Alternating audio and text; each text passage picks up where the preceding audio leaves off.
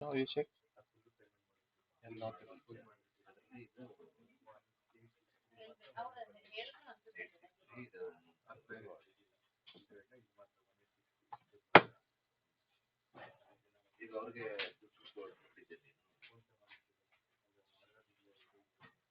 now you check.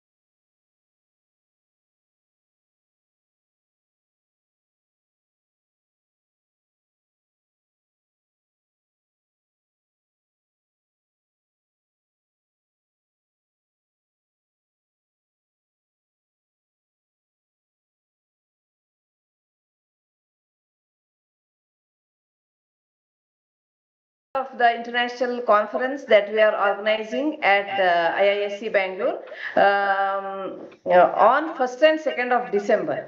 The theme is obesity and metabolic syndrome and their prevention and management through Ayurveda and integrative International conference approach. that we are Uh, organizing at IISc Bangalore Someone's mic is on, on I 1st think. and Can you 2nd of December. mute yourself? The Can you theme please is mute yourself? Yeah. Yeah, it was actually very amazing to see the response in terms of registrations that have happened. Actually, we had to stop at some level because of our own space constraint and limitations. My heart felt welcome to you all, especially the chairpersons who are present here with us today. Dr. Shrikant from Yanapoya Ayurveda College, Mangalore, related to Dr. Bharat Ayurveda from NI Jaipur, and Dr. that we are Sachin from Shri organizing Ayurveda at College. I am sure you will have a tough time evaluating the presenters. I have personally glanced through the abstract that we have received. They are all very good. I place on record the support and guidance that we have received from CCRA's head office, New Delhi, for organizing the entire event. Dr. Professor Vaidya Ravinarayan Acharya, our Director General, Dr. Shrikant, the Deputy Director General, CCRS, and also Deepak Kochar, Deputy Director Administration, heads of all 30 peripheral institute of CCRS, other staff, efficiency team of CCRS, my own Central Ayurveda Research Institute officers and the staff, the experts and the participants who have registered, who are presenting their papers. Welcome to you all. I wish you all a grand success. I consider that you all are already winners. I already can sense the energy level and positive vibe in the learned crowd that is present today.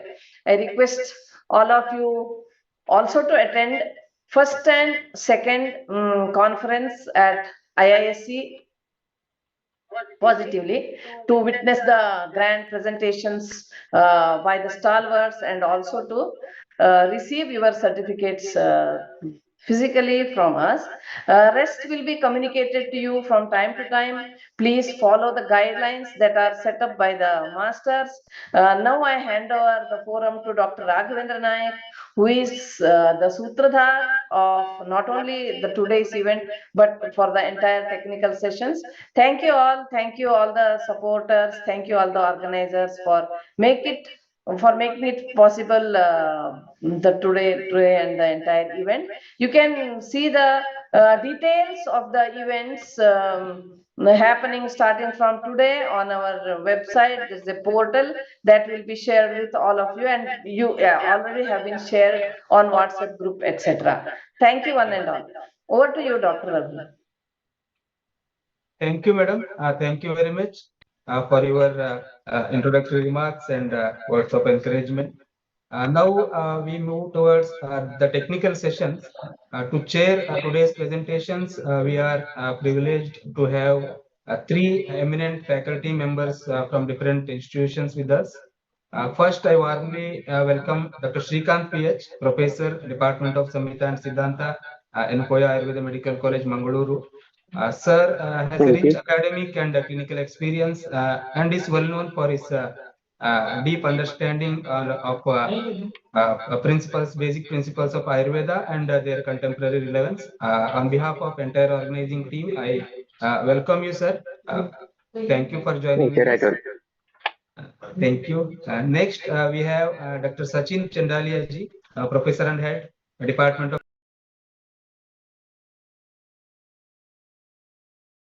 clinician and academician with significant contributions research and clinical practice. Welcome, sir, for joining us. Thank you for joining us.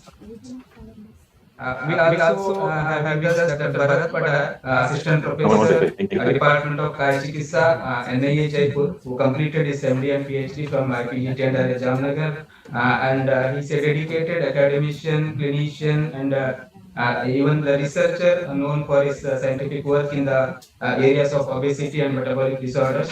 Welcome, Dr. Bharat, and thank you for joining us. Uh, with this brief introduction, we now move towards the technical presentations. And before we begin, a few important announcements for all the participants.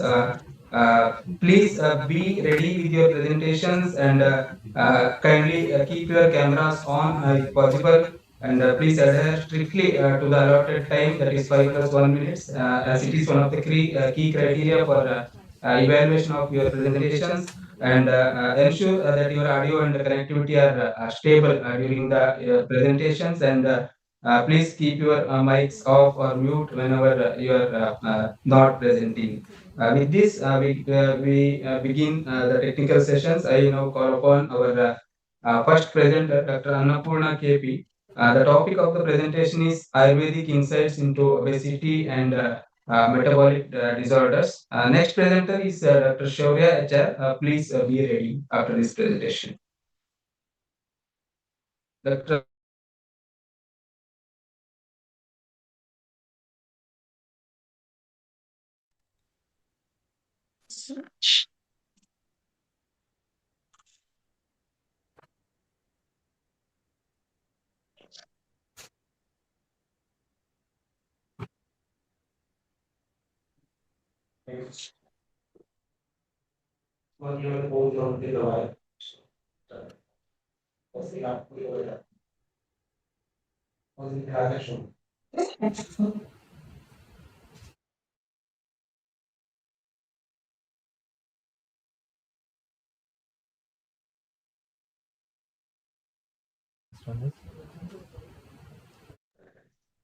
Please share your PPT and start the presentation, Dr. Annapurna.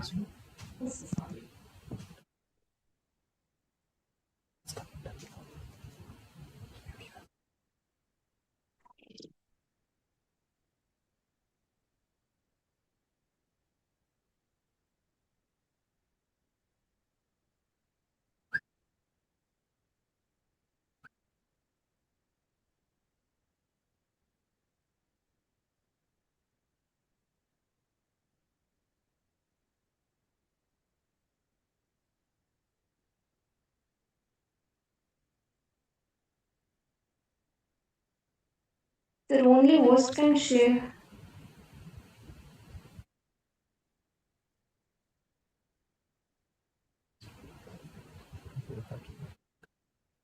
Okay, give me a minute. We'll change the settings.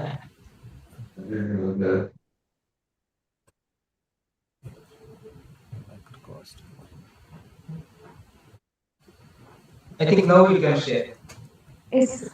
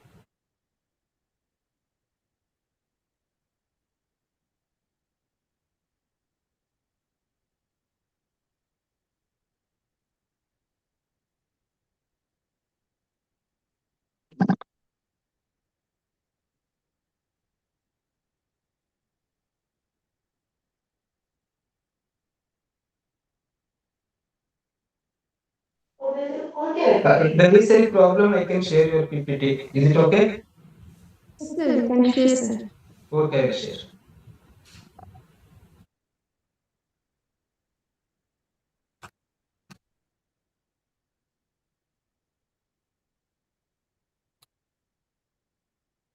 I hope it is visible to you. Yes, sir. Yes.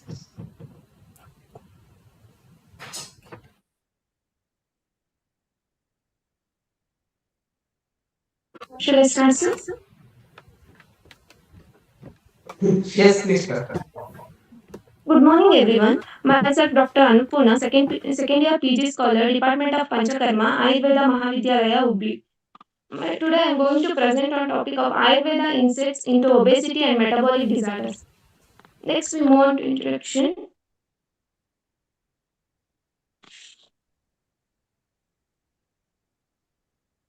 Acharya Charaka has mentioned Atistula as one of the Ashtanindita Purusha in 21st chapter of Sutrasthana.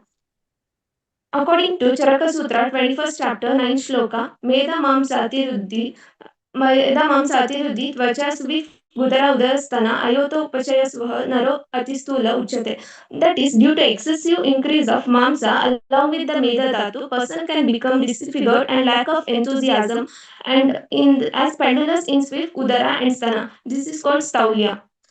Next, we move on to incidence and prevalence rate. Obesity or metabolic disorders are increasing to epidemic proportions globally. About 1 in 80 people were living with obesity in 2022, where 43% of adults were overweight and 16% while over 390 million children and adolescents in aged.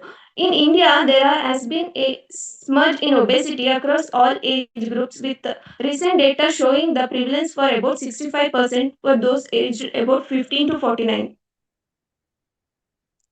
Next, we move on to concept of Agni with special reference to Staulya and metabolic disorders. According to Ayurveda, most diseases start because of Mandagni. Rogo sarve api Mandagni.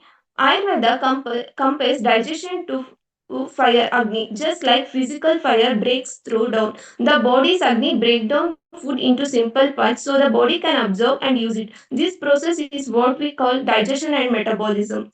Similarly, the main function of Agni in the body is break down into disintegrate the food into their simplest possible components, making it for absorption and utilization by the body. Technically, these functions are termed as digestion and metabolism. The concept of biological Agni has been described in Ayurveda in two concepts, that is Agni and Pitta. Agni, the overall digestion and metabolic fire. Pitta, the energy that supports digestion and transformation in the body. Next, we move on to obesity and Santarpana Janya Vikaras and understanding in Ayurveda. First, before in obesity, we can explain about two endings, that is Sthayi Meda Dhatu and Asthayi Meda Dhatu. Sthayi Meda Dhatu, we can correlate it to deposition of adipose tissue under the skin. Clinically, we can correlate these features in Ayurveda into obesity. Asthayi Meda Dhatu is correlated into lipoproteins. Clinically, we can assess by using a lipid profile. Samanya Samprapti of obesity, Nidana, due to Nidana, it leads to Medo Dhatu Ruddhi, it leads to Stroto Avaroda by Meda. Then it leads to Vata obstructed by the Medas, it restricts the Kosta and it leads to increase the digestion of digestive fire and absorption capacity. It leads to Staulia. Next, we move on to understanding of Samanya Samprapti of Santarpana Janya Vikara.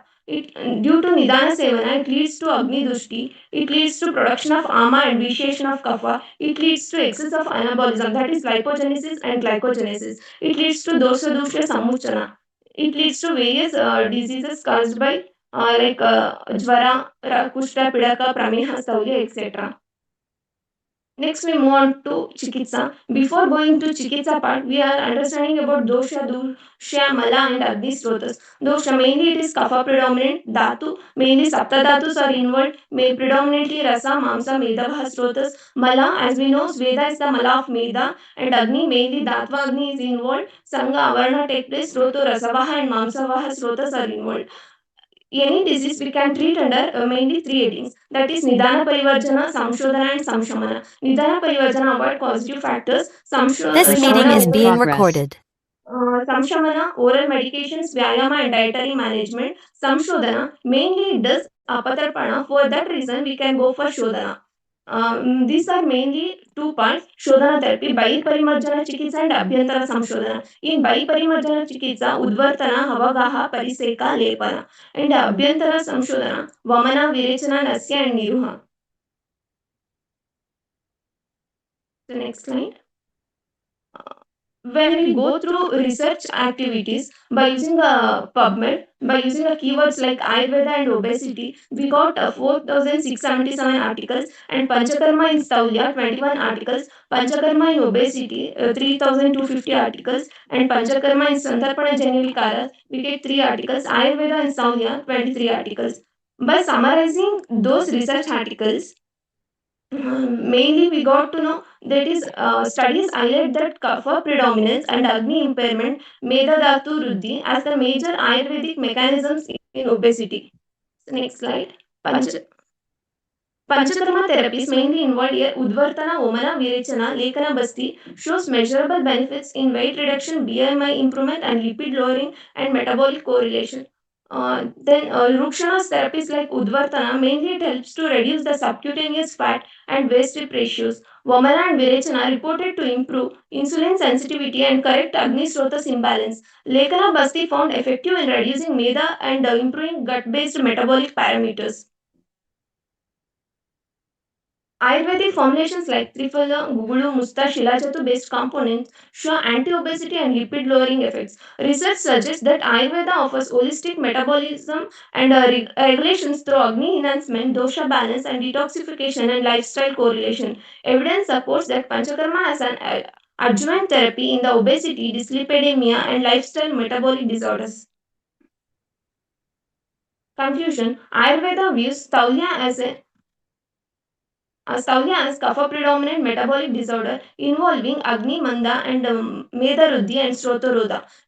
Clinical studies indicate that Panchakarma therapies, especially Udvartana, Vamana, Virechana, and Lekana Basti, provide evidence based benefits in weight reduction, lipid correction, and metabolic rebalancing. Panchakarma enhances insulin sensitivity, gut metabolism, Agni Srotas function, addressing root pathology rather than symptoms. Ayurvedic formulations such as Triphala, Gugulu, Musta, Shilajatu compounds further support anti obesity and lipid lowering actions. Research suggests Ayurveda offers holistic, multidimensional, and sustainable therapeutic approach for the obesity and related metabolic disorders. Thank you.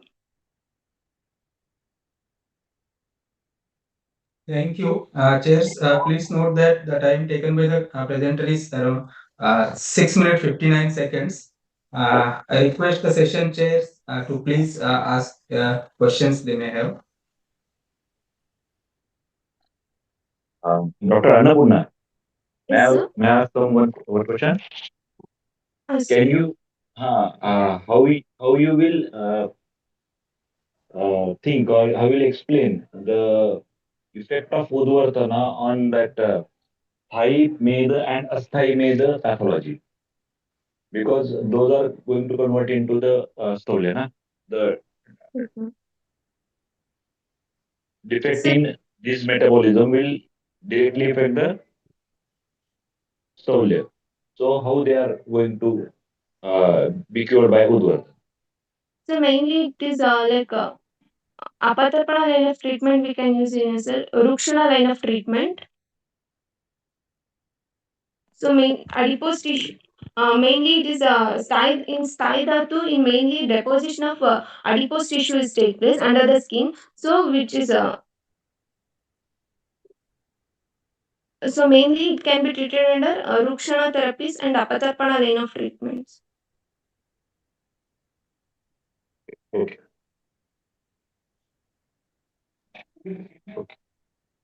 So basically, the effect of Udvartana on the mechanism of the fat dyslipidemia. I was wishing to have that answer. No issues. Thank you. Thank you, Annapurna, Dr. Annapurna. Thank you, sir.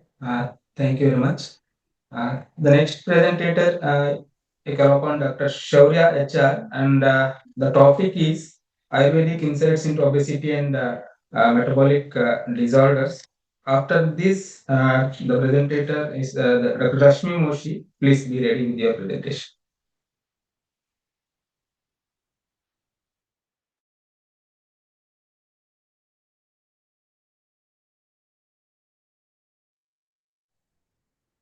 Good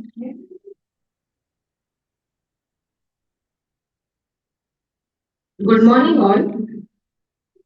Am I audible? Yes, please continue. Good morning, all. Myself, Dr. Shobya HR, second year PG scholar from the Department of RSBK, Almas Ayurveda Medical College, hereby presenting on the topic Ayurvedic insights in obesity and metabolic disorders, focusing on its treatment, focusing on its curative and therapeutic. Preventive and curative aspects. Coming to introduction, in the present day of modernization, obesity and metabolic disorders become a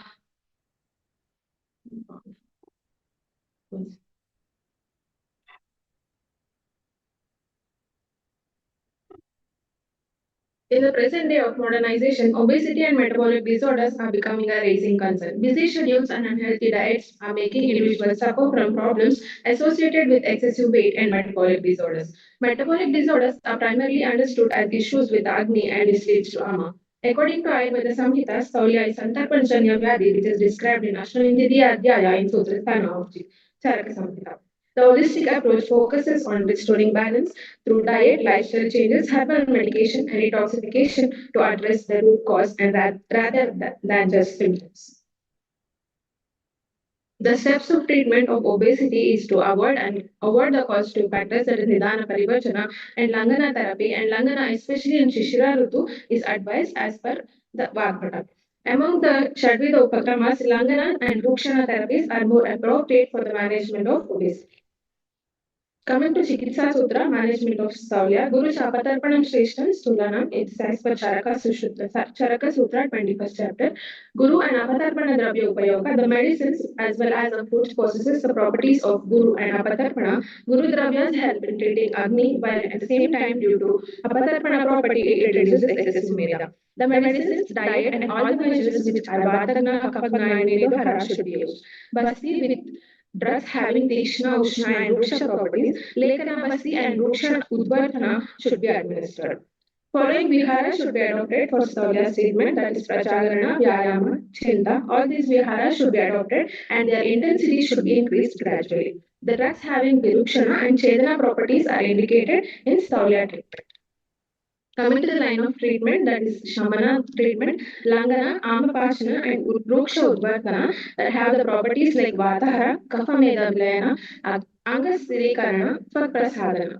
Food and drinks that elevate Vata and reduces Kapha and Metadhatu, heavy and non-nourishing diet like honey, salads, etc. are advised. Yoga, physical exercises, mental work is also recommended. Coming to Samshodhana Chikitsa, based on the patient's stamina and strength, it should be treated with a Vilichana and non-unctuous warm and strong enema are advocated in such type of patients. Coming to single drugs, that is Guduchi, Bidanga, Muska, Shunti, Amalaki, Vacha, Daruharidra, Guguru, etc. can be used. Coming to compound formulations, Medohara Gugulu, Amrutadi Gugulu, Arogya Vardhini Vadi, Tikatu Chuna, Navaka, Triphala Gugulu, etc. can be used.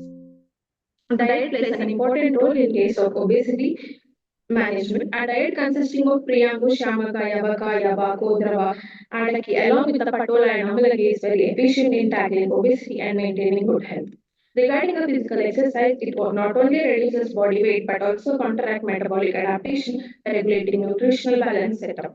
Yoga practices have a significant impact on physical, mental, emotional, and spiritual health of an individual. Coming to conclusion, the study concludes that obesity or scolia is a multifaceted health condition with implications for physical, emotional, and psychological well-being. Embracing a balanced lifestyle, staying physically active, and managing emotional stress are key factors in effectively addressing and preventing obesity. It can not only it can provide not only weight loss but a sense of well-being and quality lifestyle.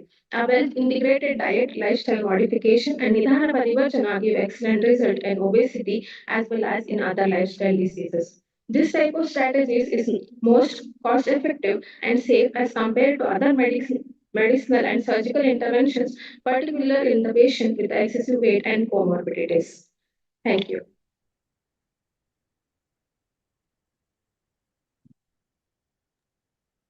Thank you, Dr. Shobya. The time taken for the presentation is 4 minutes 48 seconds. Yes, please note. And I request our respected chairs to share their questions or comments if any. Dr. Shaurya, good efforts. My one question is that how will you define that in which cases Langan is uh, important and in which cases of Staulia, Rukshan is beneficial? Is there any criteria? Sir, when the patient is stable, when he can withstand, the Langana can be given, and the Rukshana when the Medodhatu is more and it like. Okay, when Medo Dhatu more is at that time Rukshana. Yes, sir. Okay, and when Langana? Langana, when the Agni is hampered, first we have to go for Langana and then the Rukshana therapies can be.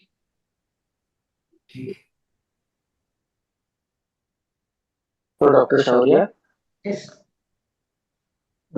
can you explain how argyrodhini can act in obesity? How? Can you explain how argyrodhini rasa can act in obesity? Probable mode of action? Am I audible? Yes, sir. How argyrodhini rasa can act in obesity? Any probable mode of action? Can you explain?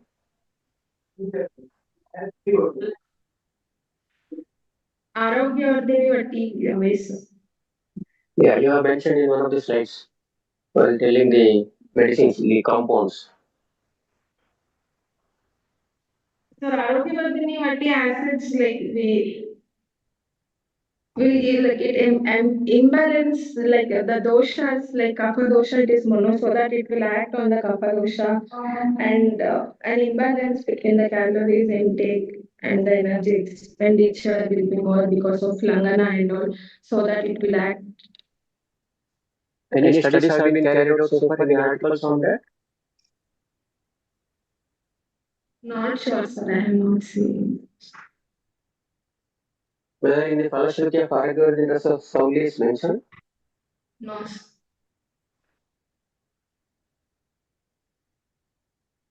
Then how do you advise the chinta in the vihara?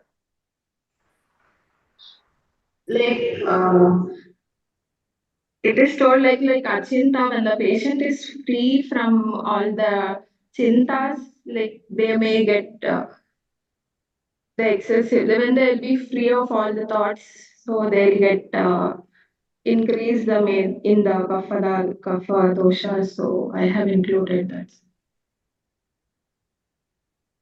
No.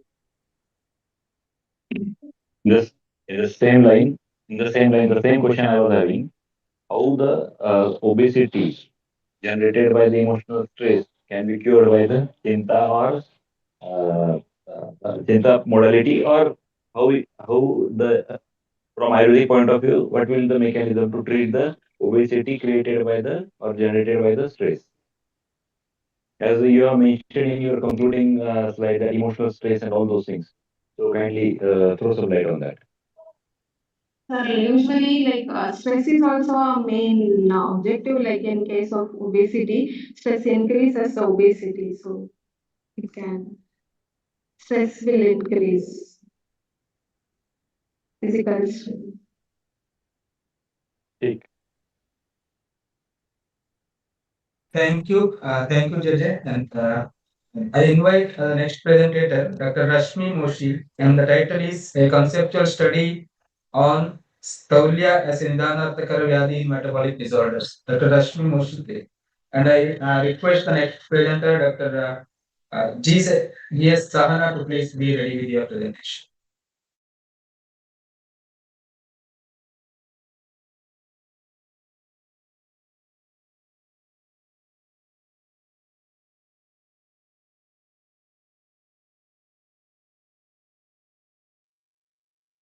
Hello.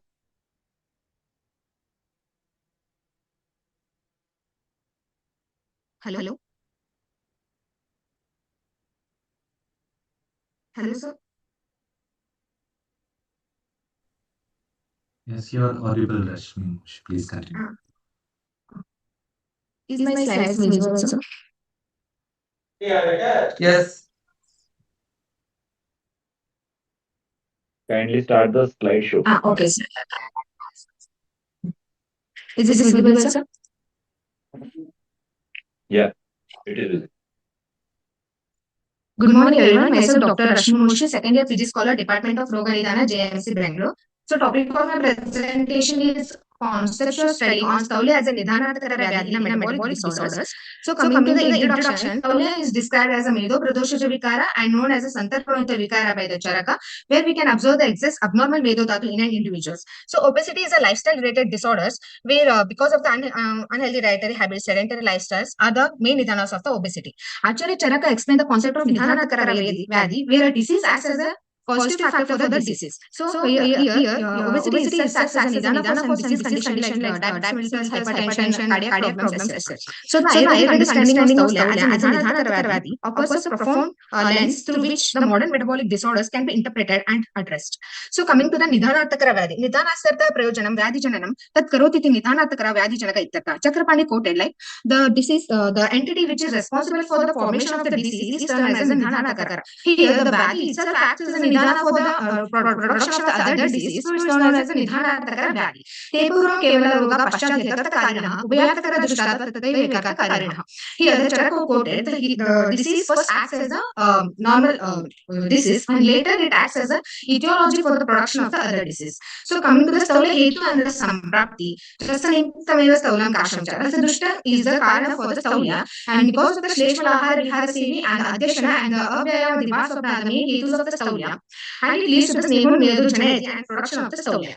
And because of the Avarana of the Shrotas, it leads to the Staulya, and the Staulya person is more prone for the development of the symptoms and also the diseases like Pramaya Pitaka, Jwara, Praganara, Vidri, Vati, Vikara, and Anandama Prapya.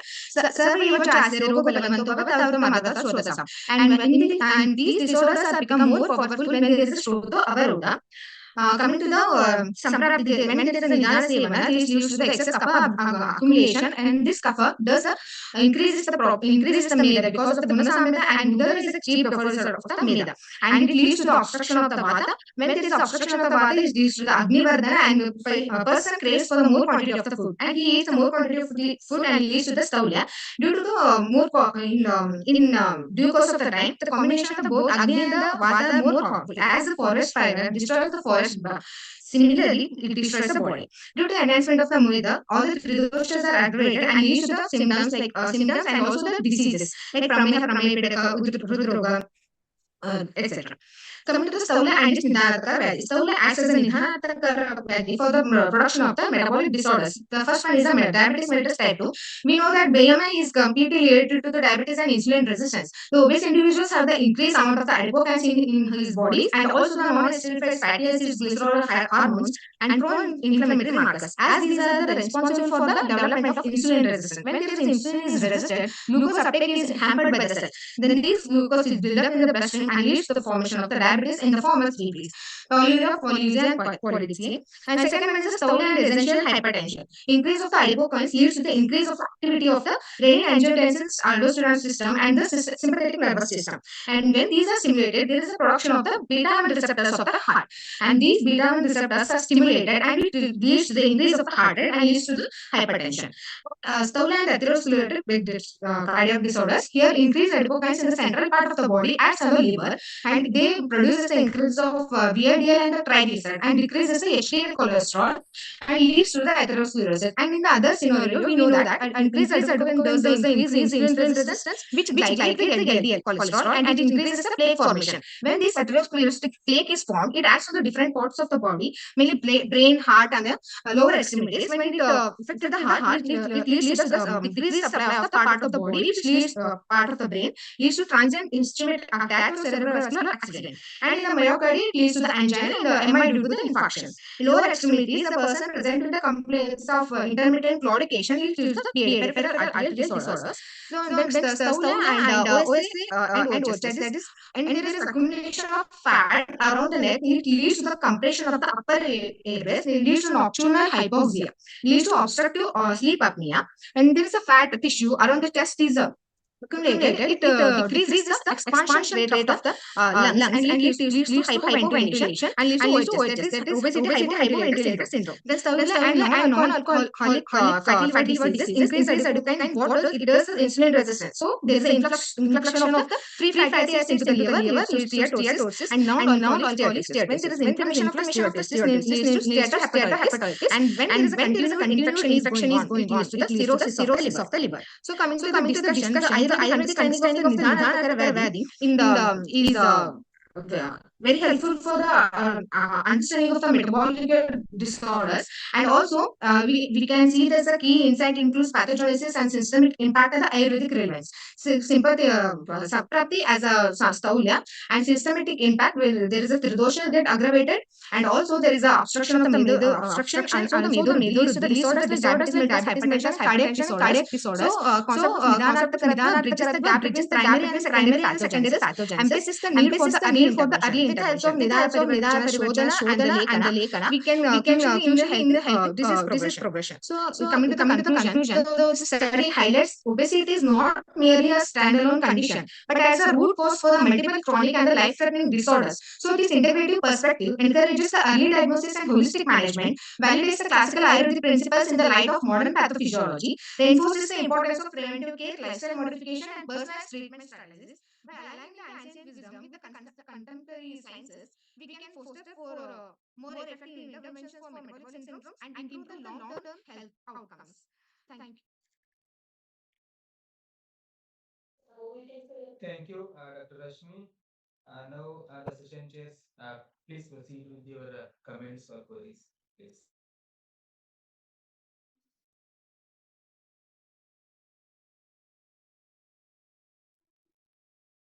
Dr. Rashmi, Yes, sir. can you explain the Pagandara from Staulia? As a Nina, you have quoted that reference 15/32 from that. Yes, sir. Staulia and Bagandhar. Mainly the Bagandhar. Staulia and Bagandhar, sir. Yeah, because in that reference, you have considered that as a Nidanarthakar of Staulia. And there it is mentioned that Apramaya Pedika, Jura Bagandhara, Vidadi, Vatvi Karna Manyatamam, Praya Panchatam Payanti. Right? Sir. So can you throw some light on that mechanism? As the Staulia is a Santarpana Vyadhi, because of the overnutrition and it leads to the difficulty in because of increased adipokines, it leads to atherosclerotic plaque may form, sir. So it leads to the fistula in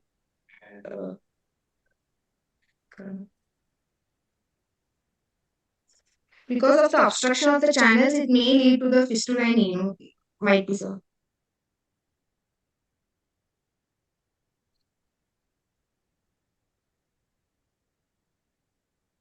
And also the sedentary lifestyle and excess meda and kapha may lead to Bagandhar, sir. I'm not sure about that. Because whatever you have presented in these slides, that was more or less modern role of obesity in severe role of obesity in hypertension. What was that? I was having that feel that some Ayurvedic approach you could have provided in those slides regarding those. You are right, Balanda, because that quote is directly that. Okay, no issues. Because I took Staulia as a Nidana for metabolic disorders. I try to explain it in the modern basis, like how Meda Ruddhi is helpful for the development of hypertension and also atherosclerotic cardiac disorders, as these are the increasing nowadays. No? So that's why I took Staulia as its Nidana Karavadi. So that's why I could take the more of modern.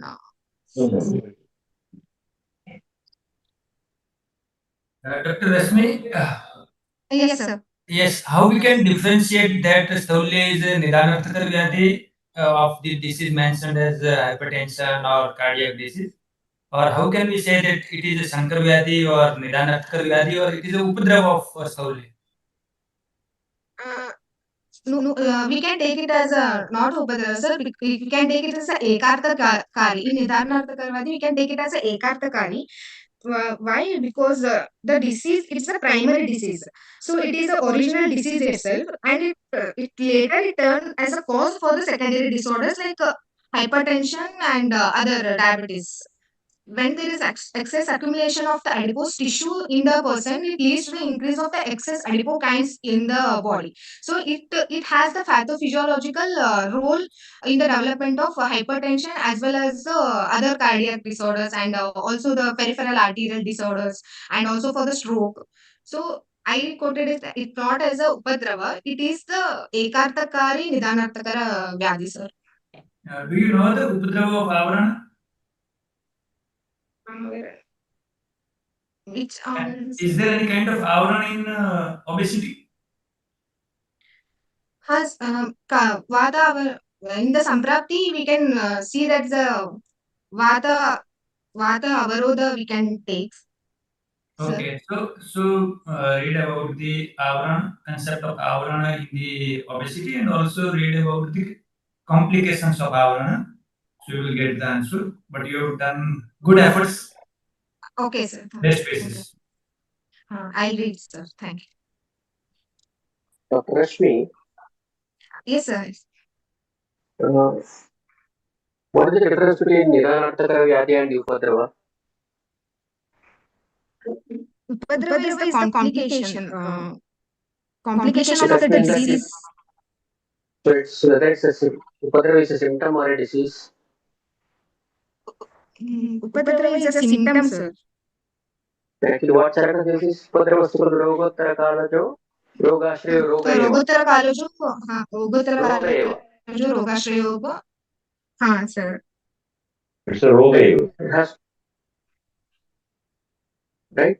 Then the Pradhana Vyadhi will be there. Along with that, the Upadrava in the form of Roga will be there. Yes, then why sir. don't you consider it as Nidanartakara Vyadhi also? Or if there is difference between Upadrava and Nidanartakara Vyadhi, it can be Ubhayartakara Vyadhi, no? Might be, sir. Upadrava is Rogottara Kalajo, sir. Rogottara Kalaja means Chakravarti says Roga Madhya Kalaja. That means Yeah, sir. disease, primary disease will be present and Secondary disease will manifest. Sir. So then there is no difference between Upadrava and Nidanartakara Vyadhi.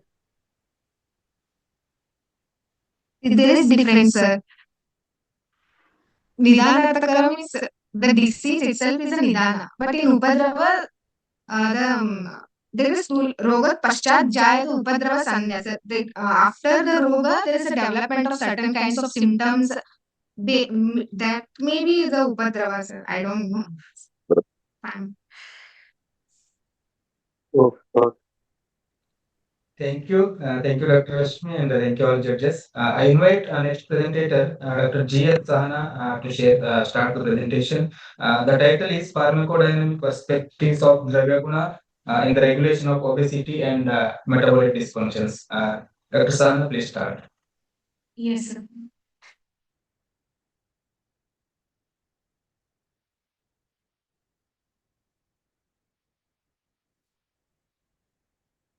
Is my screen visible, sir?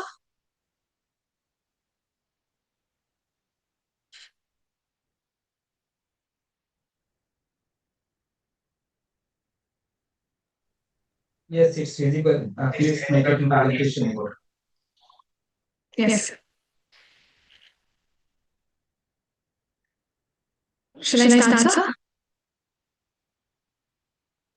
Yes, please start. Okay.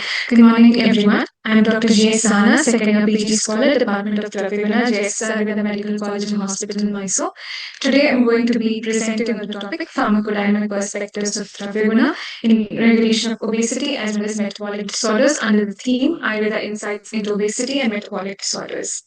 Before going into the topic, let us just imagine our body as a city, and insulin is the key which opens the door to let this energy in. Now, what happens if this door stops responding to the key? Is this you? Do you usually crave for sugar, fatigue after meals, you have migrating ache as well as pain, or a very stagnant upper abdominal obesity, difficulty in losing weight? A silent killer for all this is insulin resistance, which can manifest as obesity, PCOS, fatty liver, type 1 diabetes, type 2 diabetes, etc. So, what actually happens in insulin resistance? Looking into the flowchart, there's impaired insulin secretion, wherein the pancreatic beta cells fail to compensate because of glucolipotoxicity, which increases the hepatic glucose production.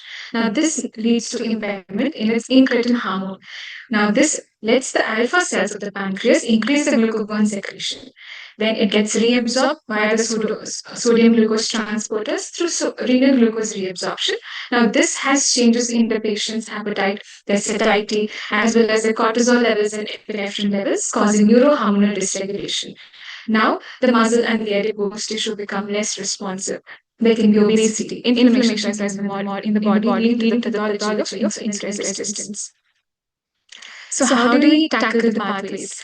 So, in Dravyaguna, we have Dravyas and their specific phytoconstituents which work on this insulin resistance to tackle through various metabolic pathways. And what are they? 1. Improving insulin secretion. 2. Inhibiting carbohydrate digesting enzymes. 3. Modulating glucose uptake and transport. 4. Antioxidant and anti-inflammatory effect.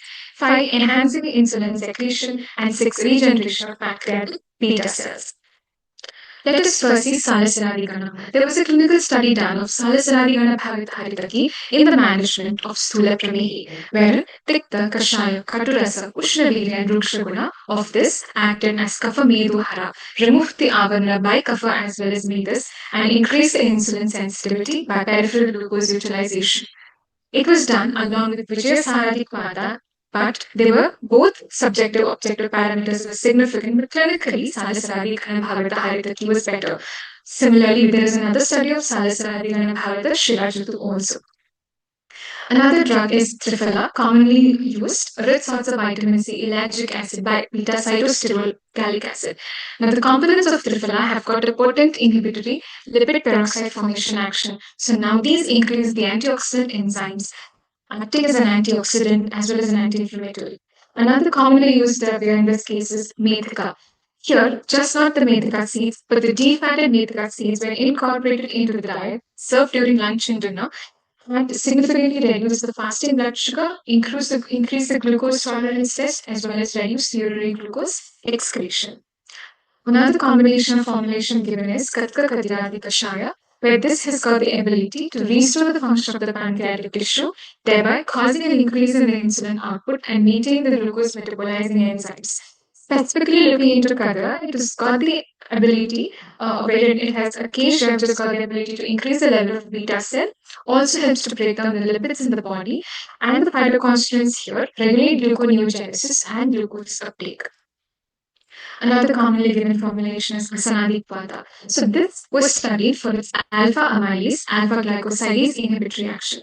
Now this, when given, showed delayed carbohydrate digestion, which is again important to correct insulin resistance to prevent obesity or other disorders related to it. And when it was given, it also consequently lessened the postprandial plasma glucose level.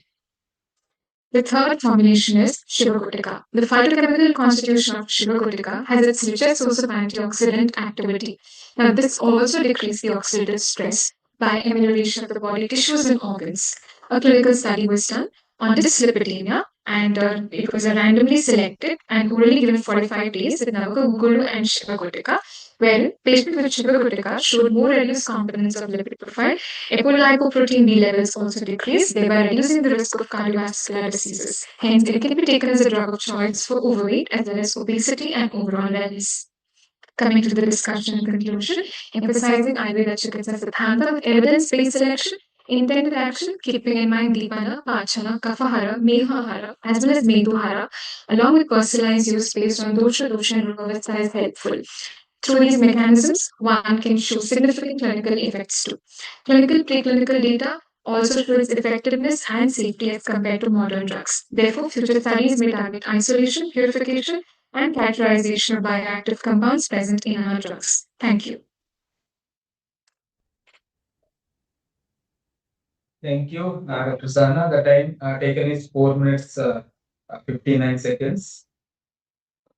I now invite the chairs for their comments and questions. Dr. Shah, it was a very excellent presentation from all points of view. You have covered everything. I have one single thing to ask. Just let us understand the mechanism of insulin resistance in dyslipidemia from Ayurvedic perspective. How we can understand the insulin resistance mechanism from Ayurvedic perspective, because it is the key in the whole metabolic system of fat metabolism. Yes, sir. So in insulin resistance, mainly we look into either first we have to delay carbohydrate metabolism. We have to enhance the fat metabolism, like you told, because these are the main pathology. Now, looking into dyslipidemia, we cannot directly correlate insulin resistance in Ayurveda and then understand it in terms of how we have to understand the pathogenesis for dyslipidemia. But if we take the concept of avarana here and kapha meduhara doshas, probably to remove this avarana will give us a little insight into dyslipidemia. But direct correlation to understand how the pathogenesis happens is a little difficult because insulin resistance manifests in varied so that is like one basic pathogenesis for a lot of things. Here, when we see into modern, there's less insulin sensitivity. Now, this causes insulin resistance. But how can we explain that in Ayurveda in terms of dyslipidemia? We can understand it through kapha meduhara action as well as its avarana concept. Okay. I would like to suggest you to go through Chara Sutra 28 chapter for that. That's the Srota chapter. No issues. Thank you. Thanks.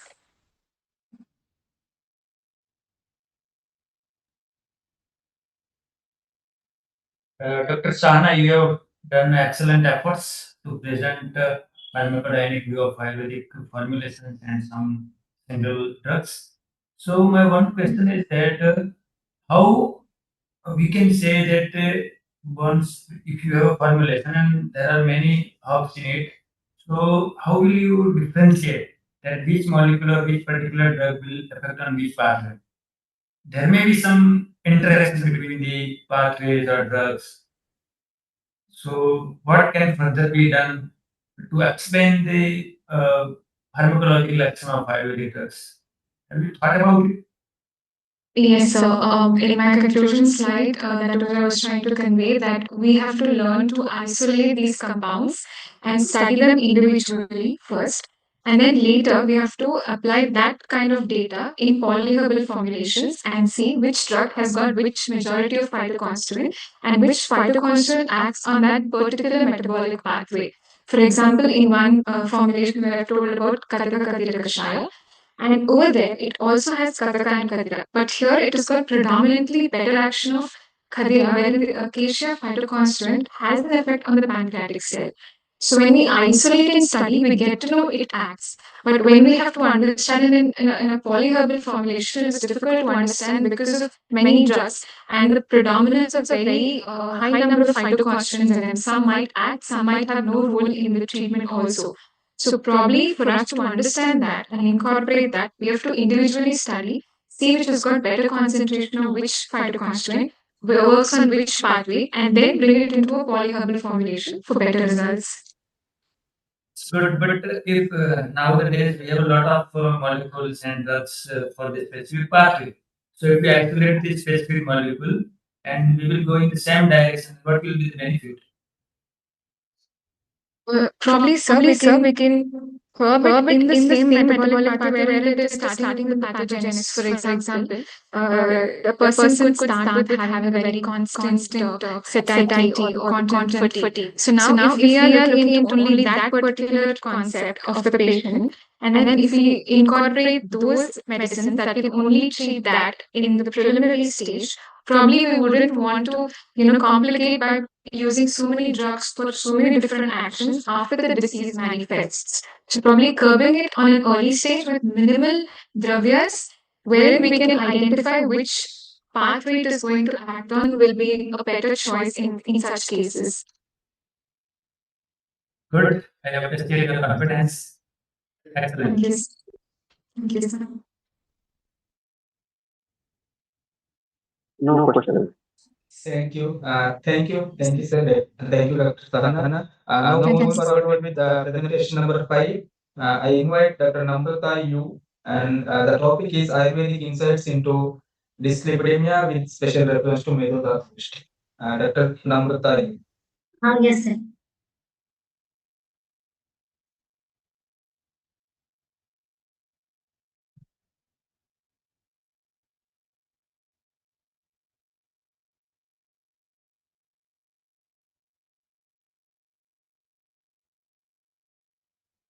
Please share your presentation. Yes, sir. Yes.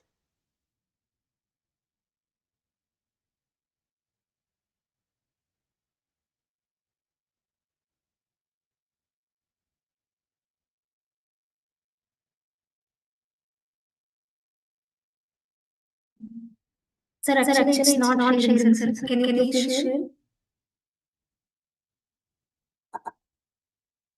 Sir, is it visible, sir? Slides is not visible. Sir, whether the slides are visible? Not yet.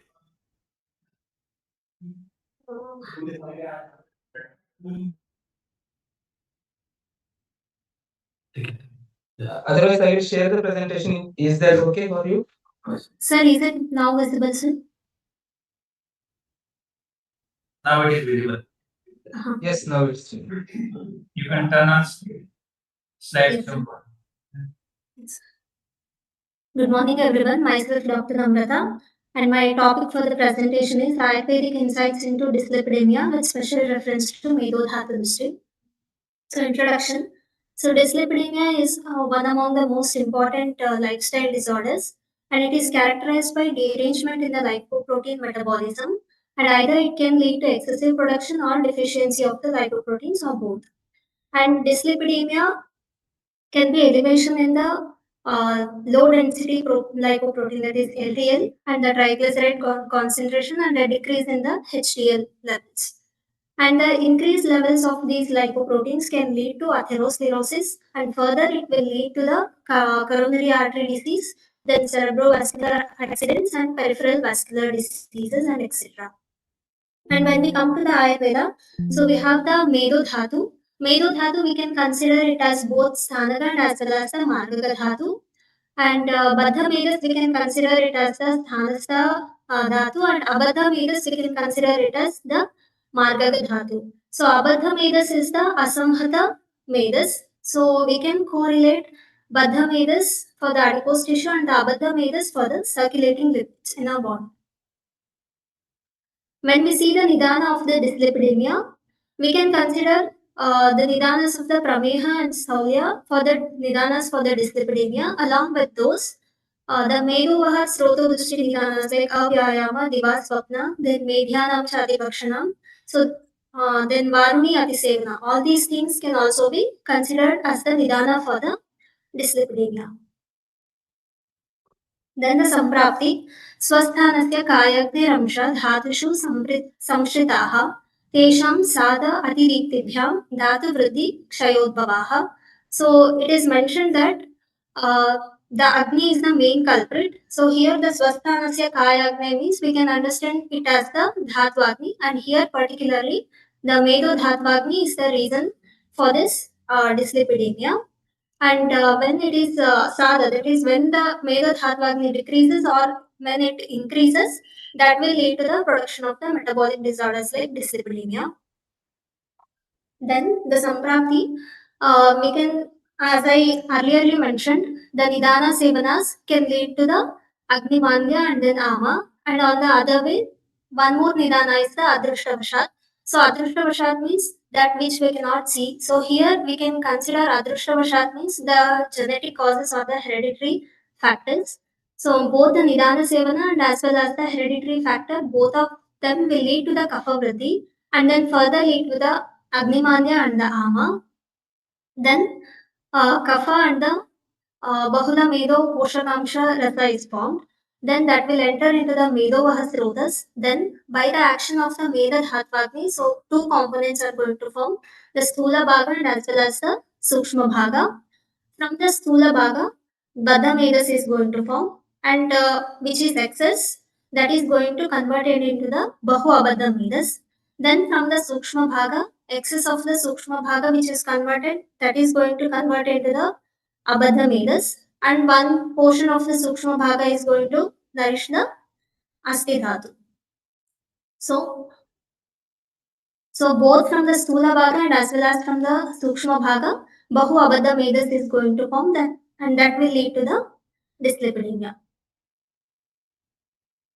Then the consequence of the dyslipidemia. So the Santarpana Ahara Vihara will lead to the Kapha Medo Vriddhi and further will lead to the Shonita Abhishandana, and this will lead to the Rasa Rakta Upalepana and Dhamani Pratichaya. And if we see this in the contemporary science, we can understand or correlate it with a sedentary lifestyle that will lead to the metabolic syndrome and that will lead to the dyslipidemia. And dyslipidemia further leads to the atherogenesis, that is deposition of the lipids in the arteries, and that will lead to the atherosclerosis.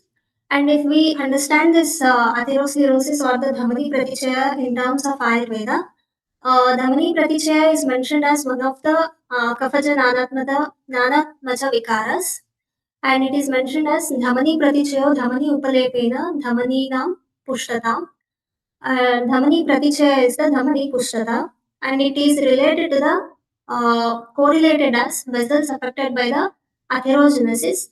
When they get affected by the atherogenesis, the vessels are going to increase in the diameter, that is known as the compensatory enlargement.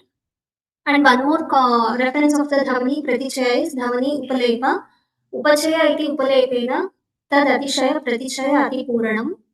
So Hemadri mentions it as ati purana, and it may be correlated as the first step of the atherogenesis, that is infiltration and entrapment of the LDLs in the blood vessel wall. Then Shonita Abhishandam, Shonita Pratichaya, Dhamaninam Vistara Bhavaha. And according to Acharya Gangadhara, it can be related to the calcification deposits between the outer layer of the arteries, and that will lead to the elasticity and stiffening of the artery as a whole. So finally, we can conclude that Dhamani Pratichaya can be correlated to the atherosclerosis. Then the discussion. The concepts of Agnimandya, Ama and Medo Dhatu Drishti closely relate with the modern mechanisms like impaired lipid metabolism and increased LDL or VLDL or their accumulation, and excess intake of Madhura Snigdha, Guru Ahara and sedentary lifestyle and genetic predisposition that will lead to the excessive deposition of Baddha and Abadha Vedas, especially accumulation of Abadha Vedas will lead to the dyslipidemia. Then Ayurvedic descriptions of Rasarakta Upalepana and Dhamani Pratichaya, we can correlate it to the endothelial lipid deposition, vascular remodeling, and the early changes of the atherosclerosis. Then conclusion. So combining the Ayurvedic ideas with the modern science leads a better understanding of the lipid metabolism and how the dyslipidemia is formed and how it will lead to the further atherosclerosis. And then healthy food, regular activities, and improving Agni are the most effective long-term ways to prevent and manage the dyslipidemia. Thank you, sir. Thank you, Dr. Namrata. The time taken is 7 minutes 3 seconds. I request the chairs for their comments and questions. Dr. Namrata, Yes, sir. if a patient is coming to you and total cholesterol is normal and LDL, VLDL, and triglyceride is in the normal range, but HDL is very low. So, will you consider in case of dyslipidemia or not? We can consider, sir, because HDL is very important and the good quality lipoprotein. Okay, so if you consider this case as a dyslipidemia, then how will you explain in the term of Ayurveda low HDL and beneficial effect of HDL on the heart?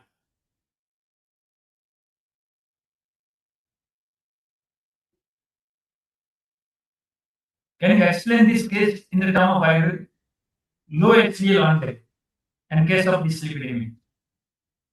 Sir, actually it is difficult to explain, sir, because low HDL, usually we get low HDL with a high LDL and VLDL, but only low HDL is, it is difficult to explain in Ayurveda, sir. So this is a spark for you. You can think on this way, and you will get new dimensions to think on dyslipidemia. Okay, sir. Best luck. No questions from us. Thank you. No question. Next, the presentation number 6. I invite Dr. Harshita Rajini for the presentation titled Holistic Approach to Metabolic Wellness, Ayurvedic Insights into Metabolic. Dr. Harshita.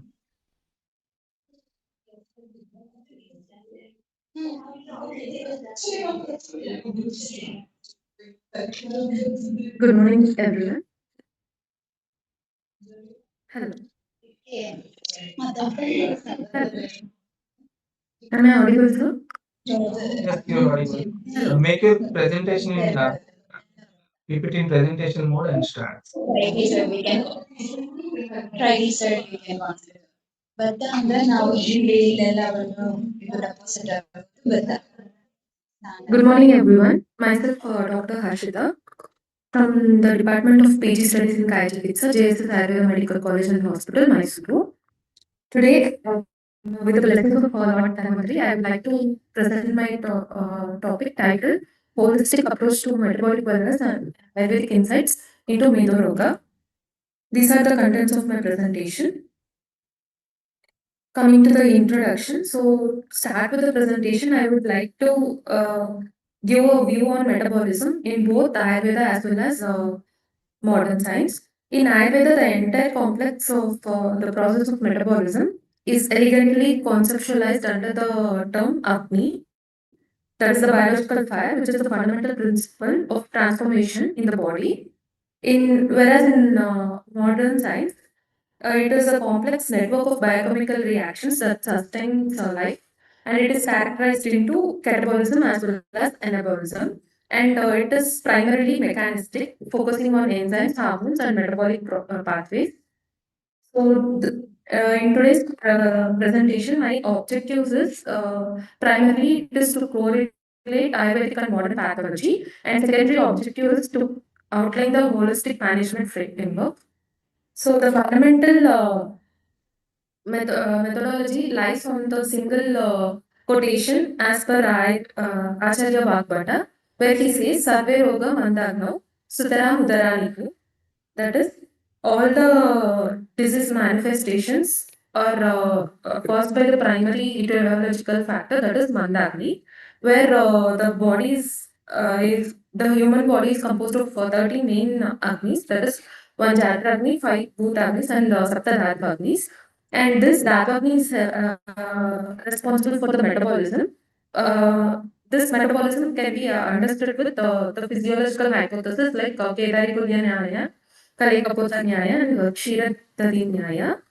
And as per Ashtanga Hridaya Sutrasthana, Acharya Vagbata quotes that the dhatu transformation and the formation is dependent on the Dharvagni, that is Swasthanastasya Kayagneramshaha Dhatushu Samshritaha Tesham Sadharti Atidiptivyam Dhatavritti Kshayodbhavaha. That is, Dharvagni is responsible for the vritti and kshaya of dhatus, and if there is reduced Agni in dhatus, it leads to dhatu vritti, and if there is Agni vritti in dhatus, it leads to dhatu kshaya. And when you talk about metabolic disorders, everyone mainly concentrates on Medo Dhatu. So here in my topic, I would like to break down why everyone concentrates on Medo Dhatu. So the symptoms related, especially seen in the metabolic disorders, are low levels of HDL cholesterol, elevated blood sugar levels, high blood pressure, excess weight in abdomen, and hypertriglyceridemia.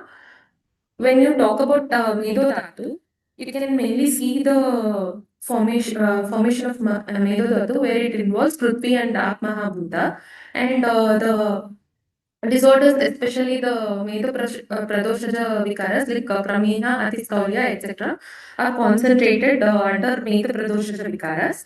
So when you talk about Prameha, it is mostly about Acharya Charaka in his Nidhanasthana, he explains about the Abadha Vedas. And when you talk about Medo Dhatu, you can see the Mula as the Vrika and Vapavahana. Vrika, when you talk about Vrika, the kidneys and the adrenal glands, which are responsible for the lipid metabolism. So the lipid metabolism mostly occurs within the adrenal glands, and the steroidogenesis, etc., is also dependent on this adrenal hormones, which is responsible for the LDL and HDL storage in your organs. And when you talk about Meda Dhatu, we have two different references talking about Baddha and Abadha Medas.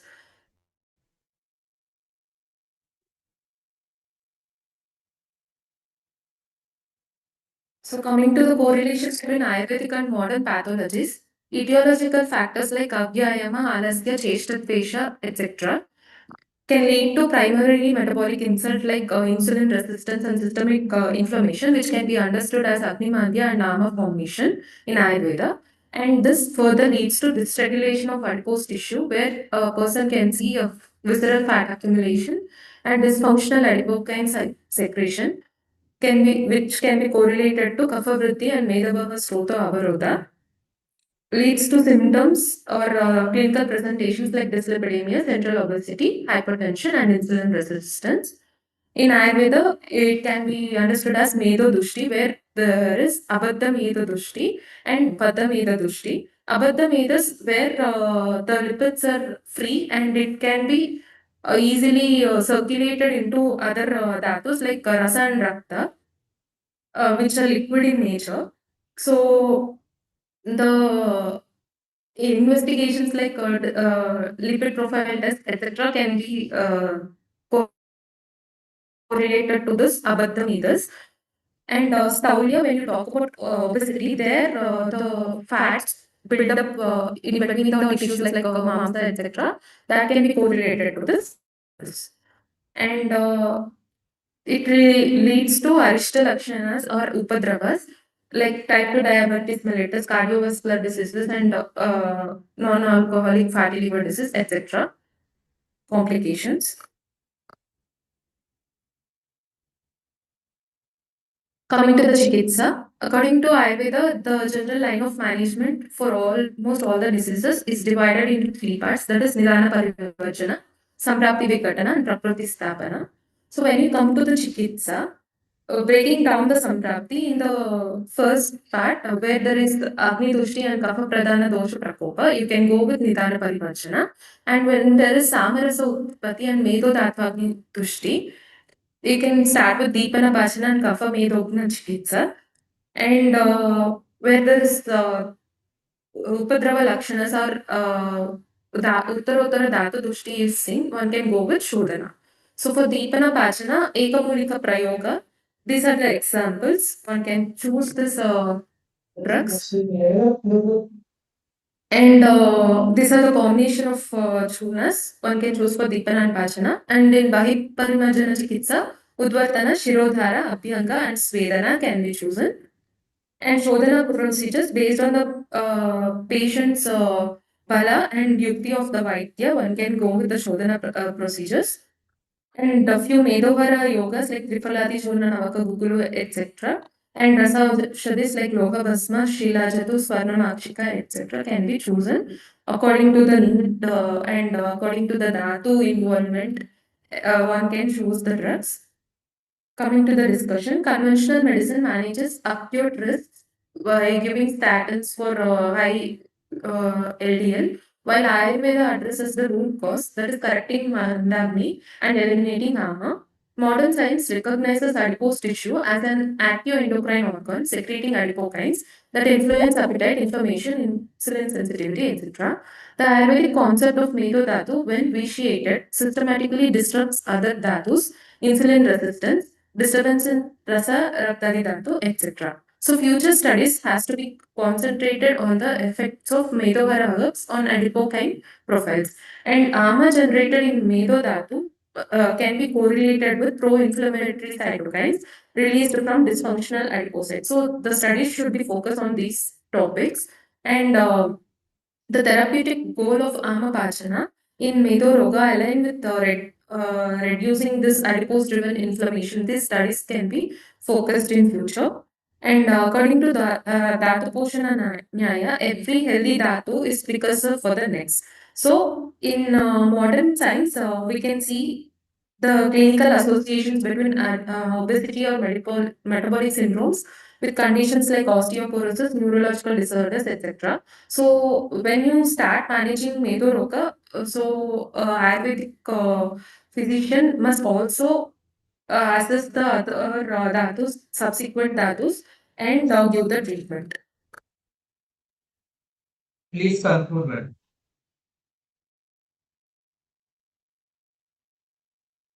Conclusion, Medo provides a sophisticated holistic framework for understanding the pathogenesis of metabolic syndrome, like giving the Samprapti where starting from the Agni Mandya, Ama formation and Strotha Grotha. So the differentiation of Baddha Medas and Abadha Medas helps in understanding lipid pathology.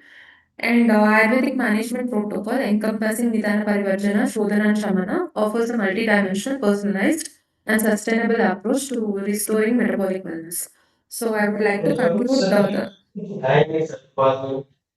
Thank you. The time taken is 9 minutes 45. correct the Agni, not this the Dushita words. Thank you. Thank you. I once again request all the participants, please adhere to the time limit. And I request the chairs for their comments and suggestions.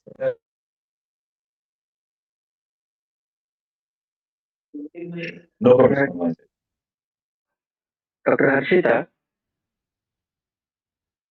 Yes, can you hear sir. me? Yes, sir. What is the Vardhamana Ballataka Yoga? You have mentioned that in the compound drugs. Yes, sir. There's a reference in Charaka Samhita, sir, where like Ballataka Rasayana can be given, and especially in Kapha Prakriti persons, where there is Abadha Medas. So No, you Ballataka have Yoga mentioned can as be used. Vardhamana. You have mentioned Vardhamana. No? Yes, sir. So, is there any exact method of Vardhamana Ballataka in Charaka Samhita? In the Gunakarma of Ballataka, yes, sort of Kapha and Veda can be reduced. But how that Vardhamana Ballataka is done? Any explanation for that?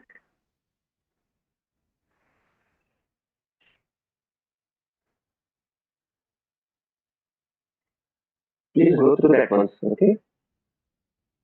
It is actually mentioned in Amapata context, Vardhamana Ballataka. There's an article on Vardhamana Ballataka Rasayana. Okay. Based on that reference, I have mentioned it.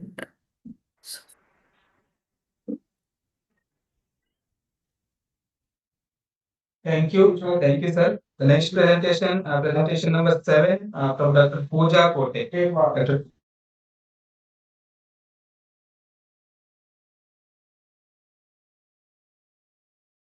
Yes, sir. Please share your presentation and Yes, start. sir. Yes.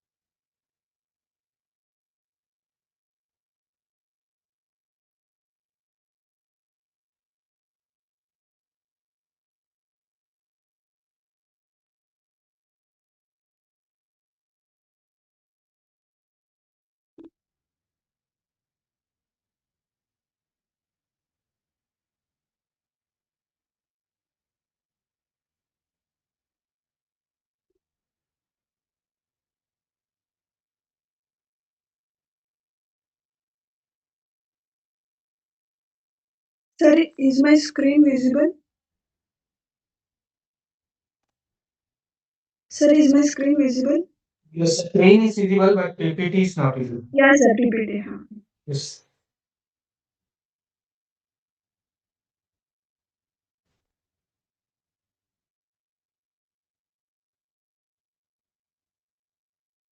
Okay, sir. Is my screen visible now?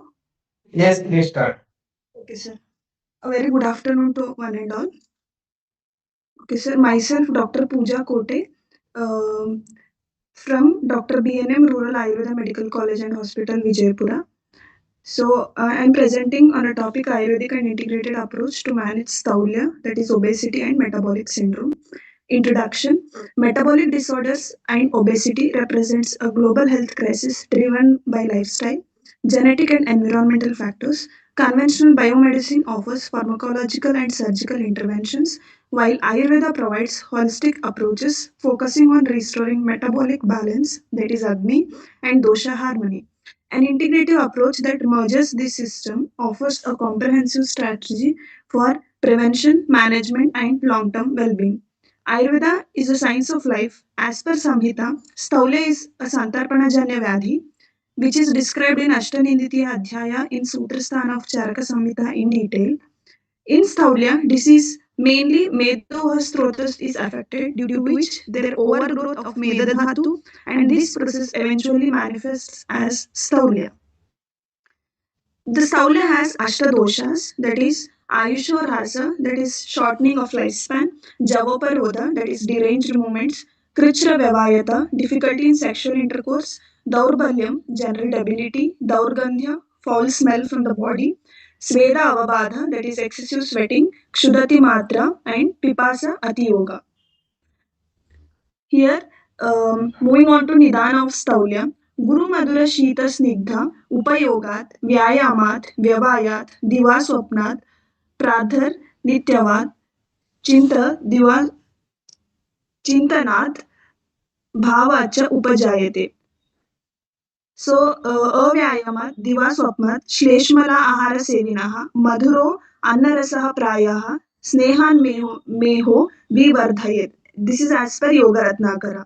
So, intake of any heavy, sweet, cold, oily food substance, these are the nidanas as per Charaka Acharyas, and not doing any exercise, completely following Divaswapna and Ratri Swapna as well, and kapha increasing foods or any of the snigdha items intake, that is, these are the nidanas as per Yoga Ratnakara. Next, coming to Samprapti chart.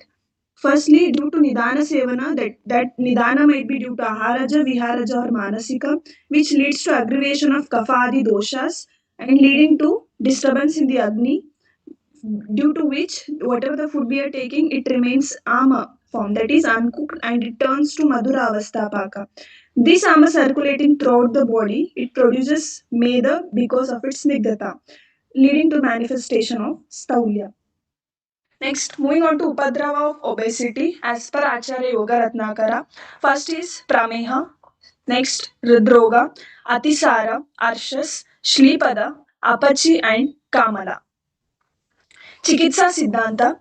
So, Chikitsa is mainly divided into two categories, that is Samshodhana Chikitsa and Samshamana Chikitsa. In Samshodhana, we can do Panchakarma Chikitsas like Vamana, Virechana, Niruha Basti, and Karshananasya. Then in Samshamana Chikitsa, we can give any Rasa, Bhasma or Pishti. Next, we can give any Vati, Churnas, Kvata, Asavarishtas or Gugulu Yogas. Next, Chikitsa. The first step of treatment of obesity is to avoid the causative factors, that is Nidana Parivarjana. Nitya Langhana therapy and Langhana, especially in Shishira Rutu, is advised for obesity by Acharya Vagbhata.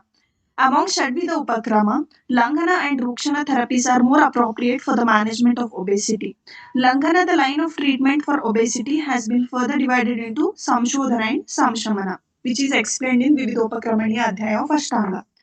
Next, Chikitsa Sutra for Staulya is Guru Chapatarpanam Cheshtam Stulana. That is, the medicines as well as foods should possess the properties Guru and Apatarpana. Guru Dravyas helps in treating the Agni, while at the same time, due to Apatarpana property, it reduces excessive medas. The medicines That is Aushadha Ahara and all the measures which are Vatagna, Kafagna and Medohara should be used. Basti is given with the drugs having Tikshna, Ushna and Ruksha properties. Lekhana Basti and Ruksha Udvartana should be administered. Following viharas should be adapted for Sthaulya treatment, that is Prajagarana, Vyayama, Vyavaya and Chinta. All these viharas should be adapted and their intensity should be increased gradually. The drugs having Virukshana and Chedana properties are indicated in Sthaulya Chikitsa. Continuation in Samshodhana for all the Sthaulya patients with Adhika doshas and Adhika bala should be treated with Samshodhana therapy, including Vamana and Virechana. But being a syndromic condition, Samshodhana therapy is highly recommended for obese patients who are having good amount of strength and stamina. So, especially the first line of treatment we can advise is Udvartana. It is said Udvartanam Kafaram Medasaha Pravilayanam as by Acharya Vagbhata. So Udvartana is practice of massaging the body upwards using medicated Ayurvedic powders against the direction of hair growth. It is one of the most common practices done today and is considered a mandatory practice in Ayurvedic obesity centers and slimming clinics. Udvartana is considered a part of a healthy daily Ayurvedic regime. So, coming to metabolic syndrome, metabolic syndrome is a clustering of at least three of the five following medical conditions, that is central obesity, high blood pressure, high blood sugar, high serum triglycerides, low serum high density lipoproteins. So, metabolic syndrome includes these five factors. Continuation, metabolic syndrome occurs when a person has three or more of the following measurements, that is abdominal obesity, where waist circumference is more than 40 inch in a man and more than 35 inch in a woman, triglycerides level of 150 mg per dl or greater, HDL cholesterol of less than 40 mg per dl in men and less than 50 mg per dl in women, systolic blood pressure 130 mm Hg or greater, or diastolic blood pressure 85 mm Hg or greater, fasting glucose of 100 mg per dl or greater. Conditions which are linked to the metabolic syndrome are fatty liver, PCOD, that is polycystic ovarian syndrome, any sleep disorders, stress and depression increase CVD risks, impaired glucose handling or insulin resistance. Risk factors included in metabolic syndrome are overweight and obesity, inactive lifestyles, insulin resistance, growing older, ethnicity and family history, high FBS, high blood pressure, low HDL cholesterol and high triglycerides level.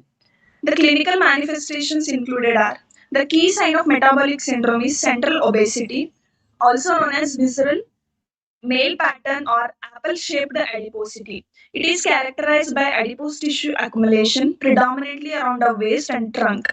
Other signs are same high blood pressure, decreased fasting serum HDL cholesterol, elevated fasting serum triglycerides level, impaired fasting glucose, insulin resistance, or prediabetes. Associated conditions of metabolic syndrome are hyperuricemia, fatty liver progressing to non alcoholic fatty liver disease, PCOD in women, and erectile dysfunction in men. Then acanthosis nigricans. Next, the measures we can include are heart healthy lifestyle changes, which includes heart healthy eating, aiming for a healthy weight, managing stress, physical activity, and quitting smoking. Diet includes dietary carbohydrates restrictions, reduces blood glucose level, contributes to weight loss.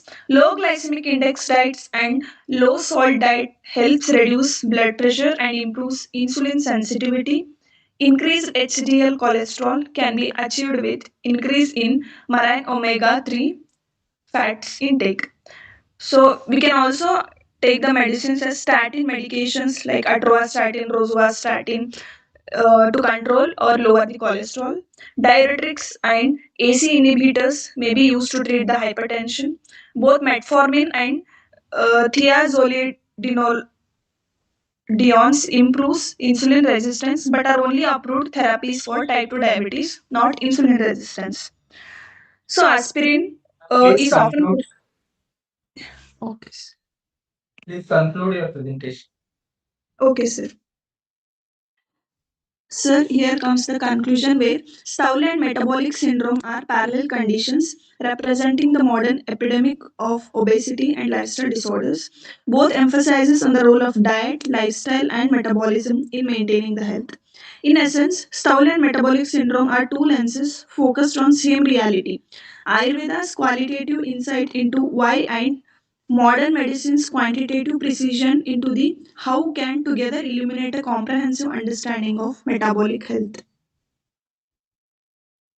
Thank you. The time taken is Thank 9 you, sir. minutes 44 seconds. I request the judges for any comments or questions. Dr. Pooja, Yes, sir. you have quoted that reference Charak Sutra 21 by 20. Was it Guru Cha Atarpanam or Guru Cha Atarpanam? Guru Cha Tarpanam, sir. I think you have taken the Guru Cha Atarpanam. Okay, sir. Sorry. Okay, that might What be is the due difference to. between Apatarpan and Atarpan? Sir, Apatarpana is non-nourishing therapy. It is Santarpana, Apatarpana. And what about Atarpana? I repeat the question. What was it? Was it Guru Cha Apatarpanam or Guru Cha Atarpanam? Sir, as per Samhita, it is Guru Cha Tarpanam only.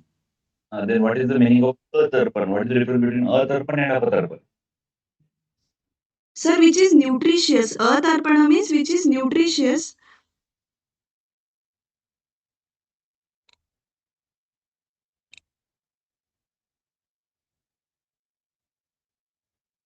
The Guru Cha Tarpana means the food which is heavy, but it is not nutritious.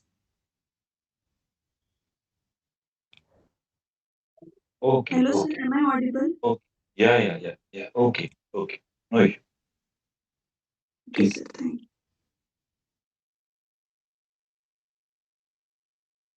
Thank you. Dr. Bharat. Okay. The next presentation, I invite the presentation number 8 by Dr. Sneha K. Ayurvedic approach in the management of obesity and metabolic disorder. Please conclude within the time limit.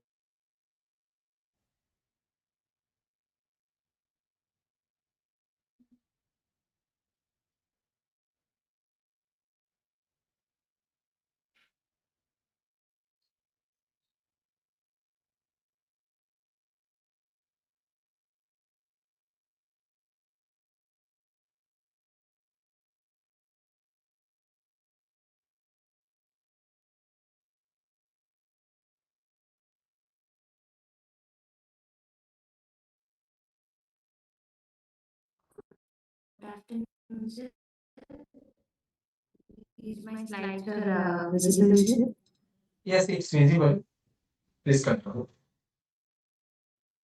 Good afternoon, everyone. Myself, Dr. Sneha K, second year PG scholar, Department of Kaya Chikitsa, Ayurveda Mahavidyalaya Hubli and Hospital Hubli. Today, my topic of presentation is an Ayurvedic insights in the management of Sthaulya. Coming to introduction, the prevalence of Sthaulya is increasing worldwide in all age groups. According to WHO, in 2022, 43% of adults were overweight globally and 16% of the adults were obese. According to Ayurvedic Samhitas, Sthaulya is Sandarpana Janya Vyadhi, which is described in Ashtaninditiya Adhyaya Sutrasthana of Charaka Samhita in detail. In Ayurveda, Sthaulya is considered as a condition wherein there is an ayatopachaya of Sharira associated with abnormal increase in Medu Dhatu, that is Abhadra Medas. Coming to Paribhasha, Acharya Charaka quotes a Paribhasha in Sutrasthana 21st chapter. मांस अतिवृद्धत्वात् चलस्तिक् उदरस्थनः अयथोपचय उत्साह नरो अतिस्थूल उच्यते. Means the person is considered too obese when there is an excessive increase in fat and muscle tissue in the regions of buttocks, abdomen, and breast, which becomes pendulous and suffer from deficient metabolism and energy. Here comes a Nidhana, which includes Aharaja, Viharaja, and Manasika Nidhana. Aharaja includes Adhyashana, Ati Sampurna, Guru Ahara, Madhu Ahara, Nava Anna, Gramya Rasa, which is domestic animals meat soup, Payo Vikara, and Ikshu Vikara. And coming to Vihara, Diva Swapna, Asana Sukha, Bhojanottarasana, Swapna Prasangat, Ati Chintanat, Earth Chintanat, and Harshanitya, Priyadarshana, and Manasika Saukya. Then coming to Ashtadoshas in Atithula person, that is Aishorasa, Javaparuda, Krichavavarita, Daudgandya, Sveda Ati Pravriti, Kshud Ati Matra, and Pipasa Ati Yoga. These are the lakshanas we can appreciate in the Atithula person. So, coming to Samprapti, due to intake of Nidhana, which leads to Jataragni Mandya, which leads to Sama Annarasa Utpatti, that is predominance of Up and Prithvi Mahabhuta, which leads to Datvagni Mandya, and Mido Vaha Sotodushri, where there is a Sangha occurs, which leads to Vata Prakopa and Sanchaya of Vata in Kosha, which leads a person to intake Ahara in more quantity, leads to a sanchaya of apachita mead in sthana and udara. And coming to the chikitsa, the basic principle of chikitsa is nidhana parivachana. The person should avoid all the nidhanas. And Acharya Charaka said that it is very difficult to treat the atithula people because if Karshana therapy is applied, then it leads to further aggravation of already aggravated Jatragni and Vayu. And if Brahmana therapy is applied, it further increases the Meda. So he quotes a shloka that Guru cha adarpanam cheshtam stulanam karshanam prati brahmanatam cha lagu sandarpanam cha yet. That is Guru Ahara and Adharpana, which is non-nourishing diet, which is very helpful in the person of Stula. Then this is a shloka which gives a complete treatment protocol in Stula person. That is Vatagna Panani, Shleshma Mido Harani cha, Rukshoshna Bastes Tikshna, Rukshani Udvartanani cha, Guluchi Badra Mustanam, Prayoga Trifala Sthita, Takrarishta Prayogascha, Prayogo Makshikasya cha. Means the diets which are Vatagna and Shleshma Medohara, and this shloka includes both Abhyantara as well as Bahya Chikitsa for Stula person. In Bahya Chikitsa, it told Tikshna Udvartana, that is Rukshana Karma, that is Udvartana, and Abhyantara like Basti, Vamana, Virechana, etc. And Aharas like Vatagna and Shleshma Medohara Ahara. And Acharya Charaka also quotes some of the important drugs which are Lekana and Staulya Hara in nature. That is Guduchi, Bhadra, Musta, Trifala, etc. And he also told to administration of Takrarishta, Makshika Prayoga also. And Ruksha Udvartana, Acharya Charaka has mentioned Ruksha Udvartana for Staulya. And Acharya Vagbhata mentions the benefits of Ruksha Udvartana, that is Kapha Medohara and Anga Sthirikarana. And in Basti, Shanagadara has given complete description regarding the properties of Lekana Dravya and characteristics of Lekana Bhasti. The Ekamolika Prayoga in Staulya, Trifala, Gugulu, Punarnava, Trikatu, Mustaka, Chitraka, and Vidanga. These drugs are having Agni, Dipana, Pachana, and Lekana properties, which are very beneficial for Staulya person. Coming to the conclusion, in the management of Staulya, Ayurveda offers a holistic and individualized approach beyond mere weight reduction by restoring the balance of doshas, improving Agni, and eliminating excessive kapha and veda. Ayurvedic therapy aims at sustainable and long-time benefits. A combination of ahara, vihara, and aushadha works synergistically to correct the underlying metabolic disturbances. Ayurveda emphasizes mindful eating, regular physical activity, mental well-being, and disciplinary routines, thus addressing both physiological and psychological contributors to obesity. In essence, Ayurvedic management of Staulya is a comprehensive, natural, and sustainable that focuses on root cause correction and holistic wellness. Thank you. Thank you, Dr. Sneha. The time taken is 6 minutes 24 seconds, and I invite the chairs for any comments or suggestions. No comments.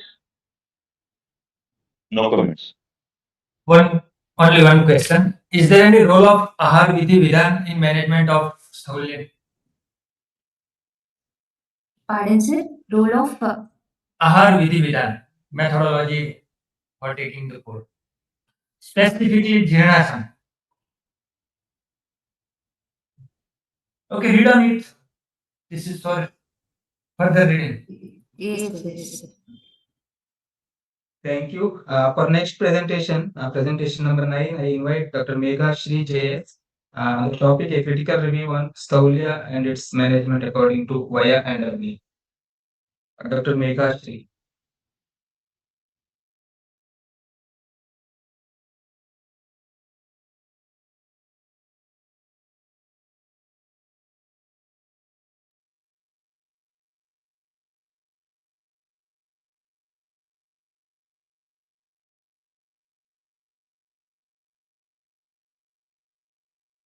Hello, whether my screen is visible, sir? Hello, whether my screen is visible? Yes, screen is visible, but PPT is not visible. Okay. Now? Now whether the PPT is visible, sir? No. Not No? yet.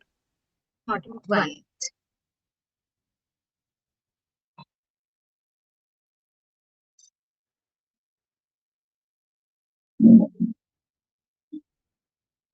Now? Yes, now Yes. it's visible.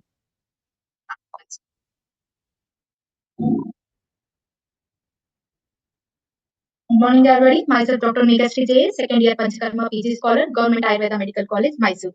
Today, I am going to explain about a critical review on Staulia with respect to the adipose tissue.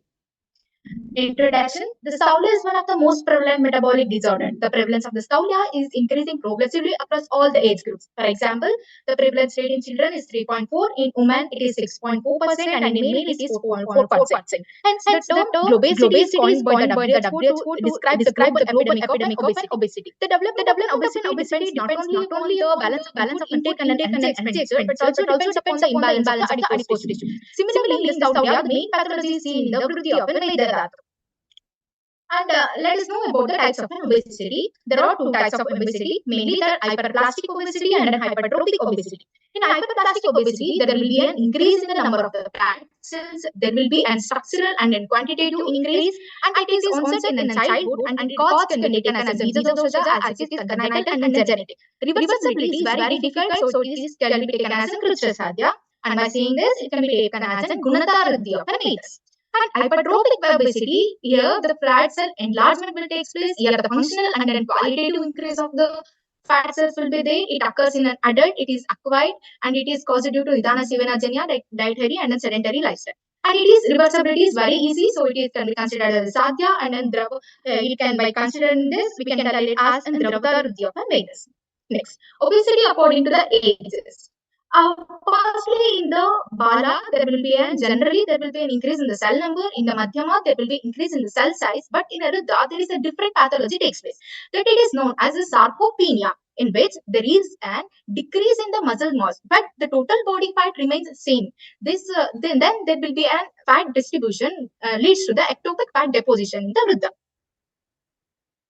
Next, coming to the types of adipose tissues, there are two types of adipose tissue, that is brown adipose tissue and white adipose tissue. The main function of brown adipose tissue is that is an energy dissipation, thermogenesis, anti-inflammatory, and then cardioprotective nature. And its structure is a small multi-ocular lipid droplet forms rich in mitochondria and iron. It is very firm and unstable. Location it is in an interscapular region, like around the kidney and especially in the infants. This helps in decreasing of the obesity. Why? Because it is having a rich mitochondria. Okay. And next, it presents in an infant and healthy adults. By saying this, it can be taken as an prakritam basis. Okay, next, white adipose tissue. The main function of the white adipose tissue is energy storage, lubrication, and cushioning. And the structure, it is in small lipid droplet form. It is very loosely bound and with a very few mitochondria.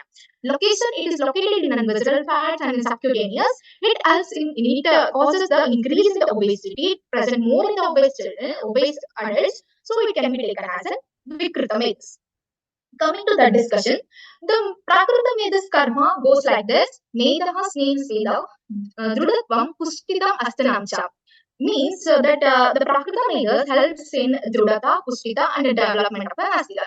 And in a recent study, they have proven that there will be a positive correlations between the brown and then bone anabolism, that is an increase in both the cross-sectional area and bone density. So we can take brown adipose tissue as a Prakrita Medis. Coming to the Vikrita Medis, it can be described under two headings, that is the Meda Ruddhi and Meda Kshaya. As the Stavya and Meda Ruddhi, let's know the symptoms of the Meda Ruddhi. That is Tadvan Meda Shramam Palpi Api Chesti Swasa Stana Udara Lambanam. And according to the Shushruta, Meda Snigdangagata Snigdangata Udara Pashparuddhi Kasaswadini Daudandabja. And again, these symptoms are divided into, that is Dravata Ruddhi, Gunata Ruddhi, and Karmata Ruddhi.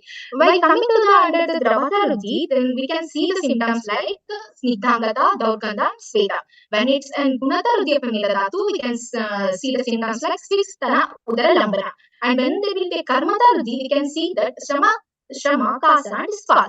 Coming to the Panchakarma line of a treatment, we can take for the Dravata Ruddhi, Langana line of a treatment. For Gunatha, we can take a Langana and Pachana. For Karmata Ruddhi, we can take a Dosava Chechana line of treatment. Therefore, increase in the white adipose tissue, which is responsible for the obesity, can be taken as a Vikrita Medis.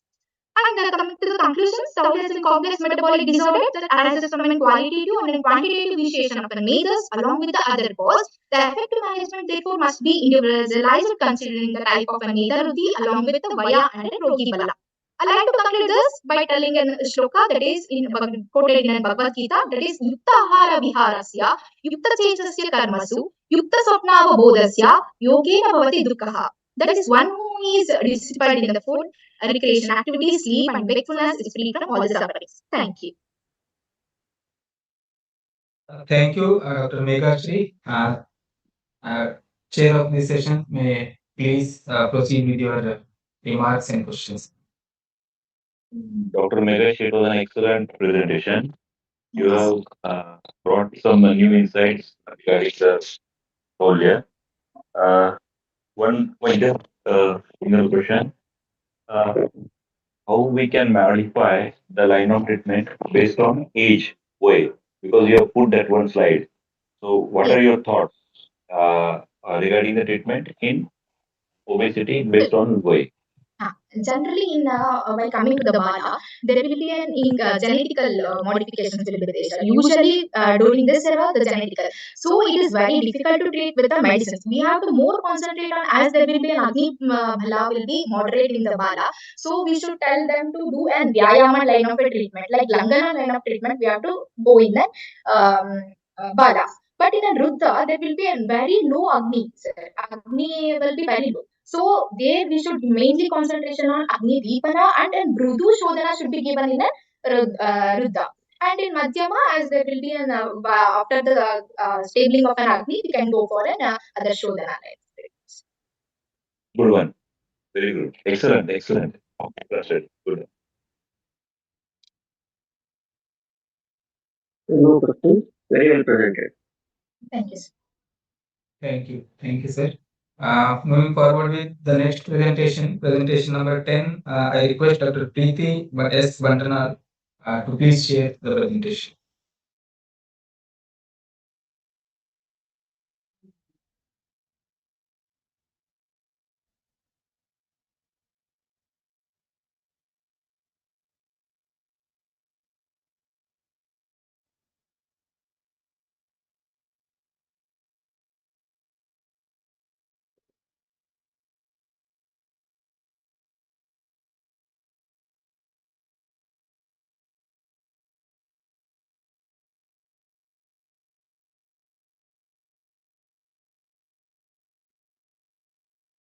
Is the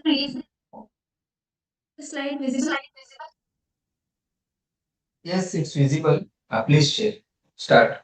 Okay, so good afternoon, everyone. Myself Dr. Preeti Bandna, second year PG scholar from the Department of CARI, Ayurveda Mahavidyalaya and Hospital, Hubli. So I'm going to present a paper on the topic Ayurvedic insights into Sthaulya, obesity through dosha and Agni concept. Mentor Dr. Pramod Katti, sir, Professor, Department of CARI, AMV, Hubli. Coming to the definition,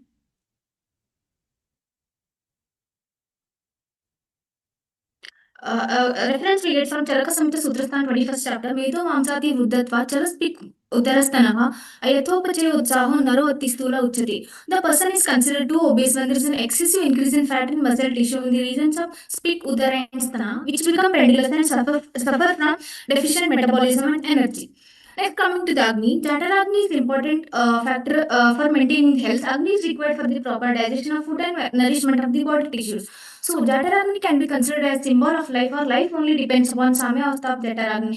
As the Acharya Charaka in Brahmi Adhyaya mentioned that Shanti Agno Griyate Yukti Charam Jivatyanamaya. So, improper functioning of Jataragni leads to various gastrointestinal disorders as well as various metabolic disorders. Therefore, Ayurvedic concentrates on correcting the Agni, re-establish its normal functions for restoring the health of a person.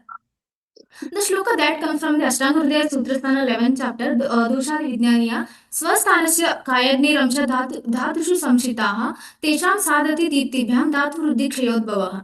Purva Dhatu Param Kuryat, Vruddha Kshinascha Tadvidam. So each Dhatu has its own specific Dhatvagni, that is, Dhatvagni stays within its own Dhatu, that is Swasthanasya. Its primary work is to separate this Sara and Kitta Bhaga of the nutrient material arriving from the previous Dhatu. So after proper separation, the Dhatvagni metabolizes and transforms the nutrient into the next Dhatu. The main Pachaka Pitta situated in Pittashaya divides into subtle fractions and pervades all dhatus. That is, it becomes Rasa, Rakta, Mamsa, Medagni, Astagni, Majjagni, and Shukragni. So when coming to the modern correlation, it corresponds to cellular and enzymatic metabolism occurring in various tissues. The concept of Agni mirrors metabolic enzyme, mitochondrial activity, and hormonal regulation. So each tissue has its own metabolic specialization. For example, hepatic metabolism, lipolysis in adipose tissue, and myocyte glucose oxidation, etc.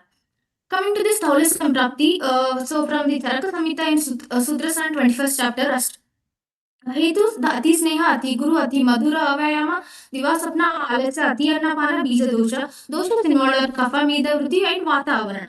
Dushrat meda mamsa and rasa dhatu. So hetus leading to kapha meda vruddhi and agni mandya ama, that leading to medu dhatu agni mandya sroto roda vata margavarana and atikshuda ati meda vruddhi manifesting Sthaulya. Coming to Acharya from Shushruta Samhita Sutrasthana 15th chapter, Hetus are Atisneha Madhura Guru Ahara Avayama Diva Sapna Harsha Shoka Bhaya, like Manasika Hetus.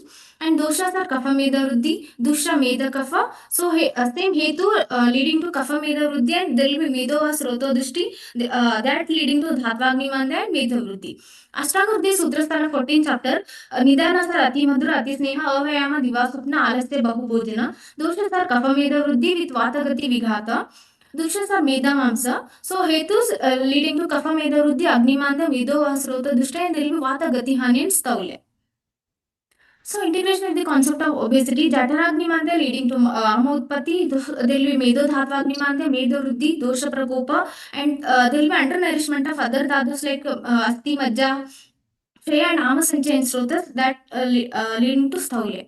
Correlation of Dhatvagni Manda and Dhatu Vruddhi with modern hormonal mechanisms. So Jataragni and Dhatvagni with the thyroid hormones like T3, T4 and mitochondrial enzymes. There will be decreased metabolic rate and sluggish tissue metabolism predisposes to Dhatu Vruddhi. Dhatvagni Manda with the cellular metabolic slowdown, there will be nutrients under processing and accumulation tissue hypertrophy. Ama Sanchaya with metabolic inflammation, disrupted endocrine signaling, that is insulin, leptin and cortisol. Metho Dhatvagni Manda, adipokine and metabolic axis. Metho Dhatvagni Manda with the decreased AMPK activity, activated protein kinase activity, and decrease in lipid oxidation. So outcome that pathophysiology, there will be increased fat storage and decrease in energy usage. Medovruddhi with the leptin and insulin increase and decrease in adiponectin. So there will be leptin and insulin resistance. Srotorodh with the increased TNF, that is tumor necrosis factor alpha, and interleukin 6 from adipocytes. Pathophysiology, chronic metabolic inflammation. Coming to the principles of treatment in Saulya, mainly Nidana Parivarjana, Viharatmaka, Samshodhana, and Samshamana. Nidana Parivarjana like Aharatmaka, Gurucha Tarpanam, Viharatmaka, Vyayama, Vyavaya, Chinta, Prajagana, Ruksha Utsadana. In Samshodhana, to Ubhaya and Abhyantara.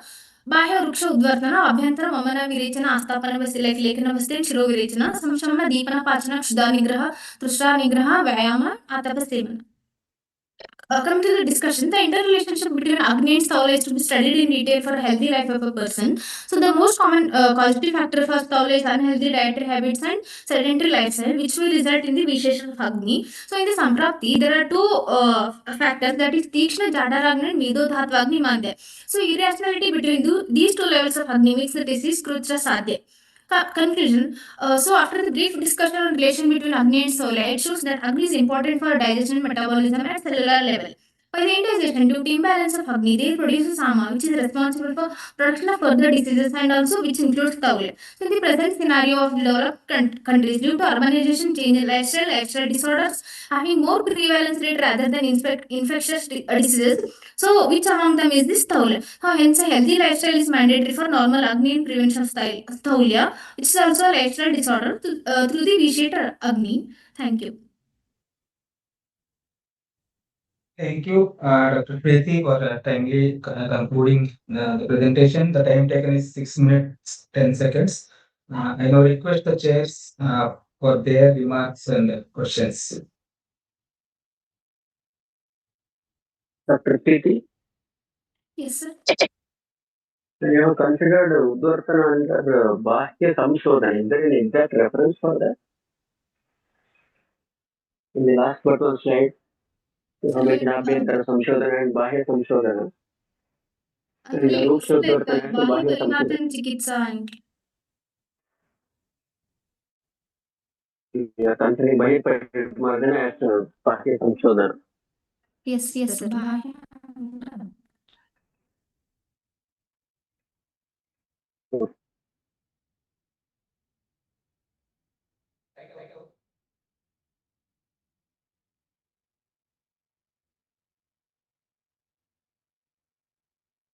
Thank you, judges. For the next presentation, presentation number 11, I request Dr. Nanda Vital Kuri to share the presentation.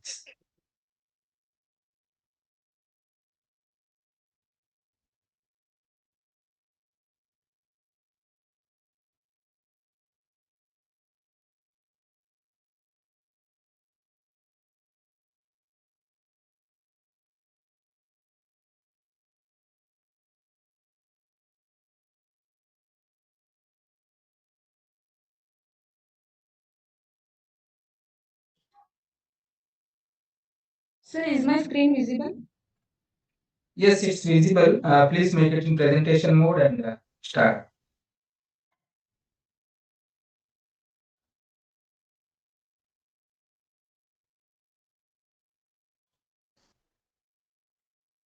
Good afternoon, all. I am Dr. Nanda Kuri from second year PG scholar from Department of Rachna Sharira. My topic is an Ayurvedic insight into obesity with reference to Medha Dhatu and Medha. In further slides, I am going to explain in detail about how to understand the obesity in Ayurveda and to establish the role of Medha Dhatu and Medha in the manifestation of Saulya and to highlight the curative measures to maintain the normalcy of Medha Dhatu. Saulya is one among the Ashtanindita Purusha, especially the Ati Stula and Ati Krusha are considered as the Visheshanindita Purusha because of the Krusha Sadhyata in their treatment. And Saulya is one among the Santarpana Janyavadi and 20 Kafaja Rogas and Medha Pradoshuja Vikara. In Dvividopramaniya Adhyaya of Ashtanga Hridaya, there is a shloka that Kashameva Varam Saulya. That is, the kasha is in the chikitsa point of view. The kasha person is considered as better than the staulya. Again, the shloka continues as nahi stulasya beshajam because we cannot adopt even Brahman and not even the Langana, because Brahmana causes the Meda Upachaya, and Langana, as there is already the Agni and Meda Ruddhi, we cannot adopt the Langana Chikitsa also. So Acharyas consider told that Kashameva Varam Staulyat. Coming to the obesity, according to WHO, obesity is an abnormal or excessive fat accumulation that presents a risk to the health. The person is considered as obese only when his BMI is more than or equal to 30. And coming to the prevalence of obesity goes on increasing over the years. In 2015, it was 22%, and in 2024, it became 30%. And considering the age, the peak prevalence is seen in the adults aging between 40 to 70 years of age. This is because of as age increases, the basal metabolic rate reduces. Nidanas, the Divaswapna, Guru, Madhura, Shitala, Ahara Sevana, Ati Bhojana, Adhyasthana, and Anupamamsa and Avyayama. These all are the Kapha Karaka Nidanas. As there is the Asha Sambandha between the Kapha and Meda, when the Kapha Ruddhi takes place, that will lead to the Meda Ruddhi and leading to the Staulya. And Navana and Navamadhya, these both have the Guru and Snigdha Guna, again leading to the Kapha Ruddhi and Meda Ruddhi. Coming to the Bija Swabhava, Bija Swabhava, if there is any Dushti in the Bija Bhaga and Bija Bhaga Avayava of Meda Dhatu, that will lead to the Staulya in the fetus. Next, Samprapti, the Nidana Sevana leads to the Tridosha Prakopa, especially the Kapha Prakopa, that vitiates the Meda Dhatu.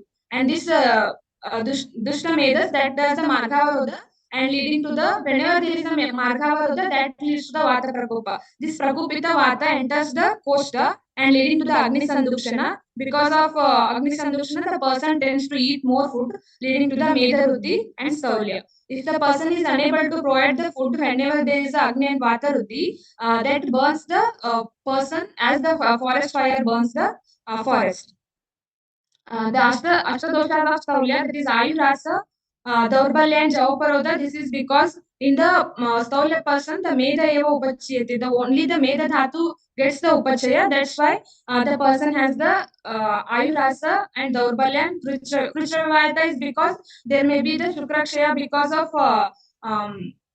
Srota Avaroda. And Javaparoda, this is because of Shitilata and Guru Guna of Meda Dhatu. The organ then Shvedabhada, as Sveda is the Mala of Meda Dhatu, that will lead to the Dhorgandhya and Shvedabhada. Shuddhati Matra and Pipasa Ati Yoga, this is because of Tikshnagni and Vataruddhi. The Meda Dhatu, the hidden architect of Staulya, because the Meda and Kapha Dosha both have the same gunas like Stira, Snigdha, Mrudu, Sandra and Guru Guna. And the karma includes the Snehana, Svedana, Dridhatva and Asti Poshana. Whenever there is a Meda Dushti, there may be Ati Snehana and Ati Svedana can be seen. And in Dushita Meda, as we have Mamsa.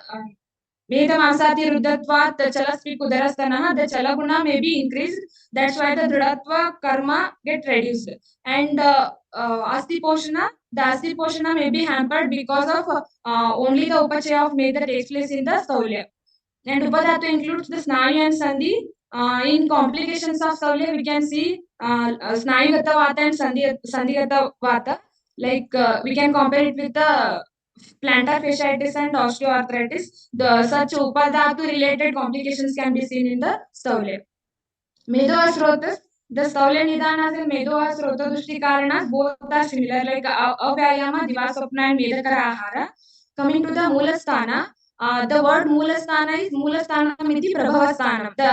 There is a synonym for Prabhavasthana, that is Pratama Prakashana Sthana. Acharya, Charaka, Shushruta and Vagbhatta, all the three Bruhatra is considered Ruka as the Moolasthana. That is because while explaining about the Avayava Utpatti, the Rakta made the Prasadajam Ruko. So they considered Ruka as the Moolasthana. And Vapavana and Katti, these two we can take as a Pratama Prakashana Sthana. Whenever there is a Meda Ruddhi, the fat is or Meda is going to accumulate in these regions, Vapavana and Katti. And Mamsa, as the Sarabhaga of Mamsa Dhatu will use rise to the formation of Meda Dhatu, so they considered Mamsa as the Moolasthana.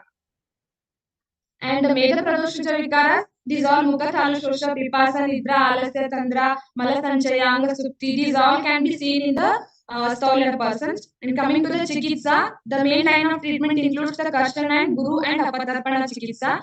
Karshana, as the Staulia is the Santarpana Janya Vyadhi, we can adopt the Karshana. And Guru Atarpana means we should provide the Ahara and Aushadhi which should be Guru, that is heavy to digest, but it should not cause the Santarpana. Such kind of treatment should be adopted in the patient's Staulia. Coming to the discussion and conclusion, the Meda Dhatu plays a central role in manifestation of Staulia. And there is a quote in Vividashita Pityadhya of Charaka Samhita, that is Nityam Sani Hita Mitram Samiksham Atmanam Atmavan Nityam Yukta Parichare Dichan Ayur Anitvaram. Person who wants to stay healthy, he should not forget that the Roga Rupi Shatru will be always near him. So one should have control over their Indriyas, Ahara and Vihara and follow the Paricharya and focus on Dhatu level corrections and ensures long-term balance and prevention. And proper understanding of Meda Dhatu and its role in manifestation of Staulia helps treating the Staulia. Thank you. Thank you, Dr. Nanda. The time taken by the presenter is 7 minutes. The chairs, please proceed with your queries or suggestions. No questions. No question. Thank you. Moving forward with the next presentation number 12. I invite Dr. Shiva Yogi Swami Namaste Mat for the presentation, please. Yes, sir.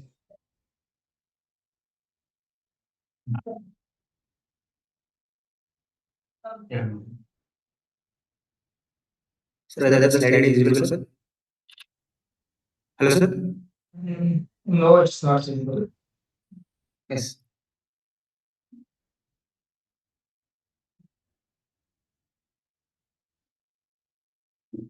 Sir, now, sir?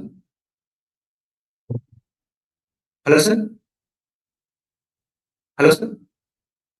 Yes, now it's visible. Please make it in presentation. Myself is Dr. Shiva Yogi Namaste. And in the topic is the integrative approach of Ayurvedic insights in the metabolic disorders in the present era. The introduction.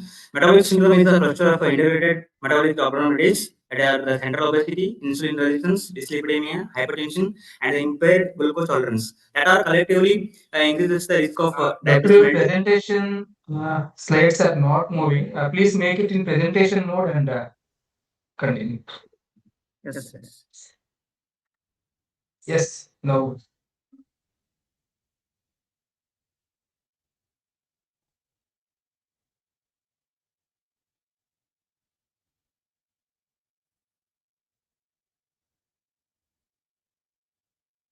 Yes, sir. Hello, sir. Yes. Yes. Please make it in presentation mode. Now, sir? No, it's not visible. Please share once again and make it in presentation mode and continue.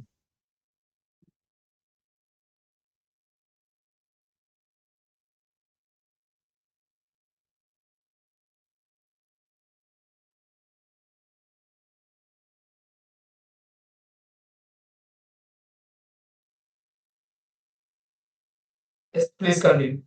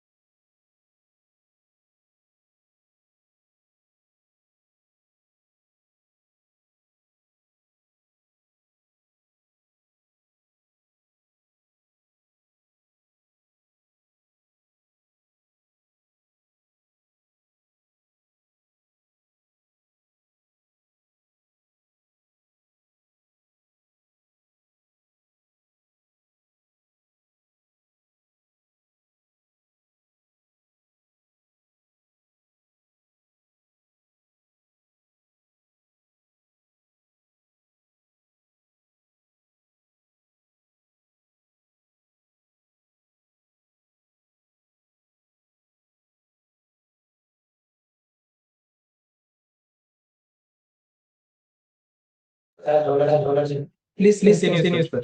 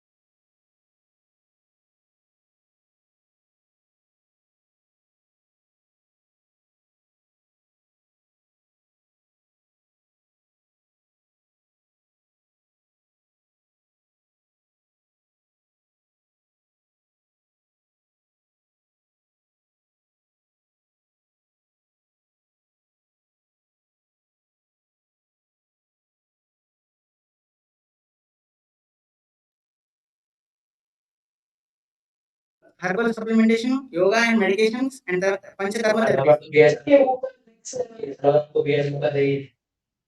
The Vamana the Panchakarma procedures like Vamana, Udvartana, Basti, and Snehapana followed by Virechana are helpful in the metabolic disorders. Now for Vamana in the Kashyapa Samhita expenses like Medoho Dorgandham Kapajoho, Rogoho Vantor Muchante, Rogam Apashadente Vaha, Ushidoho, Lagavastu. The Vamana especially targets the Kapha and Meda Dhatu, exceeding the direct influences on the fat tissues and supporting the lipid reductions. And overall, Vamana improves the digestion and metabolism and helping the normalize lipid synthesis and regulation. The Snehapana, the promotes the utilization of restored Meda. It strengthens the Agni and facilities of Ama, Pachana and enhances the Ekrit liver function for the efficient of Meda Dhatu metabolism. For Udvartanam, Mataharam, Kapha Medasho Vilapanam, Sirakaram, Manganam, Kaprasadakaram Param. Now, Udvatana helps the lipid store fat and enables to its effects is the elimination. By correcting the Dapagni, it promotes the removal of ama and restore the cellular vitality. And one more Basti is a Sarva Karma Pradhanam. And Basti like Lekana Basti, Triphala Patha, Erendamura Shara Basti are helpful in the management of the metabolic disorders. And discussion and conclusion, metabolic disorders stem for the lifestyle, dietary, and metabolic imbalances that align with the Ayurvedic principles like Agnimandya, Ama, and build up the Medadhatu Dushti. The integrative care using the Shodhana, Shamana, Yoga, and diet modifications effectively improves the lipid regulation. And conclusion, the integrative methods is combining the Ayurvedic therapies, lifestyle corrections, yoga are the important for the thank you. Thank you, sir. Thank you. I now request the chairs for their comments or suggestions. Yes. No comment. No comment, sir.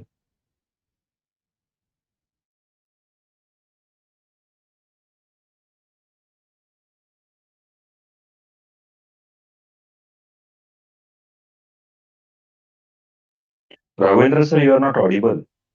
Thank you. Then the next presentation, the last presentation number 13, Dr. Amrita Ye, please share your presentation and start.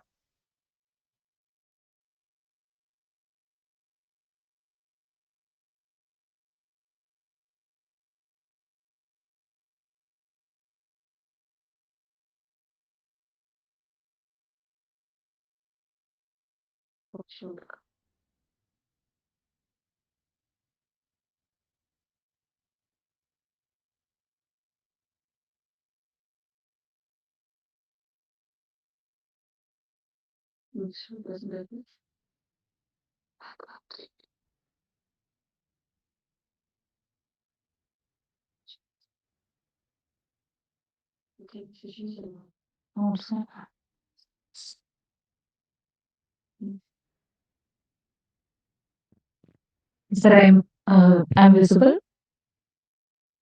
Yes, yes, your slides are visible and you are audible also. Please continue.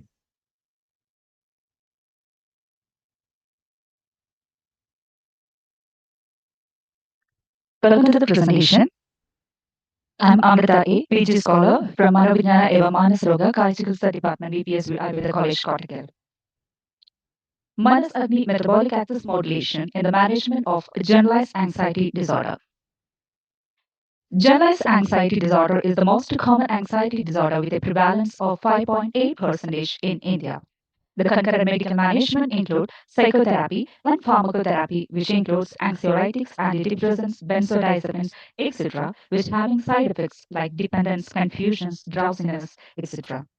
Ayurvedic medicines like Kalyanakrita, Ksheerabalataila are observed to have very good effect in the management of anxiety disorders and also improvement to improve the ojas, which is commonly declined in psychiatric conditions. So this study is an attempt to assess the efficacy of the Ayurvedic protocol, which includes Shavana Sneha with Kalyanakrita and Pradimarshana with Ksheerabalataila in mild to moderate generalized anxiety disorder. Moving to the research question, whether Shavana Sneha with Kalyanakrita at a dose of 10 ml twice daily and Pradimarshana with Ksheerabalataila 7 avati, 0.25 ml each nostril twice daily before food for a period of 45 days has significant effect in mild to moderate generalized anxiety disorder among 25 participants of age group 18 to 50 years attending OPD of VPS Ayurveda College Hospital, Kottakkal during the study period 2024-2025. Aim to study the scope of Ayurvedic management in mild to moderate GAD, and the primary objective is to assess the efficacy of Kalyanakrita as a Shamana Sneha and Ksheerabalataila as Pradimarshana in mild to moderate GAD. The secondary objectives are to assess the efficacy on the status of ojas on the intervention. Moving to the materials and methods, the study design is single group pre-test post-test trial. Study setting is OPD of VPS Ayurveda College Hospital, Kottakkal, and the study population is the participants with mild to moderate GAD satisfying the inclusion and exclusion criteria. The sampling procedure is consecutive sampling. Period of study was 18 months and the duration was 45 days. The intervention includes Shamana Sneha with Kalyanakrita 10 ml twice daily at 8 a.m. and 7 p.m. before food for a duration of 45 days, along with Pradimarshana Ksheerabalataila 7 avati 0.25 ml each nostril twice daily at 7 a.m. and 6 p.m. for the same duration. And for the assessment, we used Hamilton Anxiety Rating Scale for the assessment of anxiety and SOMAQ, that is the status of ojas in Manasroga Assessment Questionnaire for assessing the status of ojas.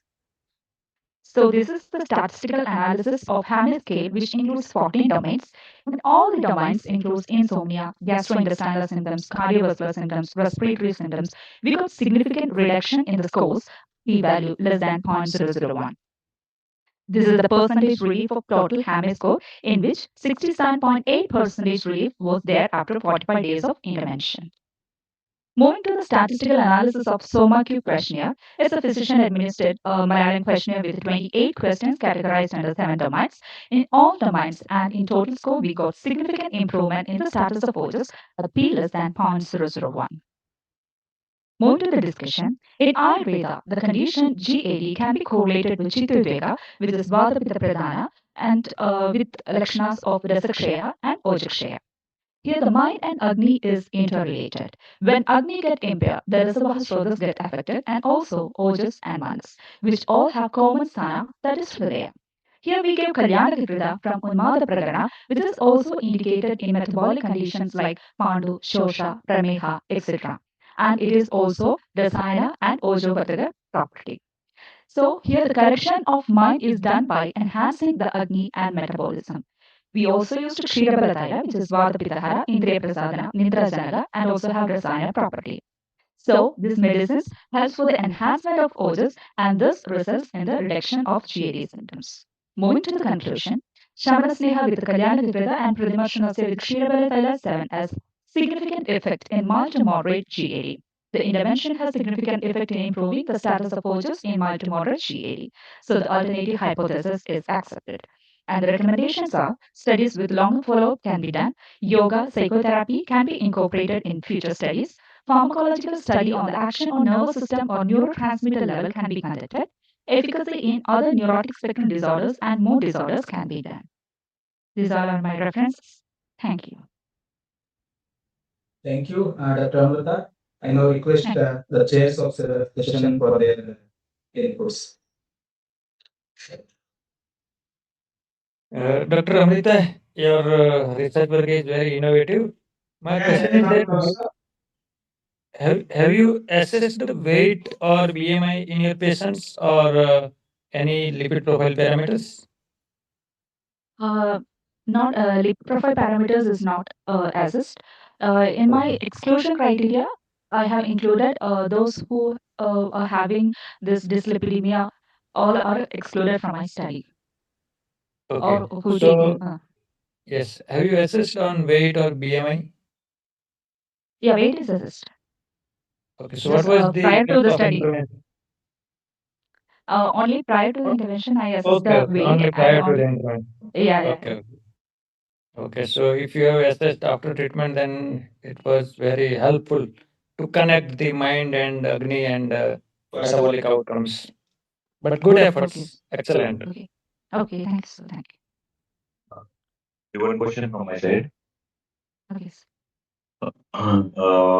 Which parameters did you use for assessing the status of puja? Because it was one of the objectives. Yes, yes, sir.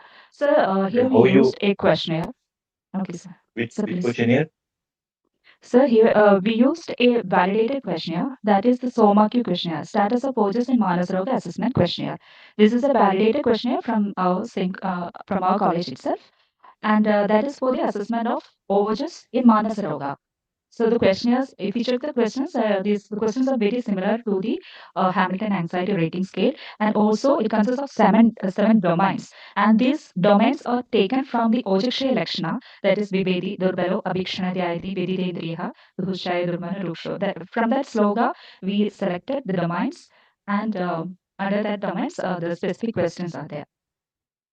So that is the scale we used for the assessment of Ojas. Okay. And how you differentiated? Were there any grades regarding this Ujakshay, like mild Ujakshay, moderate Ujakshay, and severe Ujakshay based on this Yes, sir. Soma Sir, Q? in this, yes, sir. And In what this was the questionnaire, score? yes, sir. Yes, sir. In this, up to 21, it's intact doses. From 22 to 42 is mild, and 24 to 43 it is moderate, and from 43 to 63 it is severe Ojakshaya. Okay, So so based on this scores, 21 criteria are there. 28 questions are there. 28 questions are there. Yeah. It's categorized under 7 domains. Okay, no issue. Thank you. Good one. The study is very good. Thank you, sir.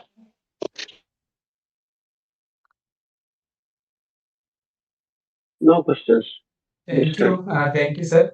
As we come to the end of this first session of the conference virtual presentations, I now invite the session chairs for their concluding remarks. Dr. Shrikant, sir. Yeah, good afternoon. Everybody has presented in a very good way. Still, there were few areas where more improvement has been done, especially while presenting the shlokas and all, and reading the shlokas. That area has to be taken care of in the future presentations. And few are like the last one, and one done by Draviguna PG, share of something new studies, and such topics have to be uh, taken up for the future presentations. So I would like to wish all the best for all the presenters. Thank you. Thank you, sir. Thank you. Now I invite session chair, Dr. Sachin Chandalia, sir, for the concluding remarks. Thank you, Raghavan sir, for inviting me and asking me to chair this session. All the all the participants presented all the topics in a really well manner, in a proper manner. But the regarding the time constraint, everybody should be aware of that while presenting in this type of sessions. You should be very careful about your timings based on and the content wise. The content from Dr. Sahana, then Dr. Megashri and Dr. Amruta were at par. They were very finely presented the content, uh, and the content was also uh, provided new dimensions. So I congratulate them all for the presentation, and there are a lot of takeaway messages from these sessions. So thank you, and congratulations to all the participants for participating. Thank you, sir, for your remarks. Now I invite Dr. Bharat Pada for the concluding remarks session. Good afternoon to everyone, and a special thanks to Dr. Raghavendra and team for inviting me in this program. So first up, I would like to appreciate all the young researcher of Ayurveda. Most of will be presenting first time, but they have done extraordinary efforts because in the first time presentation there may be some lacunas, there may be some errors, but this is the time to learn anything.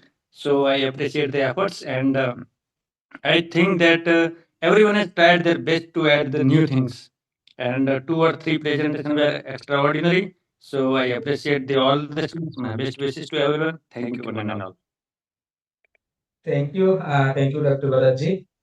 In the end, on the behalf of the organizing committee of the international conference scheduled on 1st and 2nd December at IISc Bengaluru, I extend my sincere gratitude to all the experts and participants who contributed to success of today's session. Dr. Sulochana Bhatt Madam for your introductory remarks, and I also extend my deep appreciation to our senior chairs, Dr. Shrikant sir, Dr. Sachin sir, and Dr. Balaji for taking time to join us and giving insightful observations and guiding the presenters with their valuable comments. And our special appreciation to all the presenters who participated today with the well-prepared academic work. And I also thank all the participants who joined us through YouTube Live also. And my sincere thanks to entire organizing committee of CRIS Bengaluru. And we look forward to your participation in the upcoming sessions and your presence in the main conference also on 1st and 2nd December 2025 at IISc. Once again, thank you all for your time and session and cooperation. Namaste. Thank you.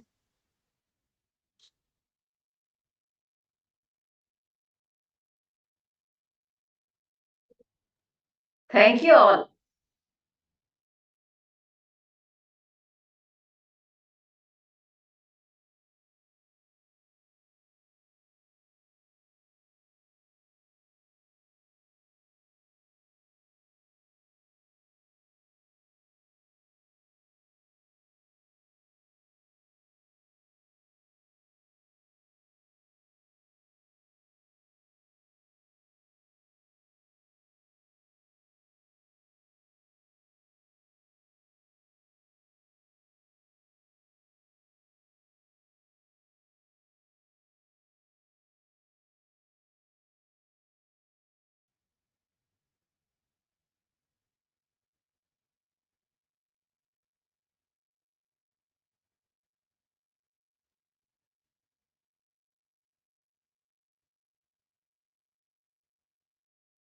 The recording has stopped.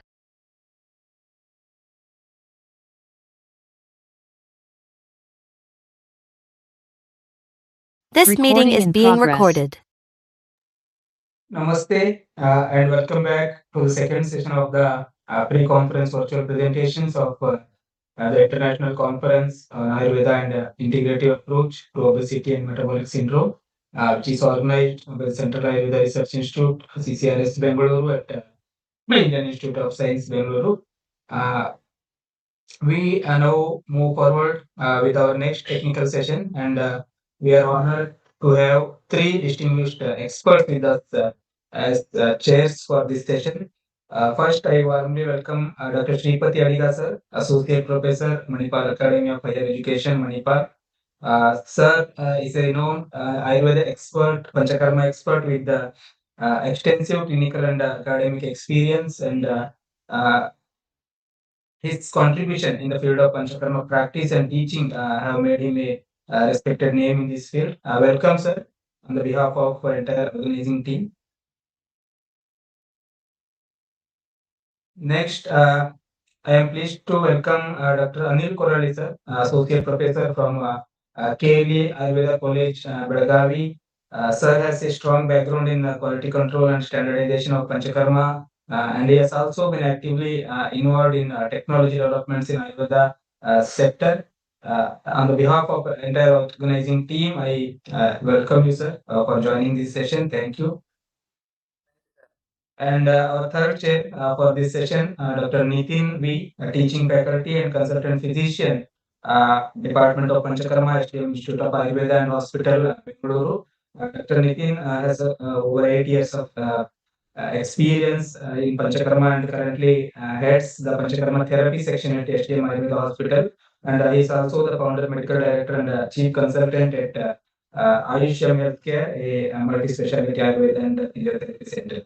Welcome, sir. Welcome for this session, and thank you for joining. And before we begin with the presentations, a few reminders for all the participants. Please be ready with your presentations, your PPT, and kindly keep your camera on whenever presenting, if possible. And most importantly, my sincere request is please adhere strictly to the allotted time, that is 5 plus 1 minutes. And this is one of the important criteria for your evaluation also. And please ensure that your audio and connectivity are stable during your presentations, and please keep your mics on mute when you're not presenting. And with these guidelines, we now begin with the second session of this virtual presentations. I request Dr. Anjali K, presentation number 1. And the topic is Ayurveda and integrative approaches to obesity and metabolic syndrome. Dr. Anjali. Yes, sir.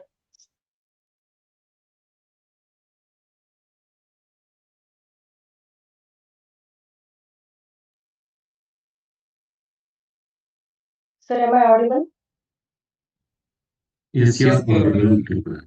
Please share your presentation. Okay.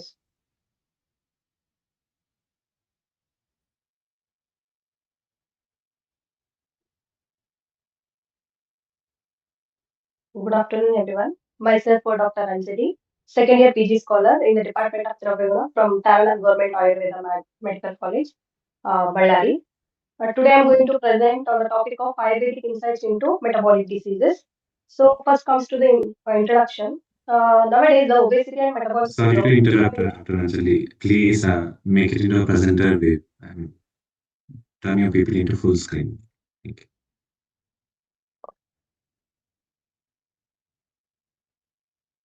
Okay. Hello. Is this okay, sir? Yes, please continue. So nowadays, the obesity and metabolic syndrome becoming a global health challenges, which is defined by the central obesity, raised triglycerides, and reduced high density lipoprotein, and raised blood pressure, and raised fasting glucose. 3 out of 5 criteria to be present with a metabolic syndrome. As per the National Cholesterol Education Program, it ranges from 11 to 41% in India. Ayurveda, being the traditional system of medicine, describes obesity as a staulia, and it mainly concentrating on restoring the digestive fire and detoxifying the accumulated ama and re-establishing the Agni by the personalized diet, lifestyle, and herbal interventions. So, integrating these Ayurveda concepts with modern medicines offers a holistic strategy for both prevention and metabolism. So, definition here it is Medo Mamsa Ati Vruddhatvat Achara Guda Stanaham Ayito Upachayo Utsaho Naro Ati Stula Uchyate. According to Acharya Charaka, due to the due to excessive increase in the Meda Dhatu along with the Mamsa Dhatu, person becomes disfigured and lacks the enthusiasm, that is Utsaha, and body become pendulous Udarastana, called as Atistula. As per the modern criteria, here the obesity, if it is more than 30, considered as staulia, and hyperglycemia, that is prameha, FBS, it is more than 100 mg per dl. And dyslipidemia, first criteria, triglyceride, if it is more than 150 mg per dl, it is raised unhealthy medodhatu. And dyslipidemia, second criteria, that is less than HDL, less than 40 mg per dl HDL, it is decreased healthy medodhatu. And hypertension, more than 130 mm Hg of systolic and more than 85 mm Hg of diastolic blood pressure, that is considered as raised Raktagati. The etiopathogenesis here is excessive intake of Madhura, Snigdha, Guru Ahara, and lack of physical activity and day sleeping may lead to the Medodhatu Vruddhi, and that leads to Srota Avarodas. That is, there is no uh, other dhatu nourishment, and vata specially confined to koshta causes jataragni vruddhi, leads to staulya. Obesity pathology may be energy intake, that is being binge eating, food addiction, and energy expenditure like resting metabolic rate, activity related energy, and gut microbiota like short chain fatty acids dysbiosis, and hormone imbalance. If there is an imbalance in the neurotransmitters like leptin, ghrelin, and peptide hormones, and the overall Samprapti Ghataka of Staulya here, mainly the kapha is the Keda kapha, Vata, Samana Vata, Vyana Vata, and Dusha here is Medadhatu, and Agni, Jataragni, Datvagni, Adhisthana, Vapavahana, Medo, Udarakala, and Prasara, that is Srotasas, Rogamarga Bahya, Ama is Jataragni Madhya Janyama, Medo Dhatwagni Janyama, Vektastha is Sarvanga, especially six Udarasthana. Here the main culprit of Medo Roga or Staulya is the Agni. That it is the capacity of the body to convert the whatever we eat the food into the substrates called tissues, that is dhatu. If there is an imbalance in the Jataragni, may leads to the Dhatwagni Mandya also. The next is the results of Samprapti is Chavaparoda, that is shortening lifespan, hampered movement, difficulty in sexual intercourse, debilitating, and Daurgandhya, excess thirst, hunger, and the assessment here, BMI, clinical based obesity indicator, BMI, waist circumference, waist to hip ratio, and history based, they have to undergo the body weight history, family history, drug history, illness history, and the management here mainly should focus on Nidana Parivarjana, that is the imbalanced diet, and Samshodhana and Samshamana, and Patya Apatya. Shodhana, we have to examine for the Adhika Dosha, Adhika Bala, and Bahudosha Lakshanas, and Dravya should possess the Ruksha, Ushna, and Tikshna Gunas. And here Snehana is contraindicated, and Patyahara, like Navila Ahara should be avoided, and Shaka Aharas, like Patola, Shiguru, Taka has to be advised, and the Kanda, that is rhizome vegetables, should be avoided. And Dravavargas like Madhu, Takra, Tila, Ushna Jala, Sarshapatela, medicated alcohol preparation should be advised, and the meat product should be avoided. And yoga practices like Surya Namaskara, Kapalabhati, and Uttana Padasana, Tadasana, these to be advised. And the discussion here is the metabolic syndrome is the cluster of various diseases where Ayurveda concept cluster of diseases mainly in having the imbalanced diet and physical inactivity, which are directly linked to the weight gain. One has to undergo the samshodhana, and so it can be eliminate the deep-seated toxins and restore the natural functioning of digestive and metabolic processes. And samshamana designed to maintain the doshas along with the removal of causative factors and enhance the long-term disease control and holistic nature of Ayurveda. Thank you, sir.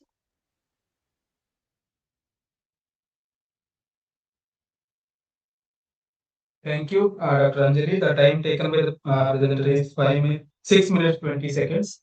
I now request the chairs of the session for their comments and questions, if any. Please.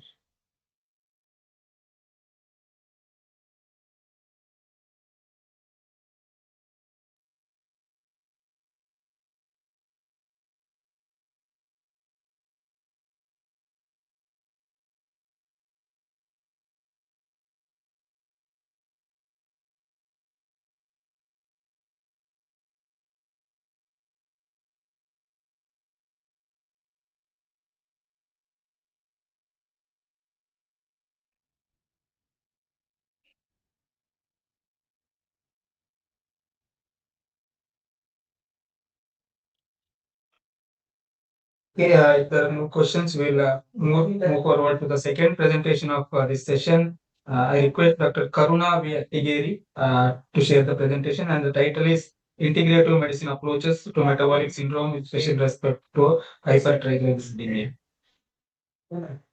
Dr. Karuna.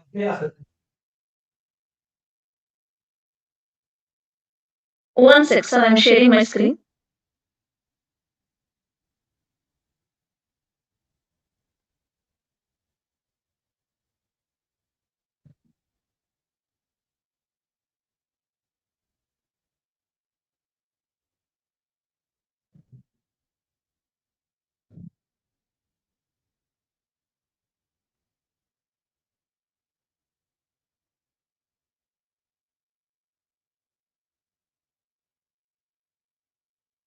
So is it visible? Yes, it's visible. Sir, can I go ahead? Yes, please.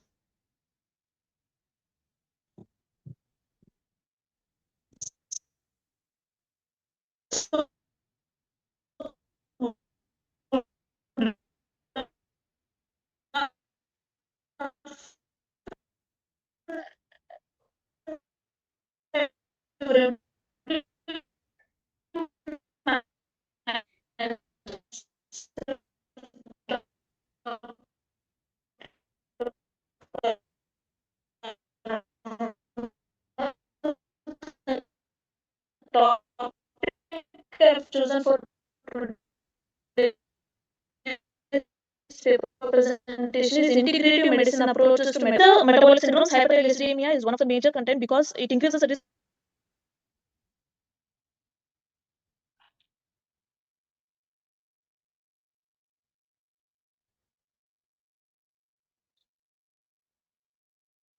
Next is concept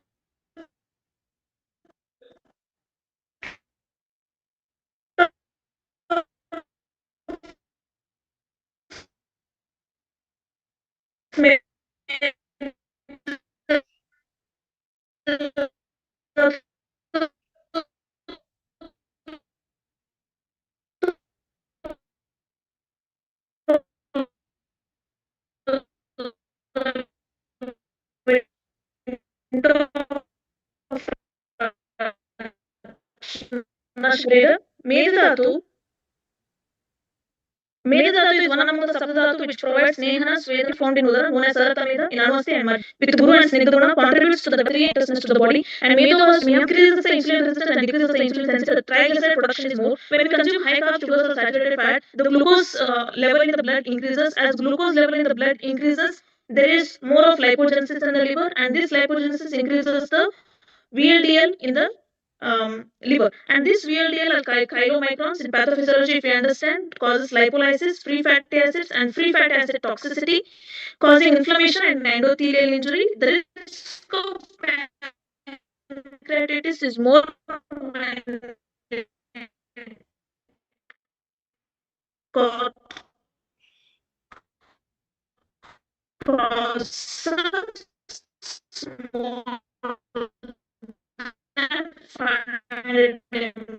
DL.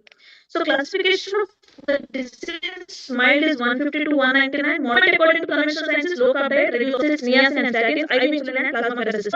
Vimanastana, 5th chapter, 6 shloka says that Nidushanti, Varunyaschcha Atisivana. Madhavendra also states that Madhuro Anarasa Praya, Snehan made the Pravardhayet. So because of this Nidana, the Nidana Sevana, the Tridosha because of Ashraya, there is Visheshana of Medadatu, Vatavarana by Medadatu, movement of Vata into Koshta, Agni, Vriddhi and Atimatra Ahara Sevana, Avarodha of Sotas and excess accumulation of Meda and Meda Ativriddhi. Lakshanas, according to Charaka Sutra Sthana 21st chapter and Madhava Nidana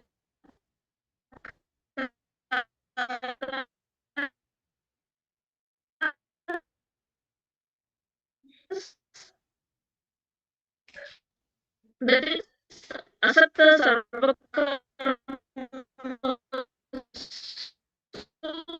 Moha Kshudrashwasa Krishna Kshuda Daurgandhya Swapna Alpaprana and Krathana.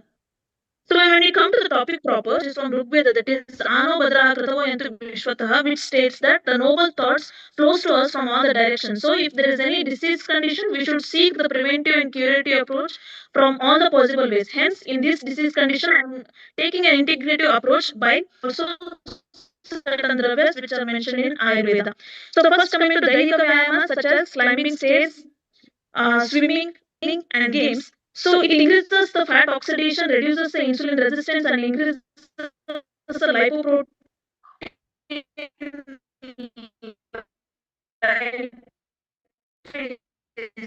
which will help in clearance of triglycerides and climbing.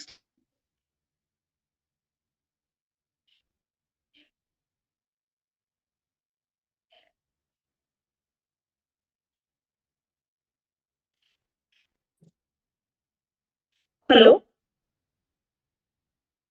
Hello? Hello? Please continue. Ardha Matsyendrasana aids in digestion and helps in reduction of ama, and pranayama which lowers the cortisol and reduces the stress-induced lipogenesis. Next is Pathyapatyata. We know the importance of Pathya in diseases, that is Patyasati Agarthasya Kimoshana Nishevanahi, Patyasati Agarthasya Kimoshana Nishevanahi. So the green ones which are mentioned here are Pathya and the red ones are Apatya. And the which is the carbohydrate diet which have been mentioned here have low post-meal triglyceride spike and improves the gut health and agni. They are ruksha and kafahara, so reduce the meda. So and they are also antioxidant and anti-lipidemic. So the apatya, which increases the triglyceride synthesis and also the saturated fats, which raise the level of VLDL, which is the main culprit in the pathophysiology, and the high fructose content, which secretes the triglyceride formation. And there are also certain dravyas which are mentioned in Ayurveda and the procedures. The dravyas like Guduchi, Vidanga, Mutta, Sakrarishta, Kshaudra, Nagara, and Trifala. When we study the guna and karma of these drugs, they are like Kafahara, Pittahara, Deepana, Pachana, Tikshna, Ushna, Ruchikara, and which balances Tridosha, which are Amahara and Mehara. So specifically, they are indicated in diseases such as hypertriglyceridemia. And when we come to Panchakarma, such as Basti, Vamana, Virechana, and procedures like Udvartana and Deeprapachana. So we know with Udvartana, that is Udvartanam Kafaharam Medasa Pravilayanam Sirikaranam Manganam Tvaprasadakaram. And Vamana, it evacuates the Kapha, and Virechana, it evacuates Pitta, and Basti, which evacuates Vata. So we know that Kapha is involved in hypertriglycemia, Pitta is involved because there is ama formation, so obviously Pitta Dushti will be there. And when we studying the Samprapti of the disease, we studied that how Vata is obstructing the Medova Srota. So hence Deepana Pachana, here Deepana is required at the level of Datvagni, not at the level of Jataragni, and Pachana for Shroto Shodhana and Ama Pachana. So discussion and conclusion. So integrative medicine is the need of the day. So fragile and false ego often comes in a way for embracing other school of medicine thoughts. So in the age of specialization, the silos have only become more pronounced. Integrative medicine actually provides us the wisdom of traditional practices and knowledge systems alongside modern advancements. So here in major contribution in metabolic and lifestyle disorders such as hypertriglyceridemia, as discussed in a presentation priorly. So these are the references which I refer for the slides. Thank you. Thank you, Dr. Karuna. The time taken by the participant is 7 minutes 19 seconds. I now request the chairs of the session for any comments or questions if there. Shripati sir.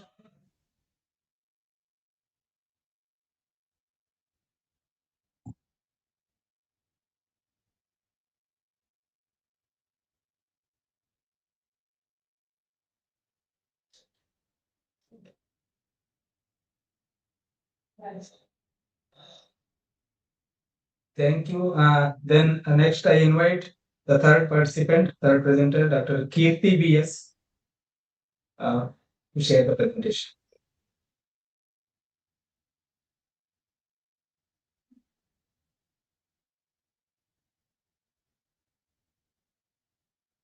Share screen.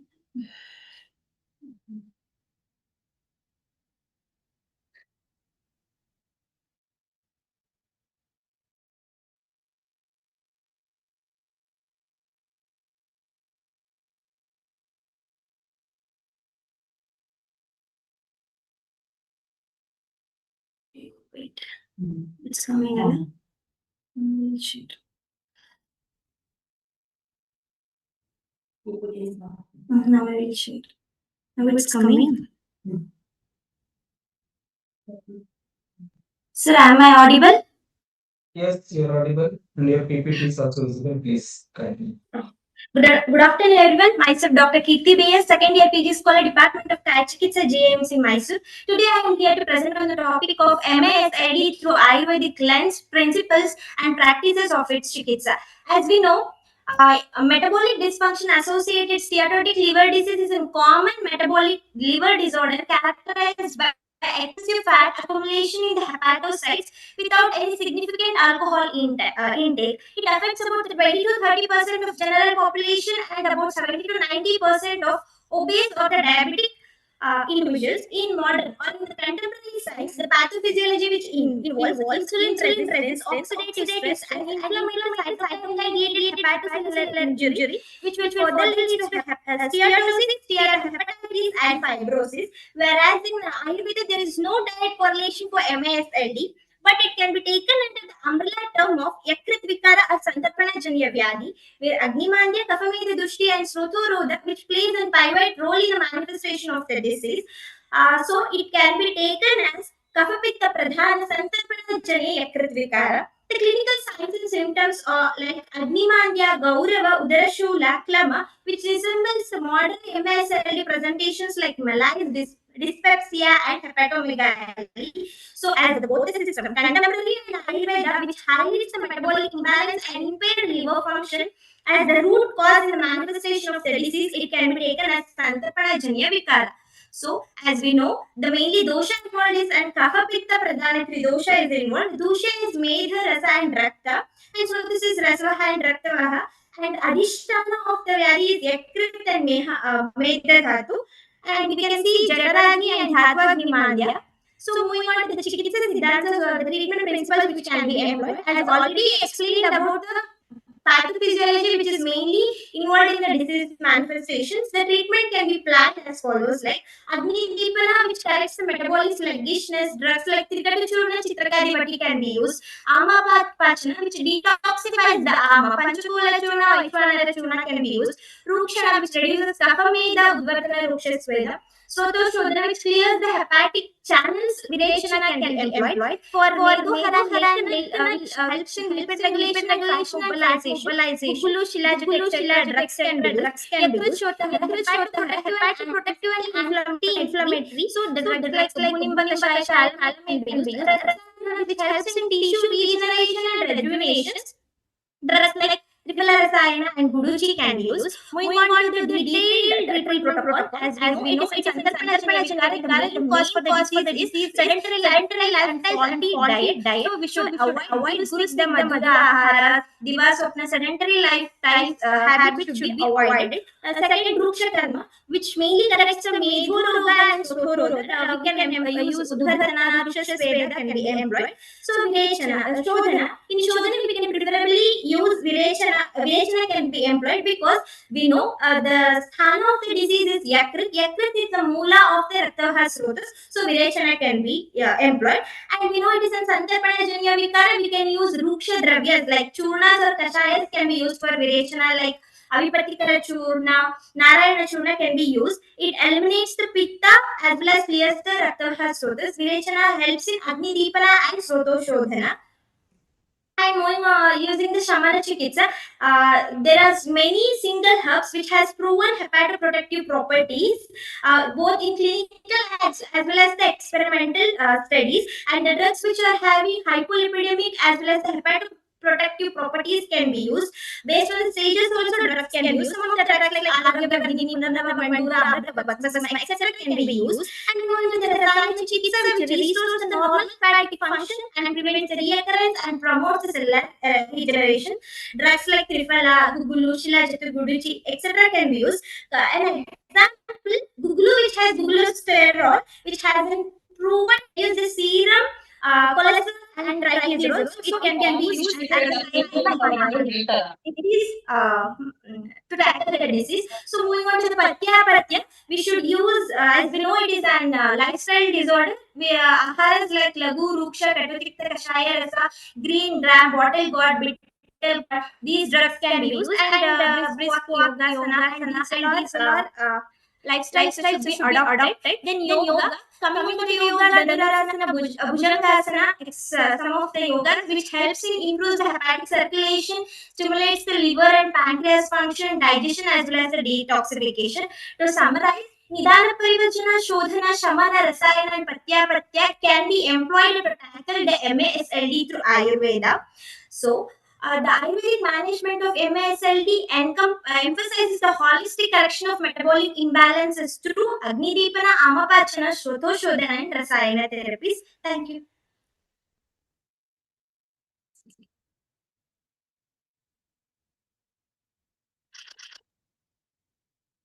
Thank you, Dr. thank you, Kirti. Dr. Kirti. And now I request the chairs of the session for comments or questions, if any. And Dr. Anil, sir. Kirti, have you changed your title? Hi, sir. I have changed. It actually shows psychoneuroendocrine interactions in obesity. Yes, sir. Abstract I have sent. Okay. I have changed my topic.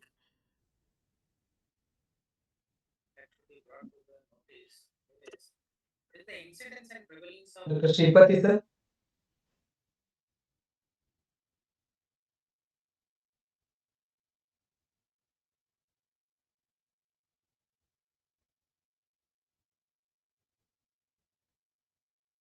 Anil Korali, sir. Do you have any questions? Sir, am I audible? Sir, you're audible, but your voice is not clear. Okay. I would like to know from the presenter what is the incidence and prevalence of this condition. Can you Okay, just, sir. Okay. The prevalence of the disease in general population is about 20 to 30%, whereas in the diabetic and obesity population, the prevalence is about 70 to 90%. So, what is the line of management if a person having, if he is a lean person, what would be the management with respect to Ayurveda and as per your Samprapti? So mainly, the pathophysiology which is involved in the disease manifestation is one is Agni Mandya and Kaphameda Dushti and which and Sothoroda. These three are involved. So it's an Santarpanajanya Vikara. So Nidhana Parivachana may be the first line of treatment. If patient is Krusha, we can go for Nitya Virechana or Dushodhana can be employed initially, which further followed by the intake of Rasayana Dravyas like Gugulu, Shilajatu, Guduchi, Trifala. These all are drugs can be used. For a lean person, we can go for Mridushodhana as well as Nitya Virechana, as we know that the main root or the sign of the disease in Yakrit, and for liver disorders, it is taken as Moolasthana for Raktavahara Srotas, so Virechana can be employed. For in Krusha, we can go for Nitya Virechana or Mrudu Virechana Mrudu Shodhana. After that, we can use Rasayana Dravyas. Dr. Kirti, so here I would like to know what do you mean or how do you understand a lean person? Is it on the lines of the Prameha Chikitsa, what they have told that Stula Pramehi Balavani Haikam Prasasta Haikam Pridurbalasta? Is it that? So no, sir. Krusha Pramehi. On what basis do you want to plan Nitya Virechana or Mrudu Shodhana for a lean person? Dushodhana for a lean person. If the BMI, we can take BMI of the person for consideration. He can And still it be will Balawan. He can still be Balawan. And an obese person can still be Durbala. Durbalas. That is one question. Second is, how can you understand this presentation or topic on the lines of Bahudosha Lakshana? Understanding. So one based on BMI we can consider patient as well as uh,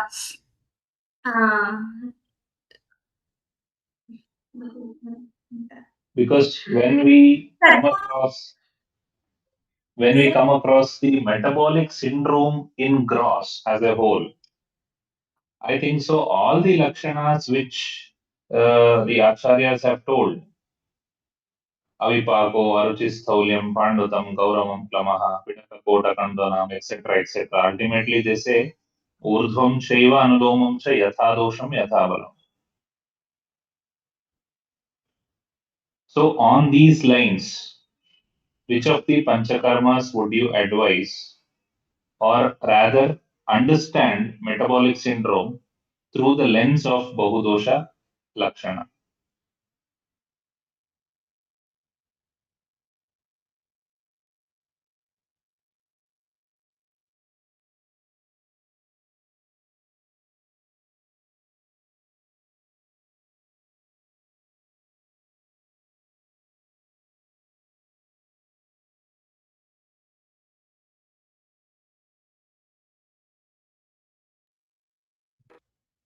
hello sir.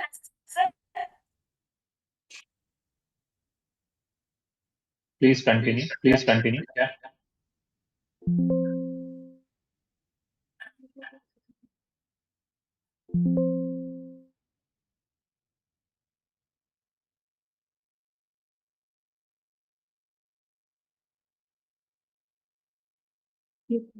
Hello sir. So I had network issues, so I discontinued in middle. Yes, please continue.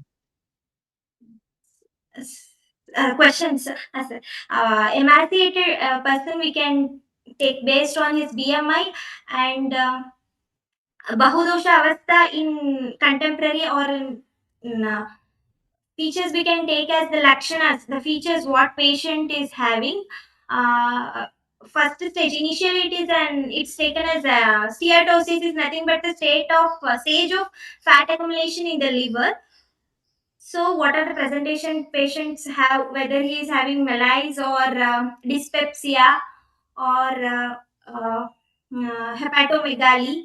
Based on the features, the clinical features can be taken as Bahudosha Avastha, and based on that, we can go for Shodhanasya.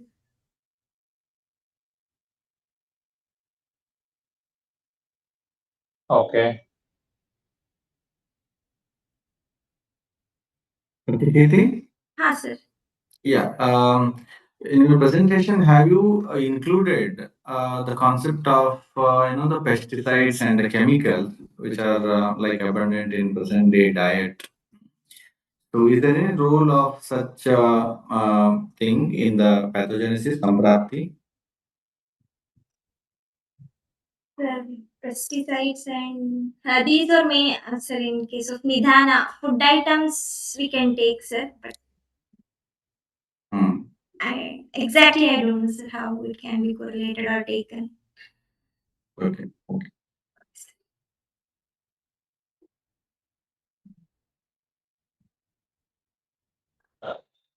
Thank you, judges, and thank you, Dr. Kirti. To move forward with next presentation, I now invite Dr. Sudeepa Saha, presentation number 4. Sir, what is the time taken by Dr. Kirti? 6 minutes, sir. 6 minutes, 15 seconds. Sure, sir, we can move on. Dr. Sudeepa Saha.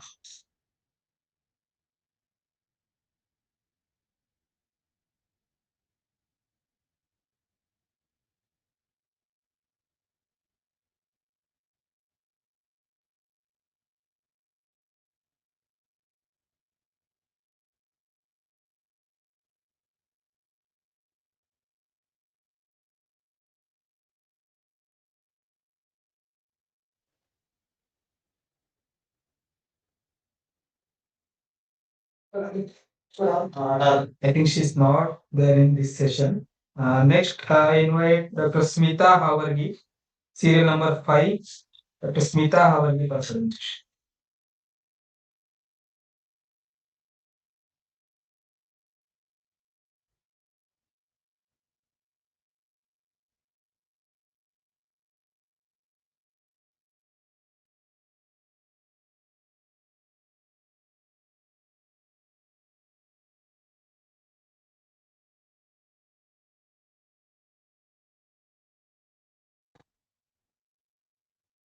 Hello. Yes, please continue. Sir, 2 minutes. 1 minute.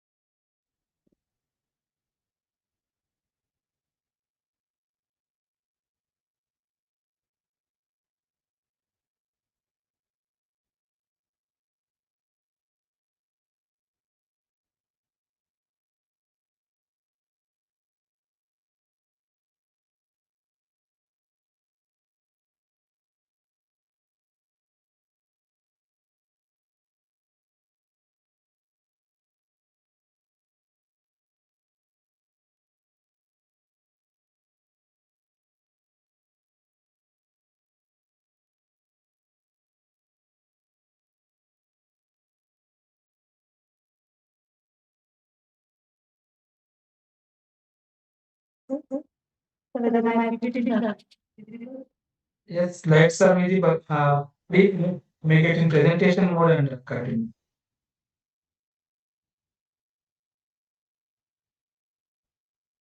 Yes, please.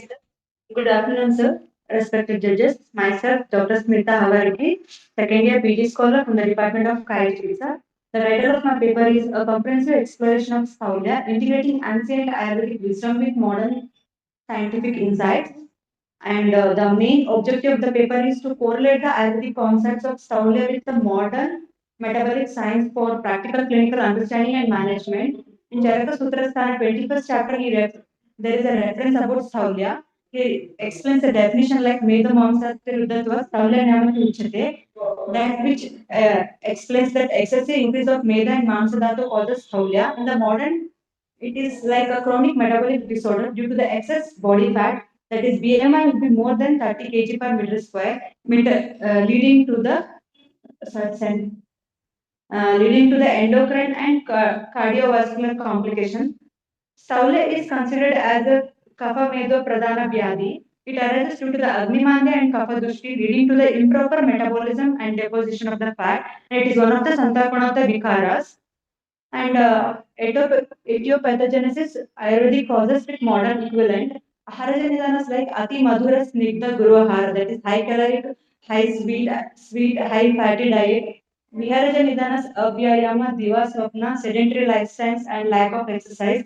Manasika Nidhanas like excessive stress, be it stress induced eating, that is binge eating, cortisol elevations, and these all the Nidhanas leads to the Saulya.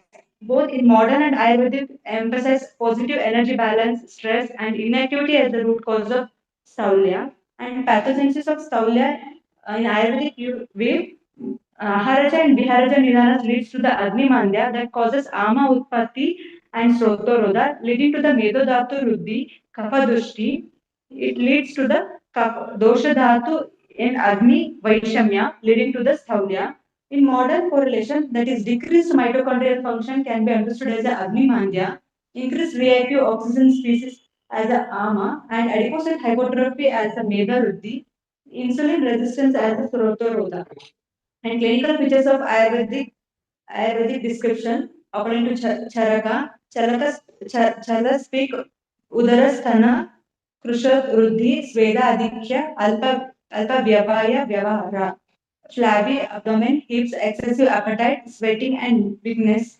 In modern, like there is a large body frame, lethargy, breathlessness, big belly, flappy fat in the upper arms and thighs. Central obesity, there will be more waist circumference than the hip and lethargy.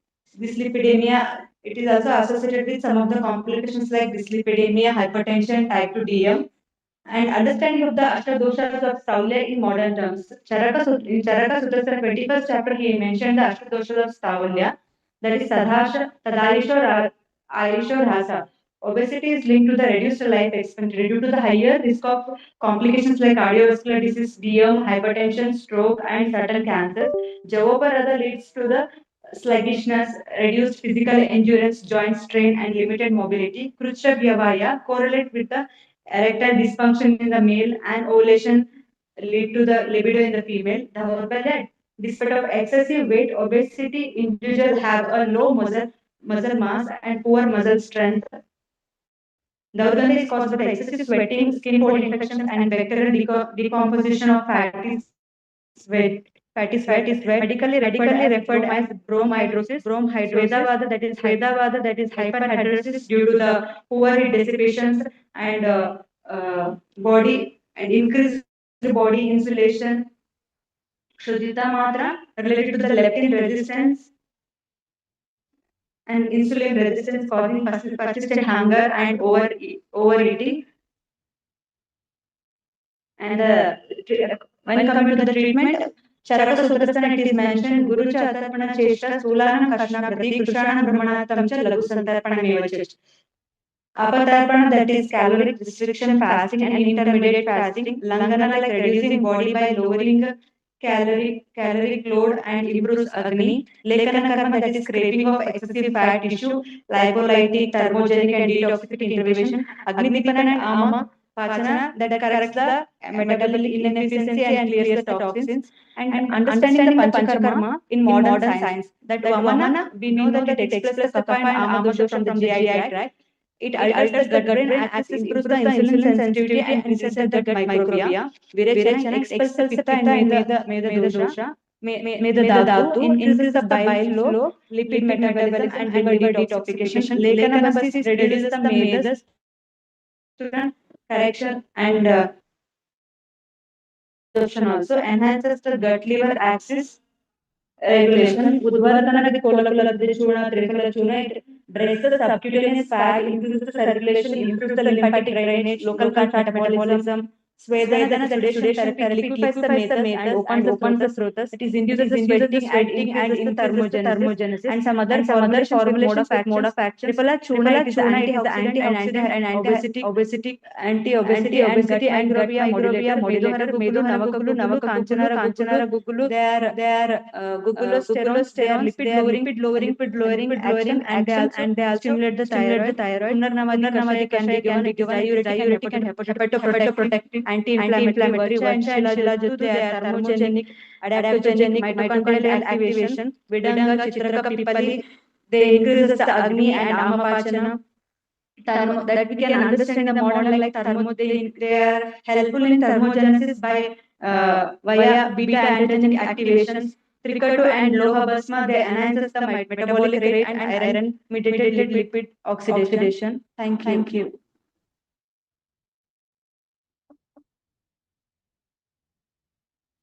Thank you, Dr. Smita. I now request our respected chairs to share their questions or comments.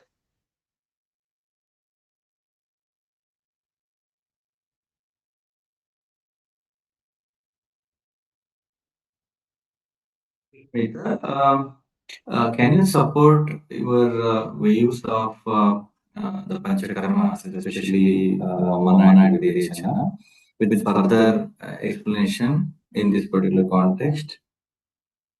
Yes, sir. Like we know, sir, as there is a kapha dushti will be more, and Vamana can be given, and Vamana reduces the kapha dosha. First of all, we'll give Snehana Svedana followed by Vamana. No, sir, we understood that kapha can be elevated, removed from the body, and Virechana also can be helpful. It corrects the Agni also.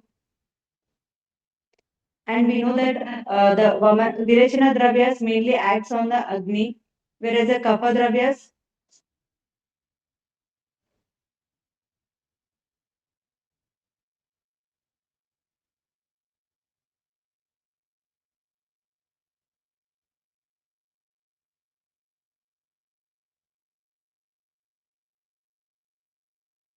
Okay.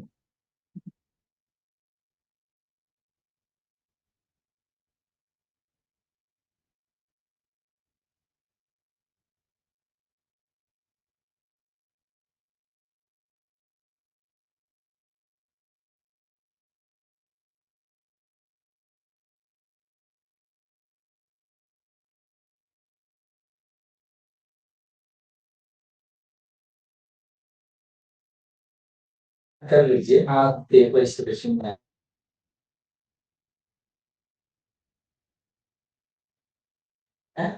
इस solution देखें हैं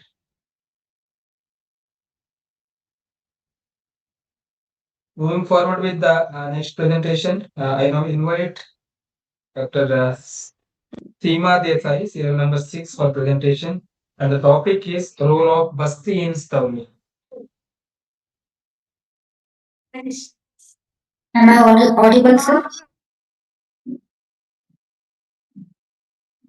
Yes, you are audible.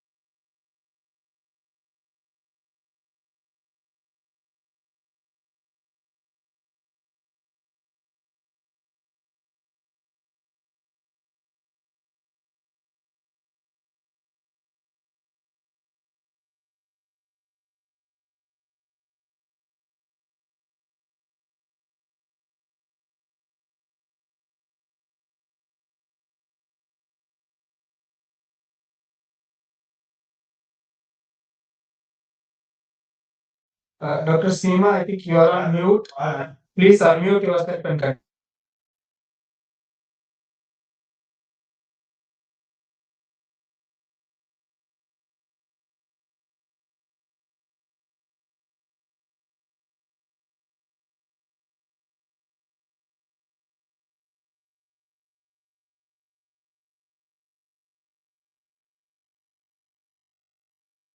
Am I audible, sir? Yes, now you are audible. Please share your screen and continue. Is it visible, sir? Yes, it is visible. Myself, Dr. Seema Desai from Panchkarma department. My topic is busting Saulya. As Saula is an Sankarpana Janavadi and it is also due to the Medova Shododrushti Vikara. It is mainly due to the improper diet and sedentary lifestyle. As Ayurveda having a Nidana Parivartana Chikitsa and Samprapti Vikatana Meva Chikitsa. As Saula is having Bahudosha Avasa, so I have chosen Samprapti Vikatana Chikitsa and Saula. Further moving to Nidana Rakshana and Chikitsa, as Saula having the Nidanas like Guru, Snigdha, Madhura, Shita, Ahara Sevanas and sedentary lifestyle, due to which Agni Vaishamata and other metabolic disorders are associated with other metabolic disorders as shown in the picture. As Saula is in Bahudusha Vasa, here Guru Chapatarpana Chikitsa can be adopted. Among Shodhana, I have chosen Basti Karma in Saula. Now, Samprapti Vigatana of Saulya. Ahara Nidanas like Guru, Madhura, Shita, Snigdha Ahara. Vihara Nidanas like Avyayama, Vivaya, Diva Swapna, which further leads to the Agni Vaishamata, causing the Ama Utpatti and Shruta Avaroda, which leads to the Vata Vimarga Gamana to Koshta, which increases the Chakragni, leading to the Kshuda Vriddhi, which does the Adhikana Sevana, further affect the Apachita Vikruta Meda Vriddhi, causing the Staulyam. Now, Basti Karma in Saula, as we all know, Pitta Pangu Kafam Pangu, Pangavo Maladhatavaha, Vayuna Yatra Niyate, Tatra Gachati Meghavat. As mentioned in Charangara, Vata is the main chief factor for the movement of physical body along with the other dosha and dhatus. It is not only used for movement of other dosha and dhatus, it also visits the other doshas and dhatus. As Vatasthana is Pakvashaya, so Basti mainly act on Pakvashaya, so have chosen the Basti Chikitsa. It not only corrects the Vata dosha, also helps in correction of Shleshma, Mamsa and Meda dhatus. Among Basti, I have chosen the Lekhana Bastis, which does the Amahara, Agni Vardhaka and removes the Avarana and does the Vata Shamana. Basti mode of action in Saulya. Basti Dravya having Tikta, Katu, Kashaya, Rasa and Deepana property further corrects the Agni, does the Shoshana, Lekhana and Amahara Karma, which removes the Shrota Avarodha, corrects the Medo Dhatu Agni Mandya, which further reduces the accumulation of Medo Dhatu, which does the reduction of Saulya Lakshanas. Here are the some different Basti formulations. Lekhana Basti, Bhadra Nimbadi Nirva Basti, Tripaladi Lekhana Basti, Erandamula Shara Basti, Vaitana Basti, and Anvasana Basti also can be used like Drugs having the properties of other like Trifaladi Kaila, Tikta, Gritas, Saindavadi Kaila, Muchita Kaila can be used. Discussion. Staulia occurs due to kapha and mega aggravation along with impaired agni and obstruction of vata. Basti Dravya administered through Buddha Marga bypassing the oral route for the better absorption and effectiveness of medicine. Basti plays important role in Avarana as Staulia having mega avrata vata condition. Basti Karma helps to remove the Avarana. Basti Dravya having Tikta Katu Tikshna Guna does the Agni Dipana by Lekana Guna of Basti Dravya does Medo Shoshana, which helps to reduce the Staulia Rakshana. Conclusion. Staulia is a Santarpanajani Vyadi arising from excessive nourishment and sedentary lifestyle, which further hamper the Agni and impair the metabolic function, leading to excessive fat accumulation in body. Staulia Samprapti involves Kapha, Mamsa and Meda Dhatu, Dushti along with Vata.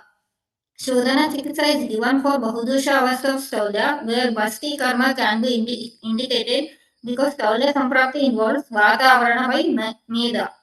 In Niruha Basti, Lekana type of Bastis help in reduce the excess accumulation of Meda Dhatu by using Tikta Katu and Kashaya Dravya having Lekana property. Anvasana Basti normalize the Vata function without increasing the Kapha. Overall, Basti help to remove the gastrointestinal motility, enhance the fat and metabolism, and reduce the central obesity through Vatanurumana and Agni Dipana Karma. Thank you.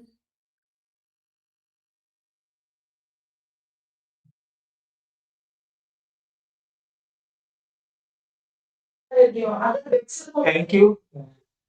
Thank you, Dr. Seema. The time taken by the presenter is 4 minutes 33 seconds. Now I invite the session chairs for their comments and questions.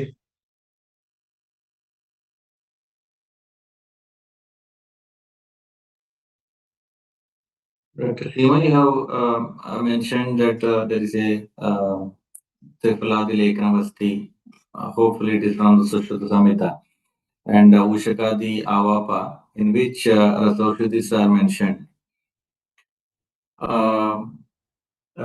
Can you comment on that? The usage of Rasaushadhis in the particularly Avapa Dravya in the Vasti. Avapadravya based on its gunas. In the Avapa Dravya, Ushakadi Gana Dravyas are used, Ushaka, Tutta, Ingu, Kasisa, kind of thing.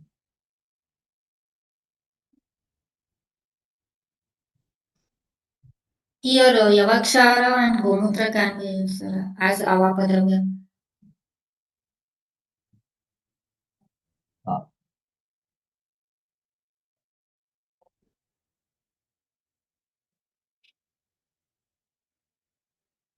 Oh.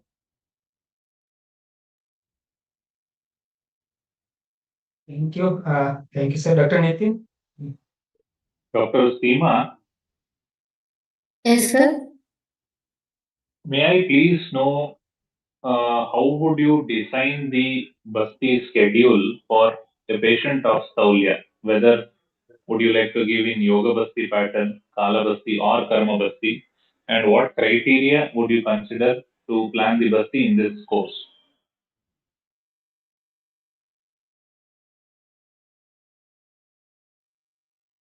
Maybe we can first go to the Yoga Basti patterns, like Anvasana and Niruha alternate we can give.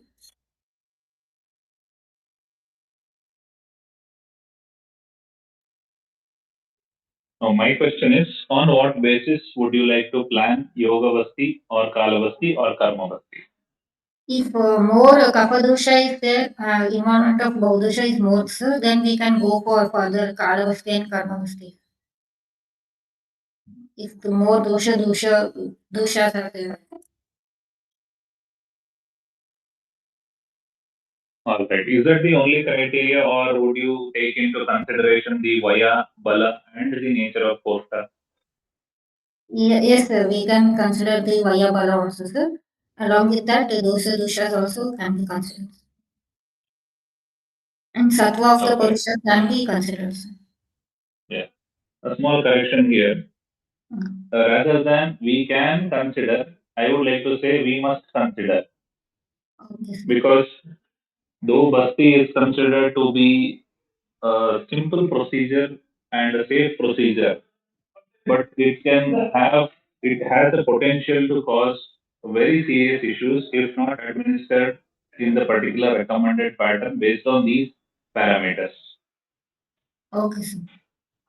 And have you seen or have you practiced the different varieties of Lekana Basti? Yes, sir. In our hospital, we practice Manjistadi, Charavasti, and Vaikanavasti, sir. Okay, all right. Thank you, Dr. Seema. It was a nice presentation. Thank you, sir. Thank you, judges. Thank you, Dr. Seema. For next presentation, that is presentation number 7, I invite Dr. D. Priyadarshini on the topic therapeutic efficacy of Panchakarma in the management of Saudi Arabia obesity. Dr. Priyadarshini.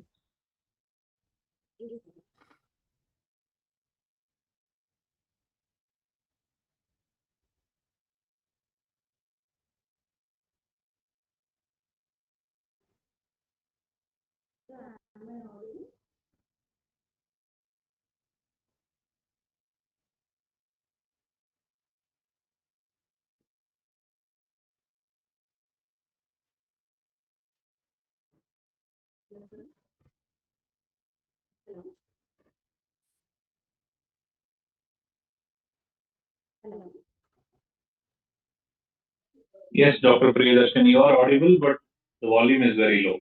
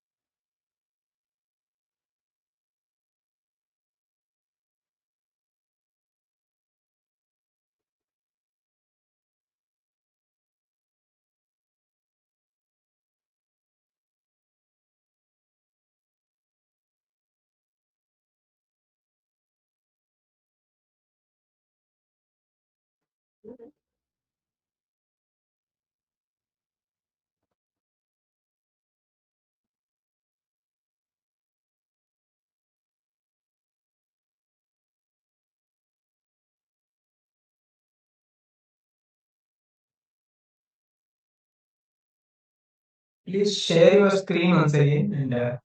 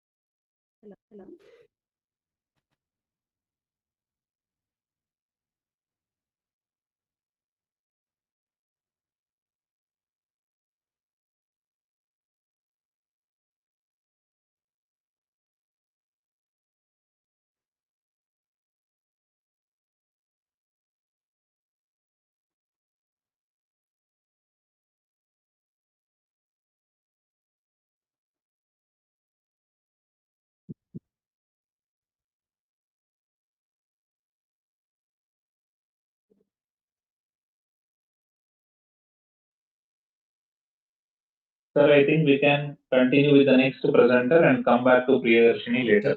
We'll continue with the next presentation. I request next presenter, Dr. Sarika TK. Please share the screen and start your presentation.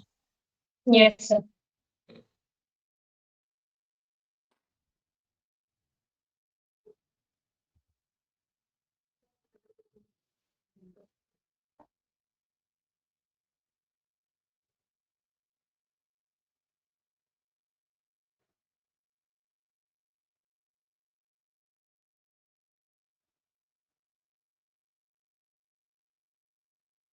Sir, am I audible? Hello? Yeah, you are audible. Yes. Sir, is the screen visible? Yes, it's visible. Please. Okay. Okay. Good afternoon. I'm Sharika, second year MD scholar, Manovigyan Eva Manasroga, VPSC Ayurveda College, Portugal, under the guidance of Dr. Satish K, Professor, Department of Hygiene. My topic is neurobiological link between obesity and adverse childhood experiences. Obesity is a global public health concern with a global prevalence of greater than 650 million adults being obese. Traditional weight loss focuses on diet and exercise, but ignores emotional or trauma triggers. Adverse childhood experiences are abuse, neglect, or household dysfunction before the age of 18. ACE is a long-term stress that alters the brain structure and emotional coping patterns. Individuals with greater than 4 adverse childhood experiences have 32% higher obesity risk in adulthood. This is a study showing the structural and functional changes of brain in relation to trauma. It is found that there was reduction in the volume of hippocampus and amygdala. Hippocampus shows lower activation even on a stimuli, and amygdala shows increased sensitivity even when non-trauma stimuli. Medial prefrontal cortex showed decreased activation. The study also found out that a specific gene variant can make people more sensitive to emotional experiences, leading to stronger memories of traumatic events and increased symptoms. Stress activates ACTH and adrenaline, stimulating cortisol release and increasing glucose for immediate energy.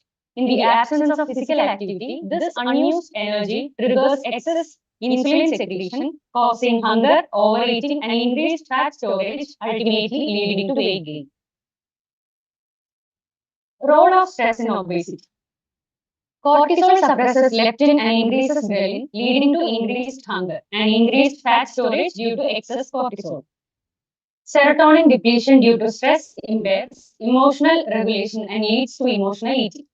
Neuropeptide Y elevation amplifies appetite, increases insulin resistance, and reduces energy expenditure, together promoting weight gain in chronic stress states.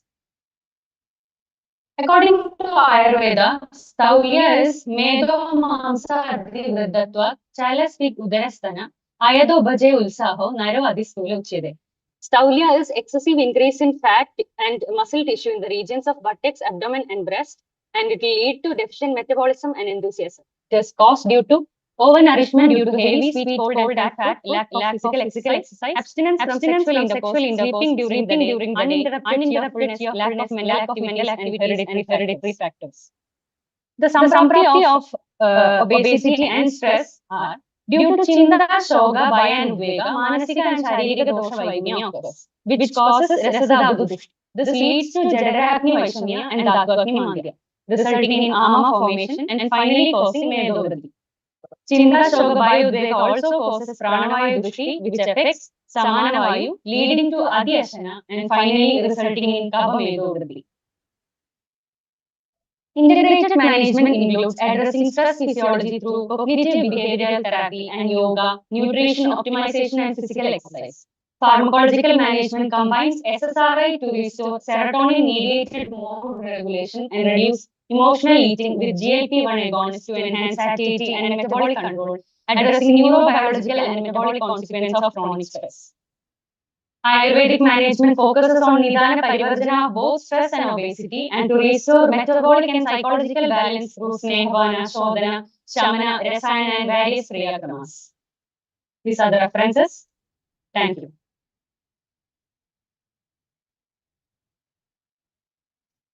Thank you, Dr. Sarika. Thank you for completing within time. And I now request the chairs of the session for their comments and questions. Please.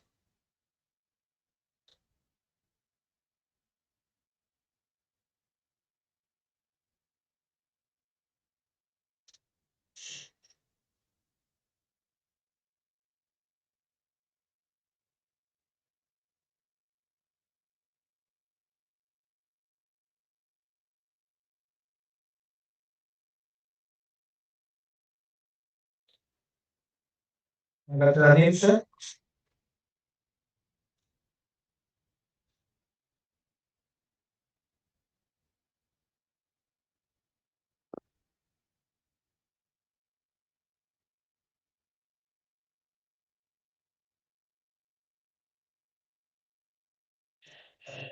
Sarika, can you explain the line of management, especially in terms of Saulya Chikitsa, that is Kapahara Chikitsa, with respect to your theme of presentation, where Manasa Chikitsa will be adopted? Yes, sir. Thank you for the question. According to my topic, the obesity is caused due to the stress. I'm mentioning about the obesity that is caused due to the stress. So the first management will be based on the symptomatic management. If the patient is more concerned about the obesity, then the Kabhara and Medhara treatment will be given. And if the obesity is caused to a ongoing stress event that is happening in his life or her life, then we'll be dealing with the stress medication along with the management of obesity. That is, we give stress relieving medicines like Ashwagandha HT or any Shangupushpi Churna or anything like that. And we'll also address the obesity along with that. Like we will be giving Kabahara or Medohara Aushadha. And we'll be correcting the acne along with that, because acne is a cause that will lead to that will lead to both obesity and stress. So the correction of acne is an important thing too.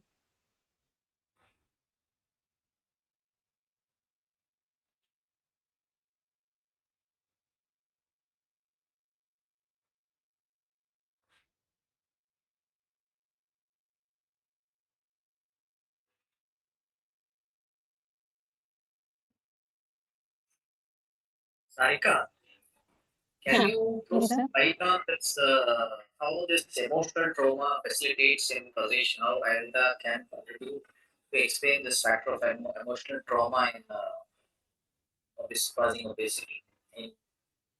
Sir, it's not clear. The question is not clear. Can you please tell me again? How this emotional trauma could contribute causing obesity? Ah, okay.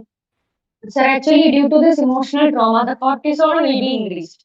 And there will be an impaired mechanism of the cortisol hormone or the amygdala, that the body will be always in a fight flight state. So the person will always be stressed, and this stress will lead to overeating. That is due to the medial prefrontal cortex dysregulation. The emotional regulation will not be happening properly, and due to the emotional dysregulation, overeating happens as a coping mechanism for the regulation of stress. So due to the emotional dysregulation, the person will be eating more and more as a coping mechanism to improve the serotonin. So it will lead to obesity. Okay, can you convey it in terms of, I mean, how classics would convey this connection with causing this emotional trauma leading to obesity? Okay. Did you get my question? How can you Ah, explain yes. No, so I got this.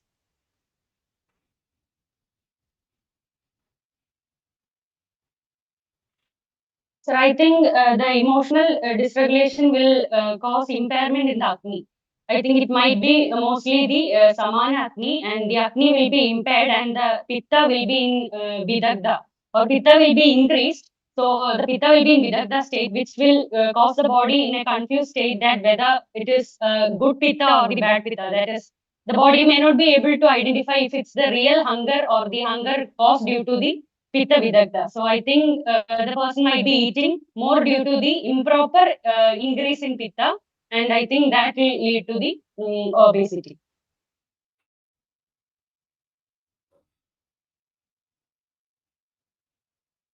Thank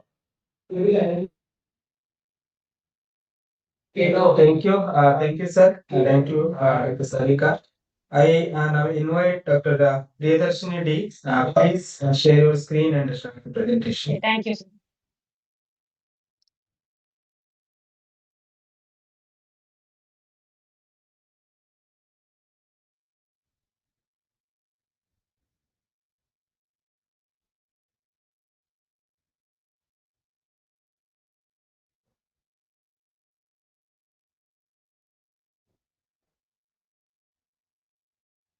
Yeah. Please make it in presentation mode and start the presentation. Yes. Good afternoon, Bye. I am Dr. Priyadarshini from SP Ayurvedic College. Today I will be presenting a topic, therapeutic efficacy of Panchakarma in the management of Ayurveda. Background, obesity has emerged as a major global health concern with its prevalence steadily increasing in India as well. Currently, estimates nearly 180 billion Indians are affected by obesity, particularly abdominal obesity. This condition serves as a key risk factor for numerous non-communicable diseases. In 1997, according to WHO, it is considered as a global disease. More than 5,000 years ago, Ayurveda had recognized this condition as Saurya and classified it among the Sankalpana Janyavadi. From both Ayurvedic and modern perspectives, obesity is considered as a behavioral disorder. Definition of Saurya. Saurya can be defined as a condition characterized by excessive growth of beta and monotestosterone, leading to characteristic udarasthana, perilous movement of buttocks, abdominal lift. It is associated with ayatopachaya anusara. Nidano, it is caused due to the ahara, vihara, and manasika. Lakshanas like Aishwahata, Javaparoda, Kricha Vyavaya, Daurbalya, Daurganya, Veda Bada, Kshut Atimatata, Vipasa Atimatata. Samprapti, due to Nidana, increase of Medodhatu occurs, where the obstruction of channels by fat, where the Vata gets confined to Gopta, increasing the digestive fire leads to Saurya. Chikitsa. Nidana Parivarjana, Guru Atarpana, Langana Chikitsa, Patya Patya, Panchakarmani Shamanasha. Obesity. Definition. Obesity may be defined as the abnormal growth of adipose tissue due to enlargement of fat cell size or increase in fat cell number, or the combination of, according to WHO, BMI is greater or equal to 25 overweight. BMI is greater or equal to 30 considered as obesity. There are two types of obesity, active and common seen in men. Where there is excess production of fat on the abdomen. And the second one is the fear or dryness, which is common seen in excessive fat on the buttocks. Etiopathosis of obesity. Obesity doesn't occur overnight. Gradually over time, then there is difference in the energy consumption and expenditure. Like the genetic factors, family history, unhealthy diet, lifestyle, life, etc. Clinical features of obesity, where there is a weight gain, snoring, sweating, back joint pain, psychological problems, etc. Assessment of obesity like BMI, Ponderal Index, Broca Index, Lorentz Formula, Corpulence Index, Skinful Thickness, waist hip ratio, waist circumference. Management like lifestyle changes, pharmacotherapy like anti-obesity drugs can be given, surgery like bariatric surgery can be done.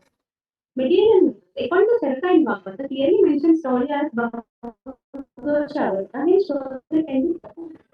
Serka considers story as Leshman, Anatmacharya and Sandarban Niveda.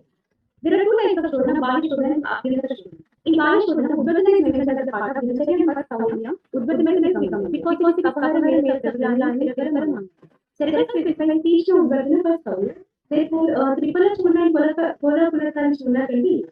Abhinata Shodhana, according to Serka, Vamana integration Karmata is Sargam Sankalpan of the Vyasa. And Snehana. Snehana karma is generally restricted in Saurya. However, in 50 condition, use of Tyler is permitted. For Snehapana and Abhyanga, Tilakela, Kashapatela, Tripala Tyler is Vipaladi Taila can be used. And according to Cheraka and Vagbata, Ruksha Sveda is done like Sundra Pinda Sveda, Valika Sveda. Vamana is best for the Kapha doshas, hence Vamana can be used for the treatment of Saurya. And according to Sharanga Samhita, Krishnadi Yoga is given. And Vireshana can be done according to Cheraka, and Teachna Shodhana is advised according to Sushruta. Pipalyadi yoga is given according to Cheraka. Pipalyadi Shuna, Haritatyadi Shuna, Vivrut Bhutadi Shuna according to Cheraka. Zero variation according to Kashyapa, Kashya Nasya is recommended. And according to Sharanga Samhita, Budadi yoga is given. According to Bhav Prakash and Yoga Ratnakar, Pisladi Taila has been mentioned. Bhakti. According to Sushruta, Lekana Bhakti and Bhadradi Astabana Bhakti is given. According to Cheraka, Madhana Taila Bhakti, Tirupuradi Taila Bhakti, and Astabana Bhakti like Patoladi Bhakti is given. Result. Analysis of classical references and recent studies shows that Panchkarma therapies are effective in managing melanoma. These projects help to improve BMI and lipid parameters. They also contribute to better sleep quality, appetite, and digestive fire, overall improve the metabolic hormone. In Ayurveda, obesity is referred as a Saulya roga. It arises from the impairment of Meda Dhatu. So Saulya is considered as a metabolic disorder, and this condition has been elaborately described in Asalinga Purushadhyaya of Charita Samhita. So Panchakarma plays a vital role in addressing the root cause of Saulya through Shodhana and Shravana. Panchakarma aims not merely at symptomatic relief, but the eradication of dosha dosha condition made by the establishing homeostasis and improvement. Conclusion. Unhealthy diet, sedentary habits, mental stress, these all leads to lifestyle disorders. So Saulya is Kapananatma Chitikata, is caused by Kapamela Vruddhi and Abhimanya, leading to fat accumulation. Panchakarma therapies remove vitiated kapha and mela, improve Agni and correct metabolism, offering both detoxification and long-term balance. Management includes not only the Panchakarma treatment but also the Patya Ahara Vihara Yoga, a light Ruksha diet, regular exercise, asana, pranayama, and meditation help to maintain metabolism, mental peace, and overall the quality of life.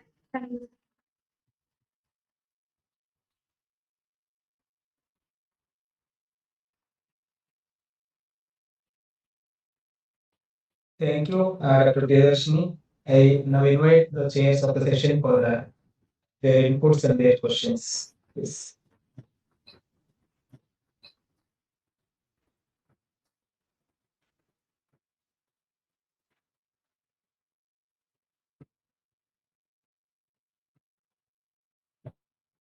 To Priyadarshini, can you highlight the role of Vireshana in the context of Solia management?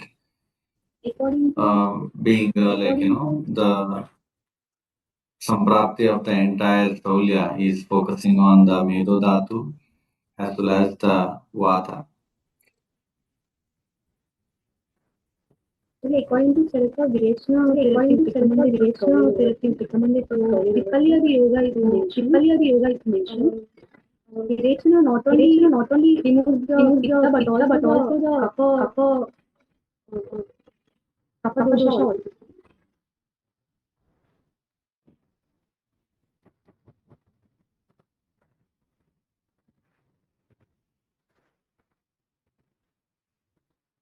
No, how will you, my question is, how are you going to substantiate the use of Vireshana in the context of Staulia?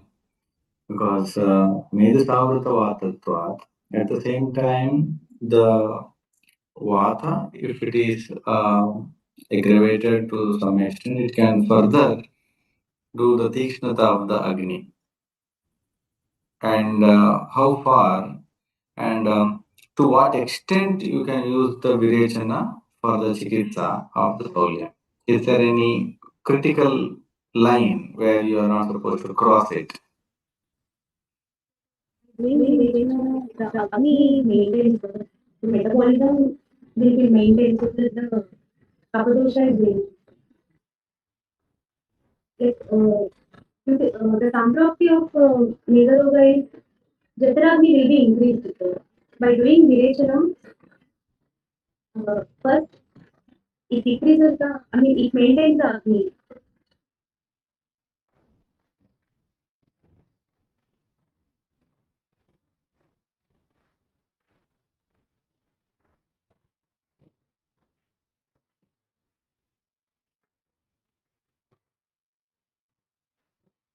Yatashni, I would like to add one more with respect to Shubhati sir's question. Like, how would you be connecting with Vamana? Okay, use of Vamana. As sir was asking about Virechana, how this Vamana will facilitate? Can you? Vamana is mainly prepared for the Kapalesha. According to Charaka, Vamanadi karma is done. But Charaka didn't mention Vamanadi karma like which process come under that. But Chakrapani elaborated Vamanadi karmas like Vamana, Virechana, Natyavasti. But Vamana considered primary treatment for the Kapadosha. Like Urdhva Chakrata Roga.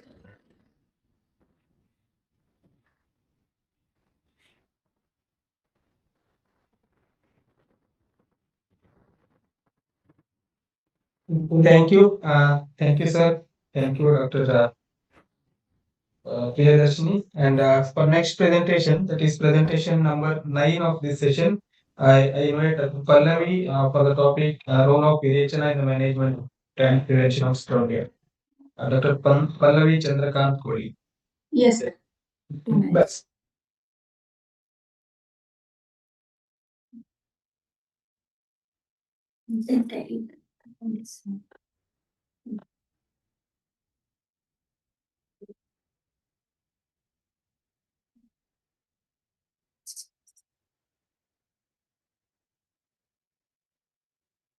Is my screen visible, sir? Yes, it's visible. Please continue. Okay, good afternoon, everyone. My name is Dr. Pallavi Kohli from JMC Mysuru. My today's topic is role of Virechana in management and prevention of Staulia. In the introduction, in Ayurveda, obesity has been compared with Staulia as a Medo Roga, and it has included in Santorpanatha Vikara. In Acharya has included it and detail about it in Ashtonindati Adhyaya. Person having heaviness, bulkiness of the body and excessive fat, it's called as a stula, and the condition we are calling as staulia. We are correlated with the modern term as obesity and modern metabolic disorder.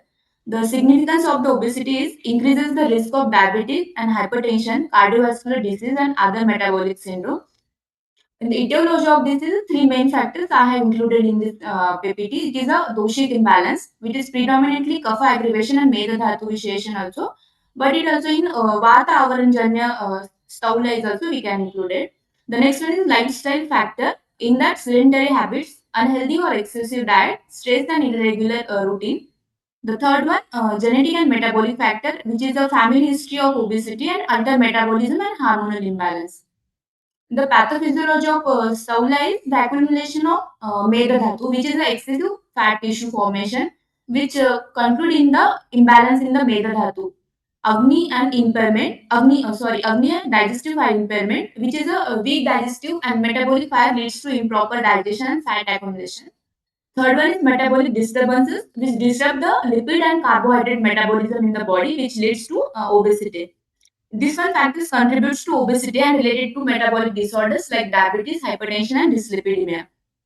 Next one is Ayurvedic management. What our Acharya Charkacharya has told in his Sushrut Sandarpanyota Adhyaya, Shastam Ullekhanam Tatra Vireku Raktamokshanam Vyayamascha Upvasascha Dhumacha Svedananeja Sakshaudrashcha Abhaya Prashaha Praya Rukshana Sevanam Churna Pradehacha Yukta Kandu Kota Vinashana. In this management, they have included the all therapies we are doing in Saula patient. In that also, others are other holistic management approach we are including as a ahara. In that, Yava Bodhuma Bhojana, Guru Chapatarpanjanya Ahara. In Vihara, Vyayam and Achintana. In Panchakarma procedures, Virechana, Basti, Udvartana and other cleansing procedure we are using. Here we are doting on the Virechana procedure. So primary treatment for detoxify and restore the dosha balance. We are using the Virechana treatment. In the therapies we are using as a supportive measures. Depending on the patient constituent, we are changing. The goal of the Virechana therapy is to restore the dosha balance, improve metabolism, and prevent complications of Staulia. In the Virechana therapy, Virechana the definition is the Tatra dosha udva bhagam vaman savnyakam adho bhagam virecha savnyakam, which helps to eliminate the excess dosha toxins through anal route, restoring the metabolic balance. The steps involved are Purva Karma, Pradhan Karma, and Paschat Karma. In that also first Purva Karma Snehana Svedana, Pradhan Karma administration of Vairajnik Dravya, and Paschat Karma Samsajan Krama, rejuvenation and lifestyle guidance. In herbals, your formulation we are using in Vireshna, Trivritaleha, Erenda Taila, Avipatika Churna, Manibhadra Guda. In an also hospital, I have seen some cases in that Murchita Tila Taila is mainly used in Saula patients. In the mechanism of action of Virechana, in that the first one is it detoxifies and eliminates the accumulated ama and excess dosha through purgation therapy. First, the next one, the correction is the dosha imbalance, which is specifically reverse back the three dosha and dhatu visheshan, which restores the equilibrium. Third one, the improvement in Agni and metabolism, which strengthens the digestive fire to enhance digestion, absorption, and metabolism, which reduction in meta dhatu accumulation, which mobilizes and reduces excess fat tissue and aiding weight management and prevention of metabolic complications. In the clinical evidences, it is used in the reduction in body weight and BMI, which is significantly weight loss and BMI reduction after Virechana therapy. Improvement in lipid profile, which decreases the serum cholesterol, triglyceride, and lower sorry, low density lipids. Improvement in high density lipid level. Enhance the digestion and metabolic function, which restores Agni and improves metabolism and reduces fat accumulation. In prevention of obesity related complication, which reduces risk of diabetes, hypertension, and cardiovascular disorders through dosha balance and detoxification. In the prevention of Staulia, there are mainly we are included in three types, which is a lifestyle modification. We are using balanced diet, portion control, regular physical activity, stress management, and adherence to daily routine. Periodic Virechana therapy, the individual having the high risk of kapha meda disorder to prevent the fat accumulation and metabolic imbalance. The Rasayana therapy, rejuvenating and metabolic enhancing the hub to maintain the long-term health and prevent recurrence. In the conclusion, Staula is the metabolic disorder caused by kapha meda imbalance, lifestyle and metabolic disturbance. In Ayurveda metabolism, in holistic diet, lifestyle and panchakarma and rasayana therapy, we are including the management of Staula. We are focusing on the Virechana therapy, which detoxifies the body, correct dosha imbalance, improves apnea and metabolism, reduces meda dhatu accumulation, and in modern evidences, it supports the weight reduction, improved lipid profile, and prevent the obesity-related complications. With the prevention and long-term maintenance, lifestyle modification, periodic virechana, and rasayana therapy, we have to manage in the Staula patients. Thank you, sir. Also, thank you, Dr. Pallavi. The chairs of the sessions, please, you may proceed with the inquiries.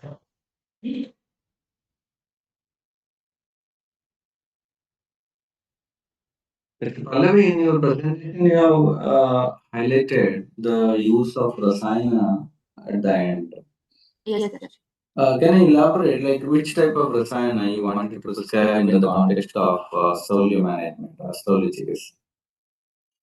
Sir, in rasayana therapy after virechana, when vata may can be increased or vata prakop may can be happen, after to restore it and Staula patient to avarana, to remove the avarana, we have to include the Shila Jatu or Gugulu, this one rasayana, this one kalpa, which I include Gugula Shila Jatu type of kalpa or Trifala. This one rasayana we can include, sir.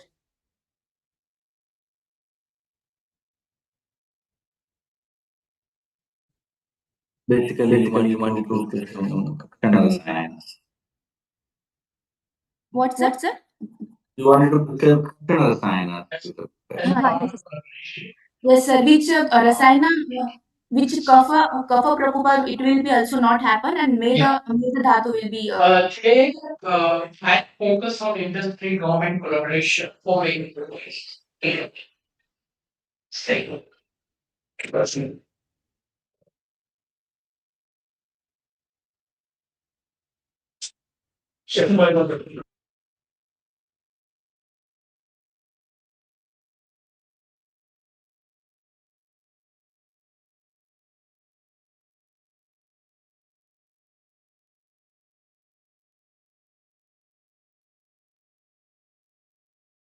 Dr. Pallavi, please continue. Sir, that rasayana we are using, sir, which are not a kapha prakopa, it will be not happen the kapha prakopa also, and meda dhatu maintenance also. That one rasayana we can include, sir.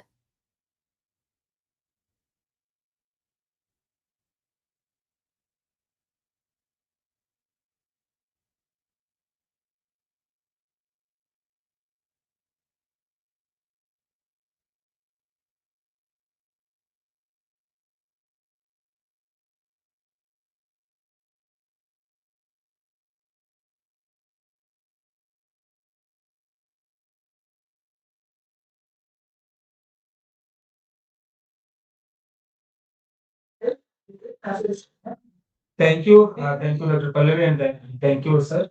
For next presentation, that is presentation number 10, I invite Dr. K. Tefila, topic Ayurvedic perspective on Staulia, role of the trust as a Medovara intervention. Dr. Tefila. Yes, sir. 1 minute, sir. I'll share my screen.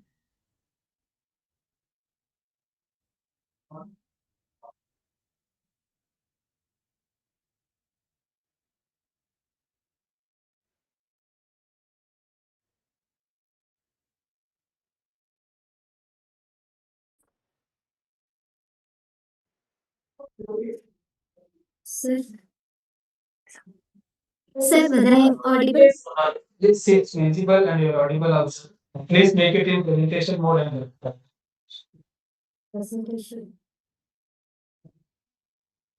Presentation mode.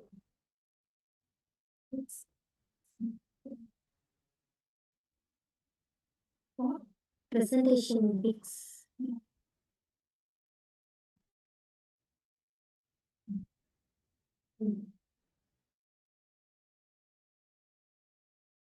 The visible MD Scholar, Department of Russia and Kalpana. My topic is on Ayurvedic perspective on Australia made intervention. This topic focuses on the Ayurvedic understanding of Saulia as a of impaired metabolism and absence of the balance. Introduction: Ayurveda emphasizes proper physical activity to maintain health and prevent disease. sorry for Globally, over interruption. 1.9 Your million slides are not moving. Please make it in presentation. Now, okay, now it's okay. Please continue. Okay. Sedentary lifestyle and improper diet are major causes of metabolic disorders in modern society. Globally, over 1.9 million adults are overweight and 650 million are obese. In Ayurveda, Staulia is a Kapha-pradhana and Medo Dhatu Dushti condition among the Sandorpanata Vikara. Acharya Charaka includes Staulia among the Ashtanindita Purusha as Adi Staulia. The clinical features include Medo Mamsa Adivritatvat, Chalas Stano Udara Lampanam, Ayata Upachaya, Utsago Naro Ati Stula Uchyate. Takrarishta is Ayurvedic fermented butter formulation, beneficial in Staulia management. Ashtanindita Purusha, Acharya Shishrita is mentioned, Madhyama Sharira as the ideal one, and Charaka has included Staulia as Adi Staulia in Ashtanindita Purusha in Tutrasthanam. Nidana, it is caused by Adi Sampurnatvat, excess intake of Madura, Shita, Snigdha, Ahara, Bija Swabhavat, Adi Vyayam, Avyayam, Vayatvam, as main by Chaka, and Shruta has emphasized Amadosha as the main factor. Sampra made accumulate Roda, Vata Kushta, so it excess active appetite overeat and further medo increase, disrupt Agni and Vata dosha, act destructive impact metabolism and vitality. Chikitsa aim breaking samprapti of balance, use of Guru and Apatapana, Kapha and Medohara Guna regulates the regulates the Agni and reduces Adishuta. Apatarpana promotes the reduction of Medo Dhatu. We can take Ushna, Ruksha, Tikta, Rasa, and Katu Vipaka Ahara. That enhances properties and Shodhana.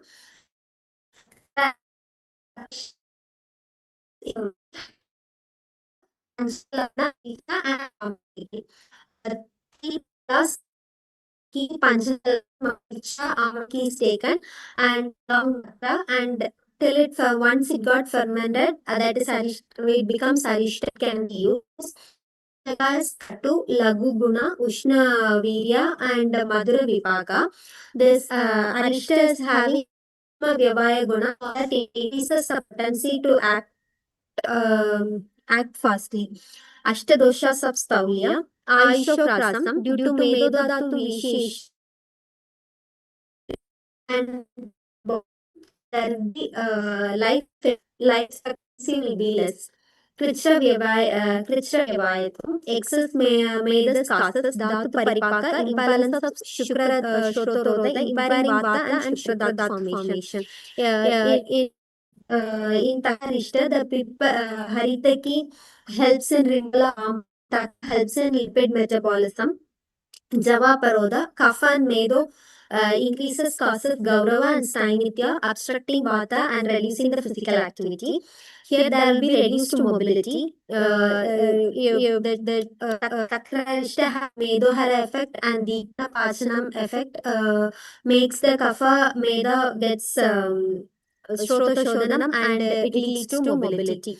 Daurbalyam due to Agni Mandi and Ama formation, this leads to undernourished dhatus and it weakens the other tissues. With the help in Takrarishta, it is having Agni Deepan and Rasayana and Takra is having the immune system to make it normal and Daugandhya and Adhisvedam. It is due to vitiated Meda and Kapha contaminates Sveda, causing bad odor and Adhisvedam.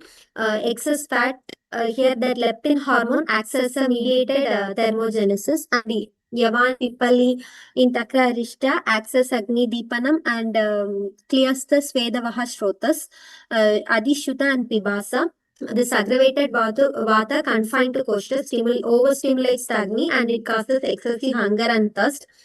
In Takra specifies the Vata and Haritaki regulates the Agni as Rasayana, maintaining digestive and metabolic disorder. In Takra Rishta possesses Deepan and Pachana properties, enhances this digestive fire. Its Lekana action helps in reduce of excess Meda. Shodhaka effect clears the obstructed channels. So it promotes sustainable weight management. Discussion in Medasvi Purusha, only Medodhatu receives proper nourishment while other dhatus get undernourished leading to Dhatu Kshayam. The Guru and Siddha gunas of Medas cause inactivity and physical sluggishness. Obstructed Vata and the Koshta stimulates Agni, producing Adishuddha and Pibasa, while Doshik imbalance leads to Daurbalyam. In Takra Rishta corrects this disturbances through its Pachana, Lekana, Shodhaka properties. It's Ushna, Tikshna, Shudnas from Yavan, Pipa, Hataki, Panchalana, digestion and clear Shroto Shodhana, reducing excess Meda and Kapha. Amalaki and Haritaki access Rasayana and promote Vata Anulomana, ensuring balanced Dhatu Poshana and systemic rejuvenation. Collectively, Takrarishta restores Dosha Samyatva, corrects Shrotoroda, promotes Meda Pachana and reestablishes metabolic harmony. Conclusion. Here further studies have been done on molecular mechanism. Given the microbiotic nature of Takra, few studies modulates the study can be. Thank you. Thank you, Doctor. I now invite the chair of this session for any comments or any questions, please.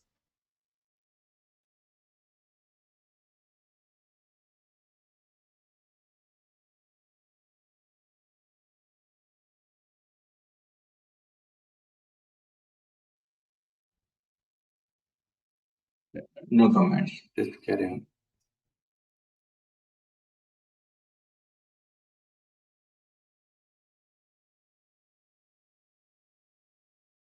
Okay, then we will move forward with the next presentation.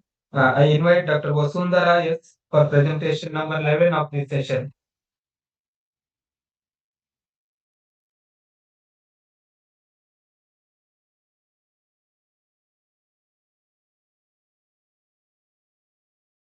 Sir, is it visible?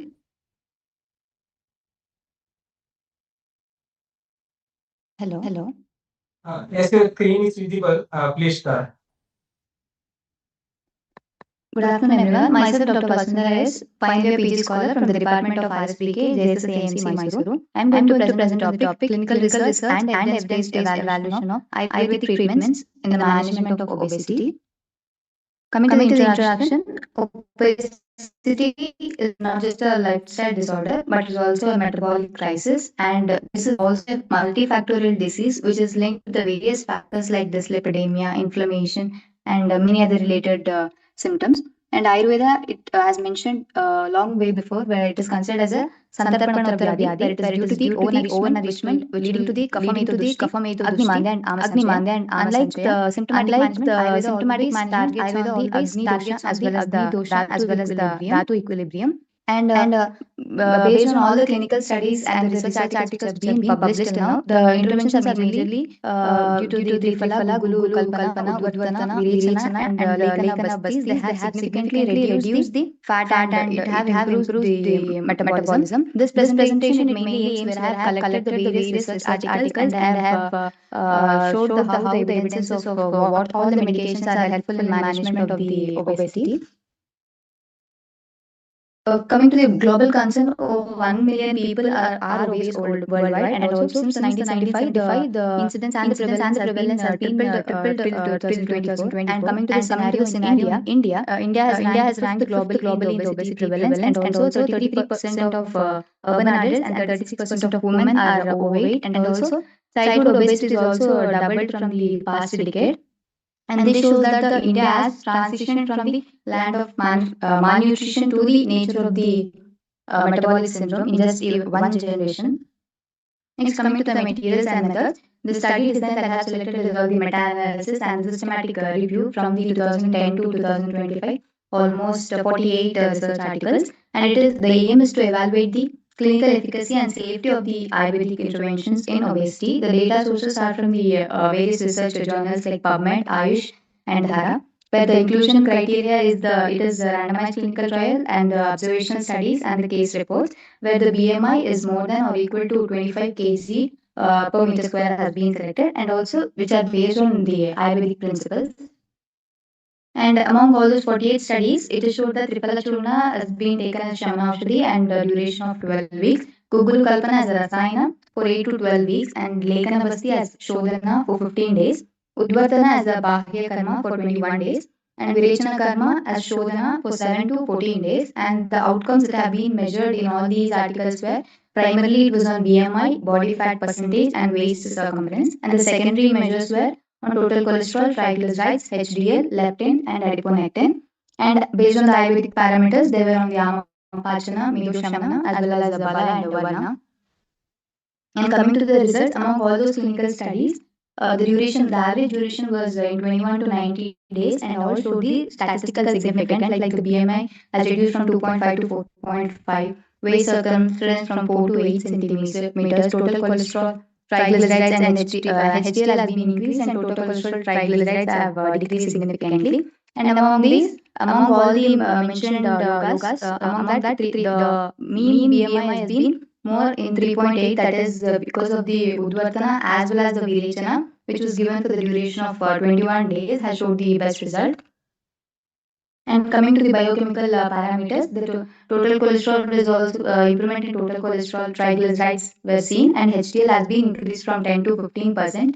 Serum leptin is also decreased from 15 to 20%, and Agni score was increased from 25 to 40%. And Panchakarma evidence, it showed that the Virechana showed decreased hepatic fat by 17%, and Lekana Basti has improved the triglycerides by 24%, and there was no rebound weight gain, which was after even 3 months of follow-up.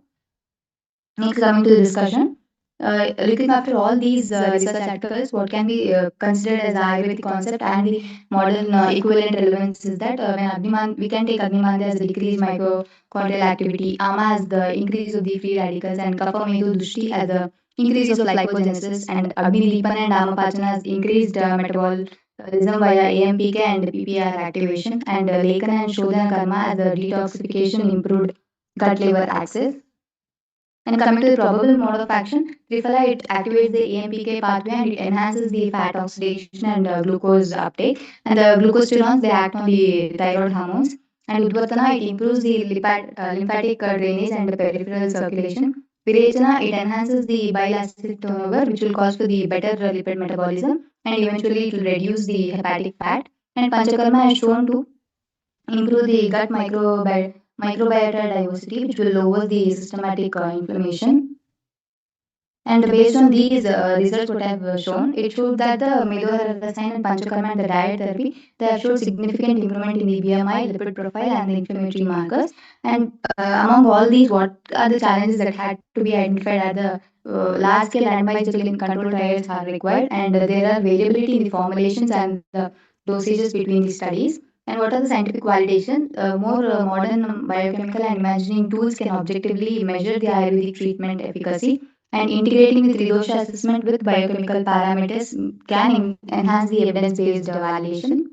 And coming to the conclusion, Ayurveda approaches to the obesity management where it mainly focuses on correcting the Agni, balancing the doshas, and removing the Yama, rather than just on reducing the weight. And clinical research it demonstrates promising outcomes in improving metabolic parameters and overall well-being.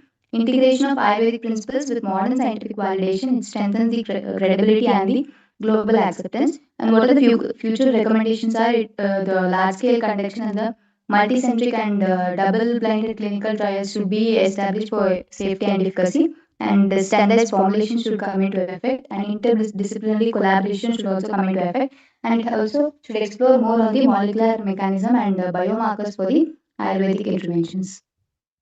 Thank you.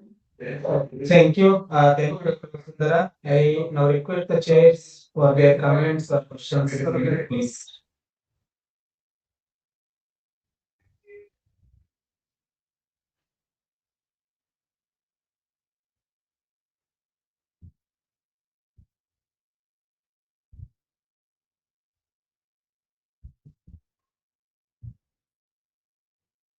Vasundhara, Yes, sir.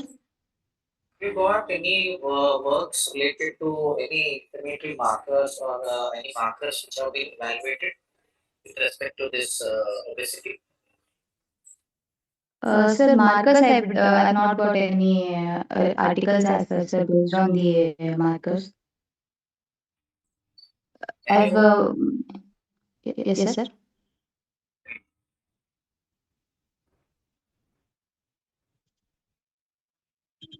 Mainly, like a few have taken was only like what I have mentioned in this was the leptin and the adiponectin were the major markers which have been selected in articles that have been searched. These two were only used, but on the inflammatory markers, I didn't get many articles based on inflammatory markers or the hormonal like the insulin and all. In from those, I didn't get many articles, but mainly I've got on leptin and adiponectin.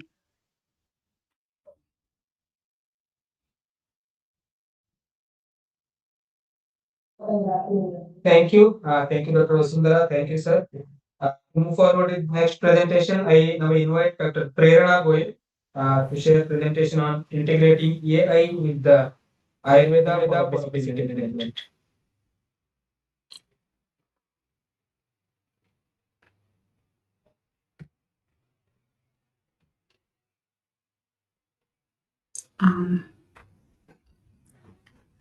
Is it my screen or visible? Yes, it's visible. Okay. Please start. A very good afternoon to all.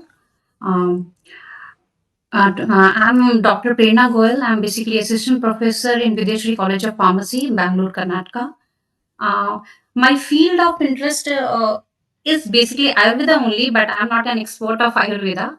So I'm from a pharmaceutical background. So as per the conference topic says is it Ayurveda and integrative approaches to obesity and metabolic syndrome. So just I want to uh, keen your interest towards integrating AI, that artificial intelligence, with Ayurveda for obesity management.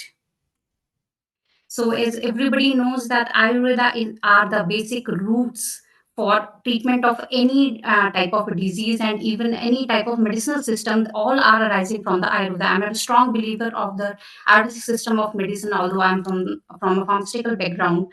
And also, as the Ayurveda is dealing with the disease based origination, and its treatment is based on the individual behavior and the interruption, or we can say the imbalances between the three doshas. So where still Ayurveda is, we know that it is a root of the or treatment of all diseases, but still, and when we see about the pharmaceutical industry and the allopathic treatment, we lack somewhere, and that the lack is basically the standardization of the herbs. And because the standardization herbs is comparatively difficult to standardize different herbs, because they are constituting of different types of uh, active constituents. In a single herb, there are thousands of constituents are there, and that also makes the types of a multi-targeted or multi-marker based approach we can have if we do the standardization of the herbs. It is difficult, although, but being a multi-targeted approach, it helps that over the pharmaceutical drugs, as pharmaceutical drugs are based on a single targeted drugs, and that leads to, when we have a single target thing, that leads to the side effects on the other organs. While if we have the multi-targeted or multi marker approach, a single drug of herb or single mixture of a herb can affect on different organs and single at a point of time. So that makes Ayurveda a very good treasure of all treatment of different diseases.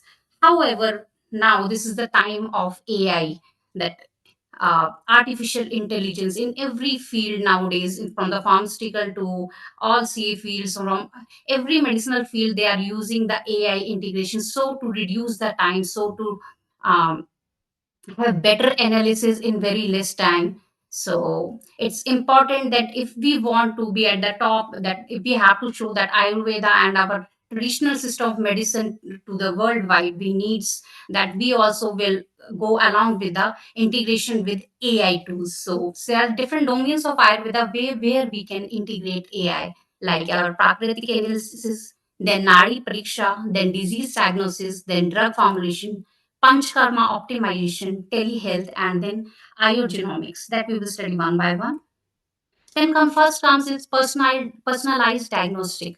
So AI can analyze the biometrical, so large biometrical data, different images and questionnaires, specifically the questionnaires that are related to the prakriti of an individual, how that three doshas are imbalanced in an individual. That diagnostics, the personal diagnostic, can be done through AI. So even that recommendation can be based on the individual patient data, genetic information, and the needs. Next is it can help in enhancement treatment, personalized treatments like, as I said, evaluating the doshas.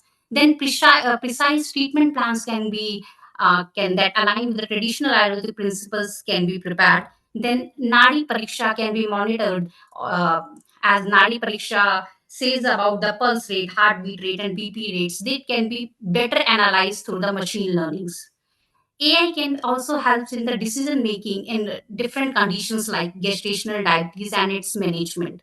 It can We have these days AI powered variables for helping the HR for noting down our heartbeat, for BP, and for sleep monitoring. So using these variables, we can better analyze those things and can just integrate with the Ayurveda for the better results. Then we can have better and punch karma processes. Basically, punch karma processes are there for five basic processes are there for the punch karma in Ayurveda, but we need their optimization better and can be analyzed through AI. Next is the most important part that AI plays is in our drug discovery. As we know, we have a lot of herbs that basically Ayurveda uses for the treatment of diseases. So all the data of these potential herbs can be classified, and all whatever we have till now can be streamlined in the which will help in the drug discovery processes. Analyzing the vast clinical data, then cloud-based representation of the already scripted biological data, which is very important. We have those scripts of Ayurveda from different text of. Uh, Excuse me. Please, can you make it slideshow? Your slide. is it not working? Can you make it slideshow? I mean, it's in the same. It's not working. Okay, just okay. Sure. Now it is slideshow like. No, not yet. Not yet. Okay, just wait, sir. A few seconds, sir.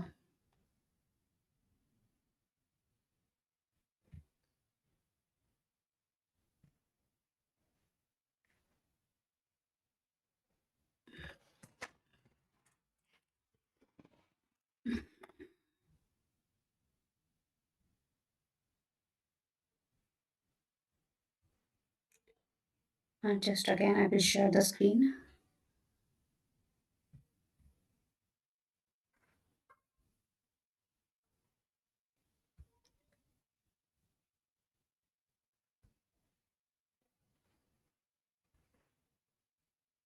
Now it is slideshow.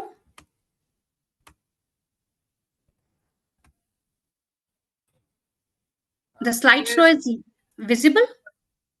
It's not in slideshow. Anyways, you can continue. If not, you can continue. Okay. My screens are visible, sir. Yes, madam, your screens are visible, but it's not in slideshow. No problem. You just continue with your slides. Okay. Sorry for that. Thing. Okay, then this is one of the most important thing where AI can help us in the it is the drug discovery. So as I was the cloud-based representation, so we have a very good scripts from Charak Samhita, and so many scripted texts are there in the Ayurveda. So all these scripts should not be only in the form of what we have, that books or the pharmacopoeias or other things. It should be scripted in the cloud-based representation, so that after our next generation also can easily see whatever we have in the Ayurveda. So it will leads to the error reduction and improve the labor efficiency. So also it helps in the data updation. If we have to go through the Ayurvedic pharmacopoeia and the updation of the pharmacopoeia, if we use the AI tools, it will be very easy. Then about the Ayurvedic pharmacology, we can study easily by the AI tools. Then comes the telehealth and remote monitoring. This telehealth and remote monitoring services are there these days in the allopathic treatment. Nowadays everybody will call to the doctor directly, or they have the video calls for the just making about their treatments and all. But still that in Ayurveda field it is little bit less probable. But now with the help of AI, we can monitor our patients remotely, even in for the Ayurvedic treatment also. So it will monitor vitals and doshas level as well. Then research and development level, as just we studied that it will enhance the research productivity in Ayurveda by analyzing the large data sheets, and it will help in identifying patterns and validating traditional practices through empirical evidence. And AI aiding there is a new field known as iogenomics that will collaborate the Ayurvedic phenotypes with the genetic phenotype of a patient, and that even the AI can judge what type of a genetic makeup of a person will lead to which type of Ayurvedic treatment. Now comes to the main thing, that is how AI for the diabetes management we can have. As we know that diabetes is the most prevalent disease nowadays in the 21st century, and it is dealing with the faces with the several challenges these days. So we require some early diagnosis of the diabetes, and some regular checkups are follow up are needed. As we know, this is a type of a lifestyle disorder, and integrated diabetes management is required. We know we require. So different diabetes treatment, or we can say So lifestyle changes we can make through the AI is where will be helpful is early detection and screening through different models and retinopathy screenings, then personalized treatment plans and clinical decision support, then through glucose monitoring and different types of wearables nowadays we have, then dietary and lifestyle management. So AI can just tell you about that, what type of exercise plans you can have, or automated meal plannings or nutritious application based on the Ayurvedic principles. So automated insulin delivery systems are there, then patient education and engagement. So what are the basics of the Ayurveda, and that same Ayurvedic principles we can educate the patient for that. Then remote monitoring and telemedicines, as I know there are so many platforms are there, directly you can call it through AI powered telehealth programs and platforms are there. uh, then about the diabetes research, that AI can assist to the drug development through that cloud, through genomics. However, but still we are facing so many challenges, and we have to take the consideration of AI along with those challenges. So AI is enhancing the Ayurveda and constitution analysis, diagnosis, and in herbal research. However, we have some limitations about these small scale studies, lack of RCTs, specifically our data standardization positions, then ethical consideration. Although we have those mindful scripts of Ayurveda, we cannot give every data to the AI. So some ethical issues are all still there. Our data privacy is there.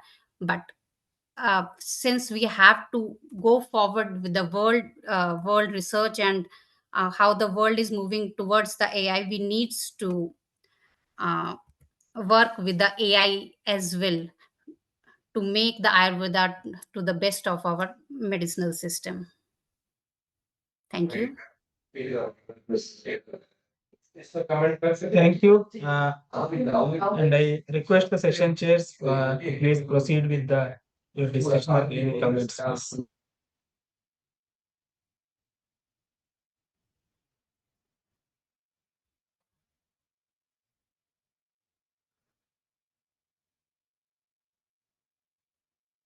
Dr. Prerna, Yes, sir. it was nice to get the information from the AA side, Okay. but it will be usual concern from every Ayurvedic faculty that Yes. whether AI is going to steal the job of Ayurvedic doctors. Definitely, sir.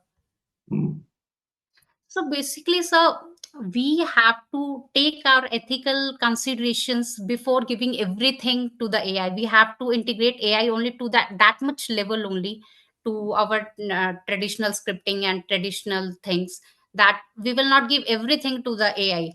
Only for that, making it to the cloud to the level that it will not steal everything. Definitely, work or expertise of a person cannot be steal by any monitor this machines. It is not possible also, as people are telling that afterwards the jobs will be taken by someone. It's not possible, because what expertise and experience we have, a machine cannot have. It only scripts the things in a one form, so that it will be easy for us.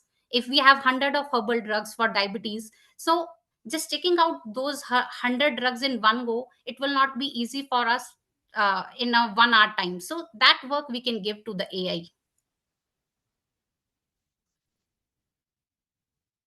Sir. Yeah.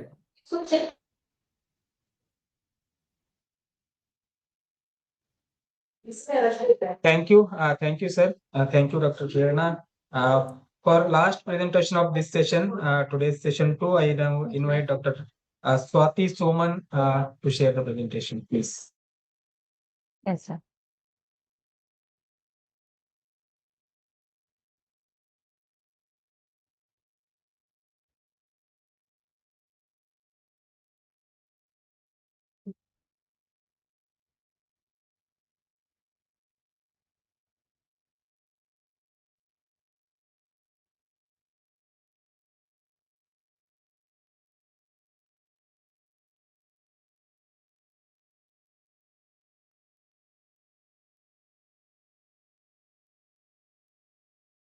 Sir, I hope it's audible and visible.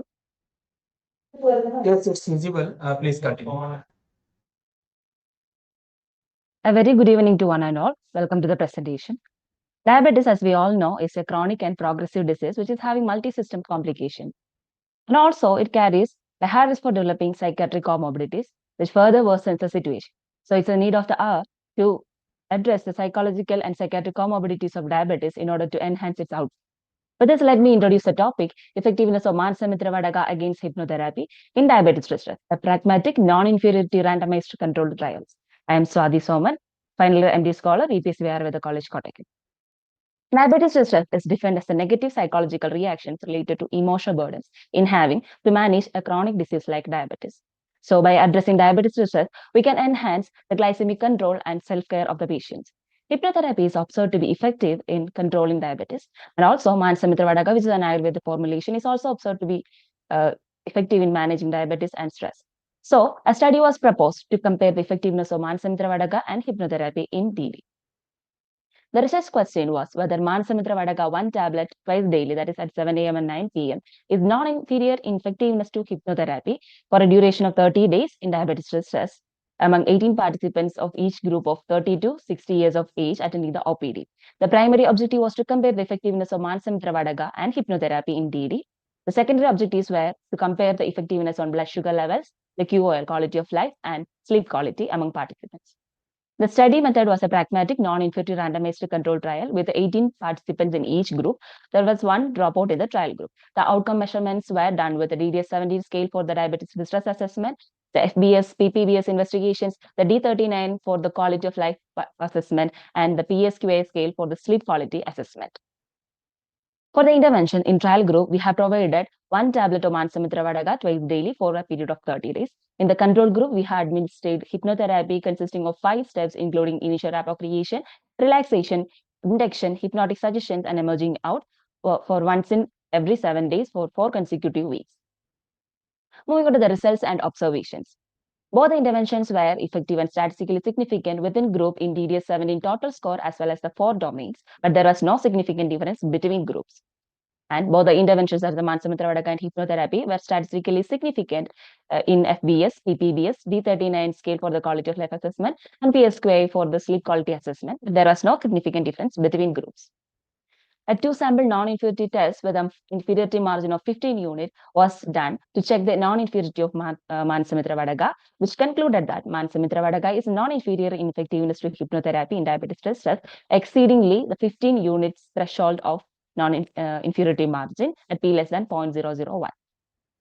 Moving on to the discussion, the symptoms such as anxious thoughts, angry, and lack of adherence to the self-care are pointing out to the Vada, Pitta, and Kapha predominance, the dosha dushti. And the study conducted in our department concluded that the diabetes distress is a tridosha janya vyadhi with a Vata Pitta predominance. Moving on to the probable mode of action, Manasa Mitra Vadaga, as we all know, is Tridosha Hara and predominantly Vata Pitta Hara. It also has Manodosha Shamanatva and it enhances Prajna and Meta. It also has significant anxiolytic, adaptogenic, nootropic, and anti-hyperglycemic actions with the drugs such as Ashwagandha, Bella, Draksha, etc. So, Manasa Mitra Vadaga acts by neurochemical modulation, diabetes management, and Manasika Dosha Shamanatva. On the other hand, hypnotherapy acts by downregulating the HPA axis overstimulation, thus reducing the cortisols and catecholamines. It also has modulatory effect on prefrontal cortex as well as the limbic system. Thus, hypnotherapy acts by psychological well-being, emotional coping, and diabetes management. So, to conclude, both the interventions, that is the Manasa Mitra Vadaga and hypnotherapy, has significant effect in reducing DDS diabetes distress as well as the blood sugar levels. It also improved the quality of life and sleep quality among the participants. Thus, the null hypothesis has been rejected and the alternative hypothesis has been accepted. That is, Manasa Mitra Vadaga is non-inferior in effectiveness to hypnotherapy in DD, exceeding the threshold of 15 units. For the recommendations, we recommend developing and testing a Saturday module, especially for the diabetes distress, and also to conduct larger follow-up studies to generalize the results. These are the references. Thank you.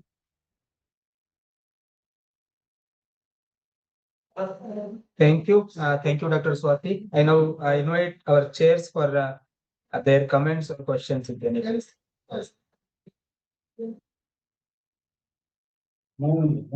Manasa Mitra Vadaga, which company was used in the study? The medicine was procured from Ayurveda Shala Cortical, sir. Okay.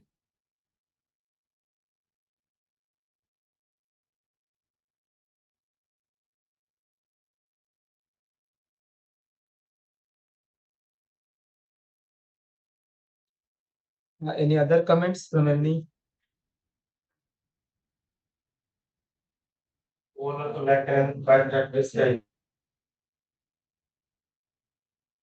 What's that?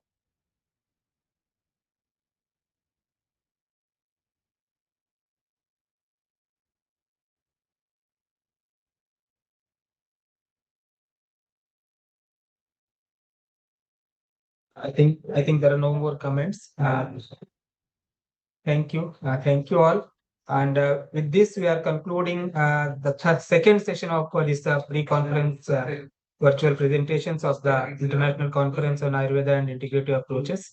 On behalf of the entire organizing committee and the Central Ayurveda Research Institute, CCRS, I extend my sincere thanks to all who contributed to the success of this session, particularly Dr. Shripati Adika from Mahe, Dr. Anil Korali sir from KLE, and Dr. Nitin V from SDM Bengaluru.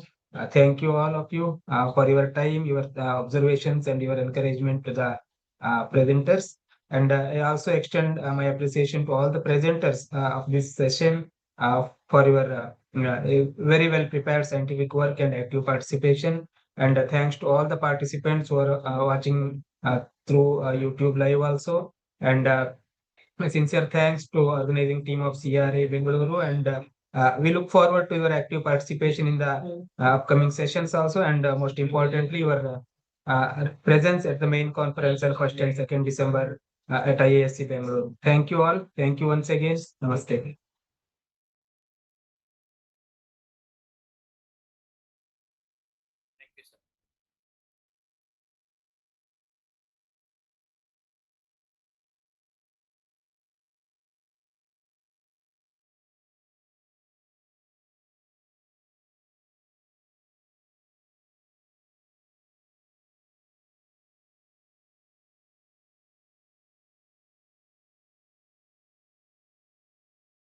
Now embrace this.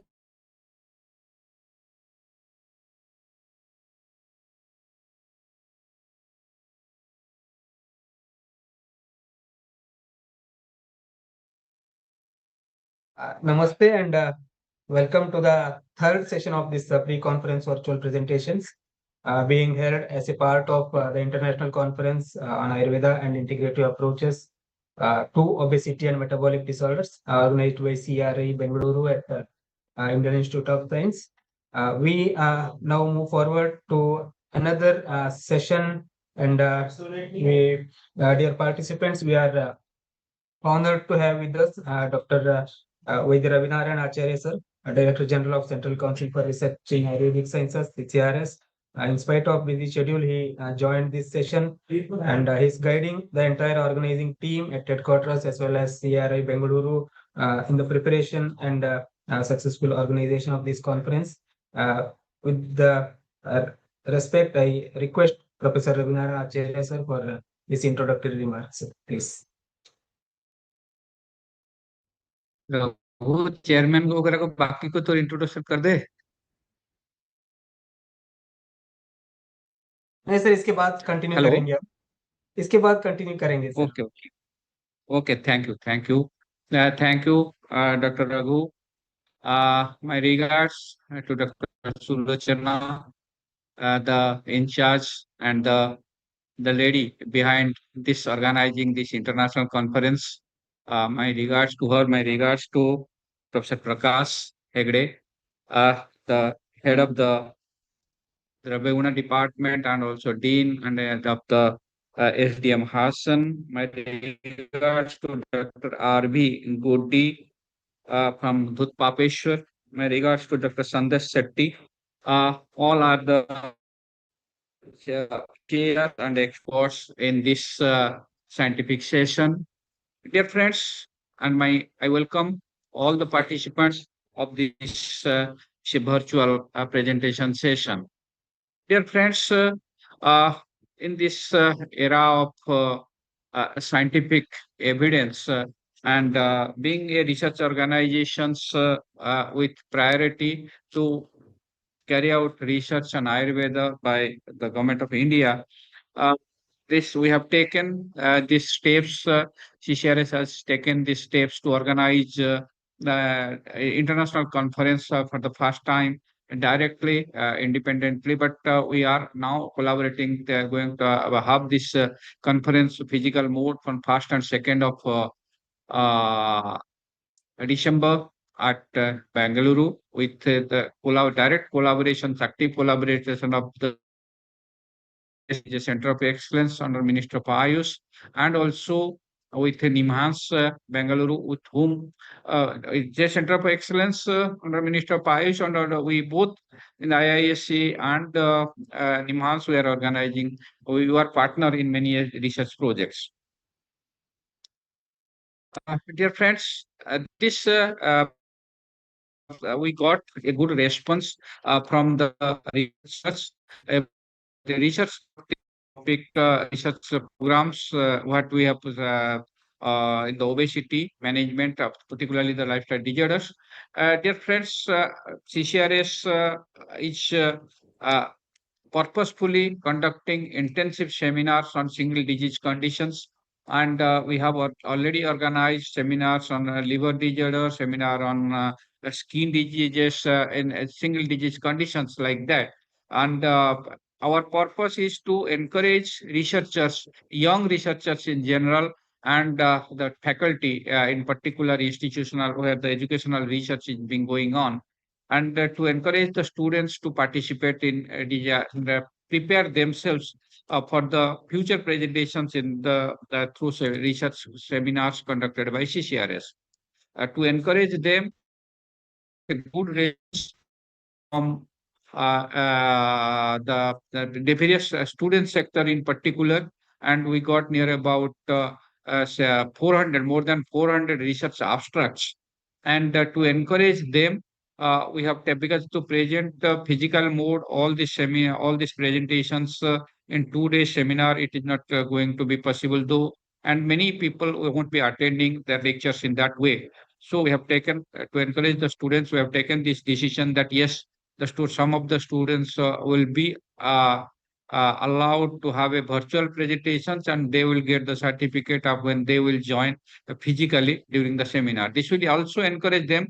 We have invited a renowned persons in this field, and they will deliver keynote lectures, so that they will get good scope to listen those resource persons, their experience based practices and their evidence based practices in this present disease conditions seminar is being conducted. With this aim, this seminar, this virtual seminar is conducted, and I thank also Dr. Raghavendra for conceptualizing and implementing both the things. I thank the team Bengaluru under the leadership of Dr. Sulochana ji for managing, and also I thank my teams from headquarter, all the program officers and other officers. We are busy in Bijawada. DDG is already engaged there. He is supposed to, but he is managing a scientific sessions there. So I thank again the team Bengaluru and Dr. Raghavendra in particular for managing the virtual presentations, and hope in future CCRS will come up with new plans for how to conduct good seminars, and we are planning that we will maintain all the virtual presentations. Only from virtual presentations we select 10 to 20 overall. Those presentations will be physically present. They will present it physically then only, and rest will be virtual. We will select 400 abstracts, all will present, or 200 abstracts, all will present through virtual. Then in the physical form, 2 days or 2 days, only 10 to 11 presentations will be there. Limited presentations will be there, so that everybody can listen the best presentations in terms of, not in terms of award, but also in terms of good quality research, future indicative research. With this remark, I don't want to have much take much time. Thank you all, and I wish that all the participants who are presenting here virtually should attend the physical sessions. I thank Professor Hegde and other chairpersons of this sessions and giving time to CCRS to guide CCRS in that aspect. Thank you. Thank you. Thank you, sir. Thank you very much. Thank you for your guidance and encouragement. We are now moving forward with the third technical session of this virtual presentation. And for this, we are honored to have three distinguished experts with us to chair for this session. First, with great respect, I welcome Dr. Prakash L. Hegde, sir, who is the Chairperson of Pharmacopoeia Commission for Indian Medicine and Homeopathy, Government of India, New Delhi. And he's also a member of the Ayurveda Siddha Yunani Drug Technical Advisory Board and an esteemed member of the National Task Force for the One Herb One Standard initiative of the Government of India. Along with these national roles, he is also serving as the Vice Principal of SDM College of Ayurveda and Hospital Hassan, and his leadership in standardization, regulatory guidance, and pharmacopoeia development is definitely valuable for this session. Welcome, sir. Thank you for your time and joining with us. Welcome on behalf of the entire organizing team.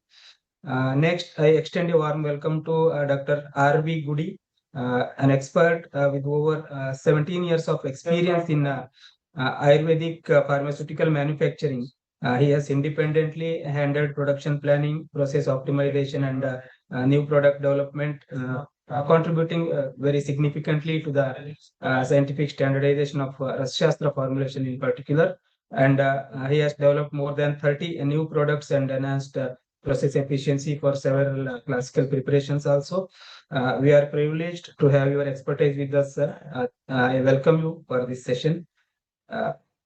And our third chair for this session, Dr. Sandesh Kumar Shetty, Associate Professor, Department of Swastavrata, SDM College of Ayurveda, Udupi. And he's also serving as in charge head of the Department of Integrative Health and Translational Research.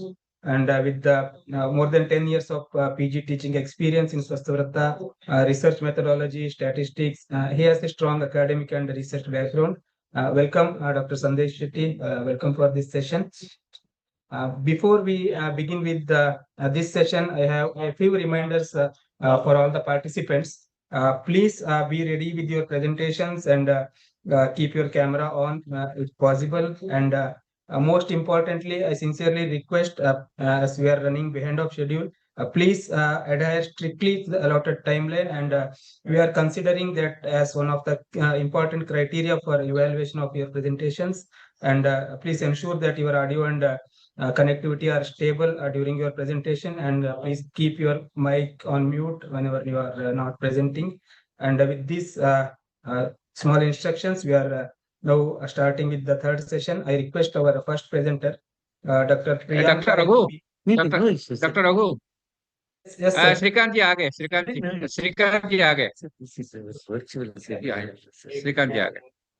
Namaste, sir. We are happy to have our Deputy Director General, Dr. Srikantian, sir, who is guiding in all our planning activities related to conference. I respectfully invite Srikant, sir, for his remarks, sir. Please. The third session. Thank you, Dr. Raghu and Dr. Sulochana and all other organizers, and Dr. Prakash Hegde ji and Dr. Sulochana and all others who are there in the session, and dear participants. Actually, this is, as you know, that the council is conducting various seminars. And this is also one of such type. We are focusing on the metabolic disorders and life lipid disorders, which is a unique proposition. This time, unlike that, we have been conducting in various ways. This is one of the new mode we have this time we have initiated. And this at the outset, I will say that we have various presenters. We have been we are with us who are focusing on the clinical research, who are focusing on the drug development, who are focusing on the quality and various aspects we have. Particularly here in this, we are going clinical research, particularly focusing on the particular focused area.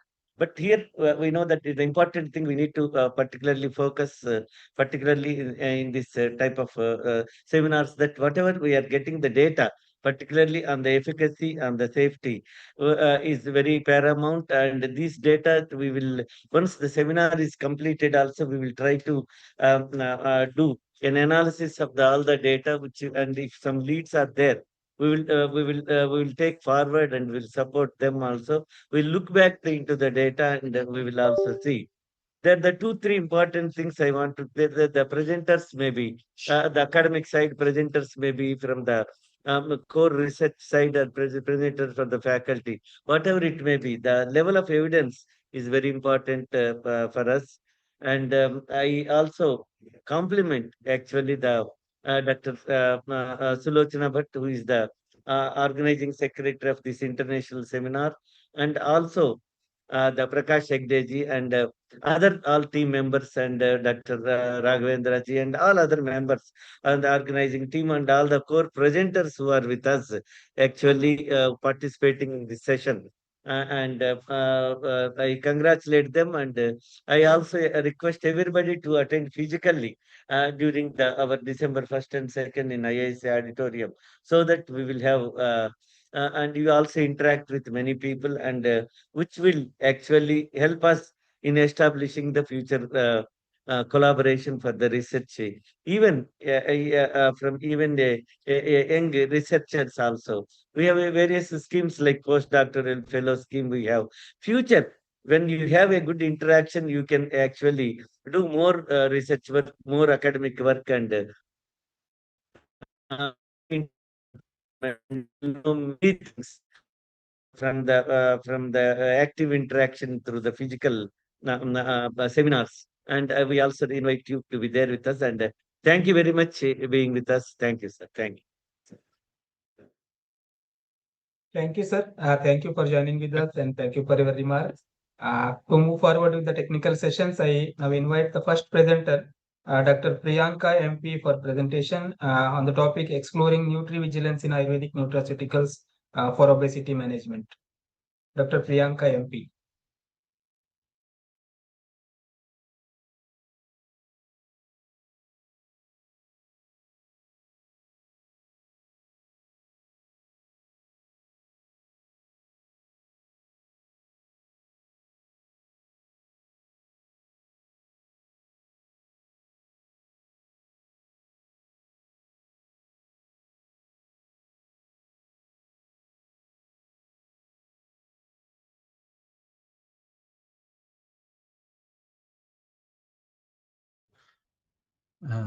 Dr. Priyanka, please unmute, and you can put the presentation in presenter way. Thank you.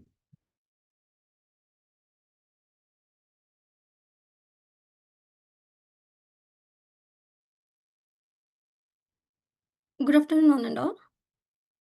So my screen is visible? Yes, your screen is visible. Please make it in presentation mode. Yes. Slideshow.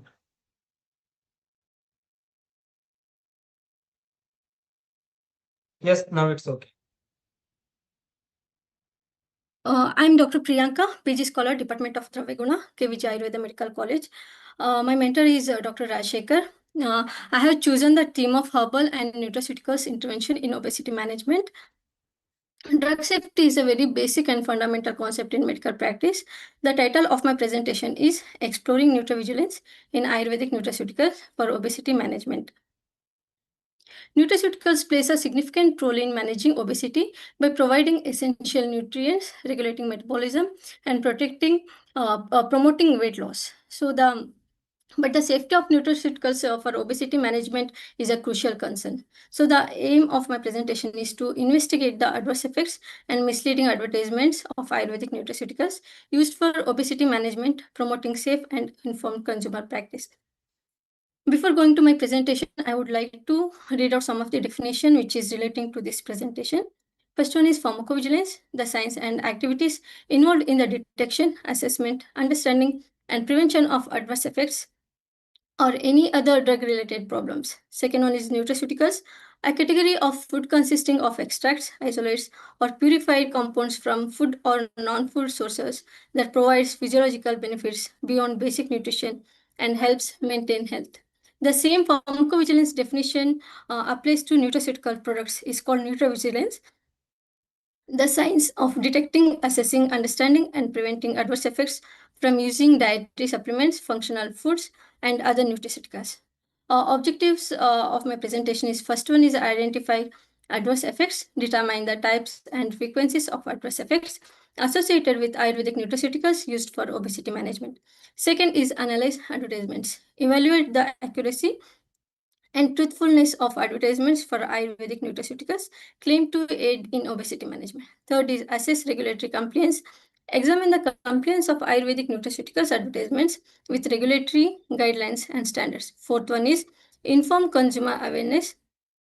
Provide evidence-based information to consumers, healthcare professionals, and regulatory bodies about the potential risks and benefits of Ayurvedic nutraceuticals for obesity management. Ayurvedic concepts of adverse reaction. There is a misconception that Ayurvedic medicine are devoid of adverse drug reaction. In Charaka Samhita describes adverse drug reaction as anishta or dushparinama. These are some of the causes which leads adverse drug reaction: improper use, incompatible combination, that is viruddhahara, contraindications, adulterations, lifestyle factors. Acharya Charaka summarizes this concept by saying that even a strong poison can become an excellent medicine if administered properly. On the other hand, even the most useful drug can act like a poison if handled carelessly. A number of cases are reported in case studies of adverse drug reaction in Ayush publication. I have only selected 5 of them. First is Garcinia cambogia, that is health risk is acute liver failure, hepatocellular injury. Second is aloe vera, 57-year-old German woman developed acute hepatitis after taking 500 mg per day for 4 weeks. Liver biochemistry normalized over a year. Third is green tea extract. That health risk is hepatocellular injury, especially in high doses or fasting states. GT rich in EGCG. EGCG is a powerful antioxidant which present in green tea. Fourth one is turmeric. Severe hepatotoxicity and acute liver injury. Broader data shows 70 cases of supplement-linked liver injury, including hepatitis, and in at least one death. DILI, that is drug-induced liver injury network, identified 10 cases in the period of 2004 to 2022, typically presenting after nearly 86 days of use. Fifth one is noni juice, acute liver failure. Acute liver failure reported in users of noni juice, including at least one case requiring transplant. And the key component of nutrovigilance is monitoring Ayurvedic health supplements for efficacy. First one comes evaluating effectiveness in obesity treatments. Second is regulatory compliance for safe products. Third is researching ingredients in Ayurvedic formulations. Fourth is best practices in quality management.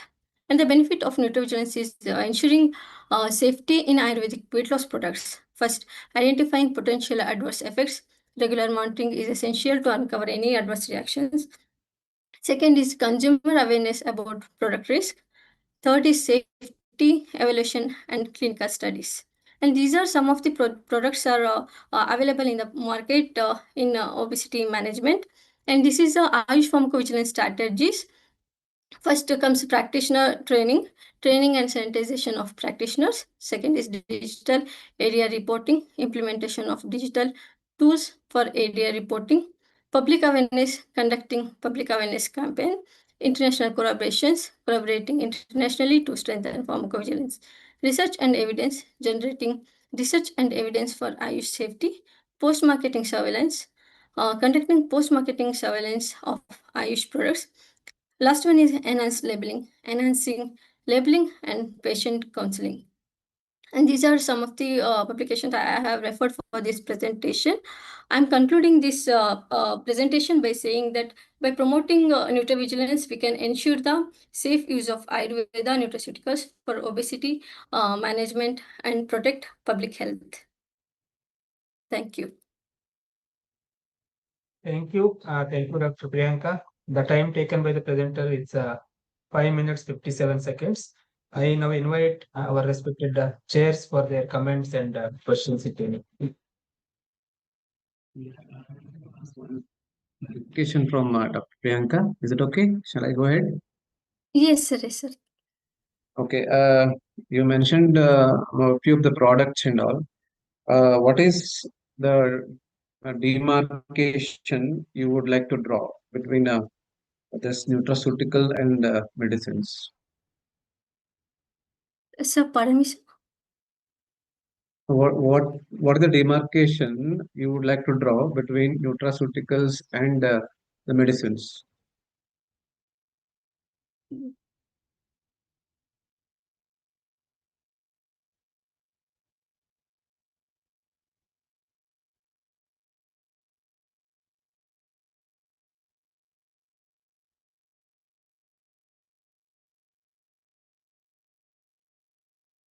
Sir, I'll refer that and let you, sir.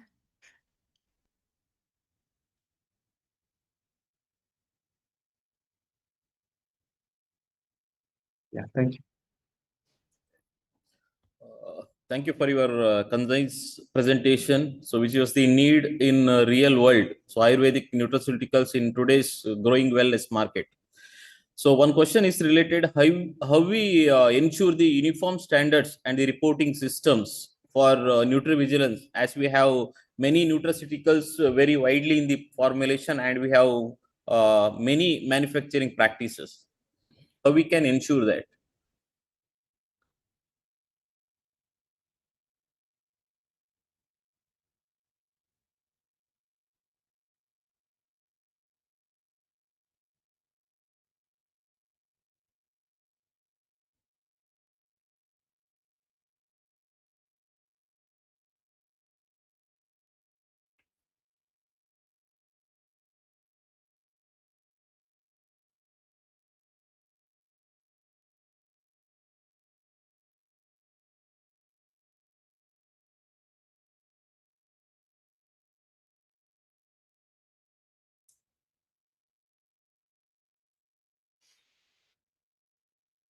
I think we need to go ahead with Okay, the presentation. I think. For next presentation, I invite presentation number 2, Dr. Aishwarya S. Again on nutraceutical aspect of Rasayana and its pharmacology in obesity. Dr. Aishwarya S. Good afternoon, sir.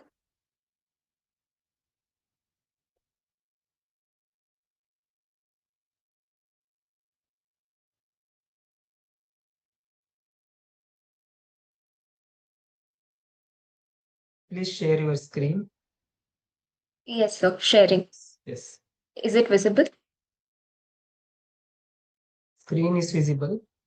PPT. Presentation is visible? Yes. Please make it in slideshow mode. Okay, please. Visible, sir?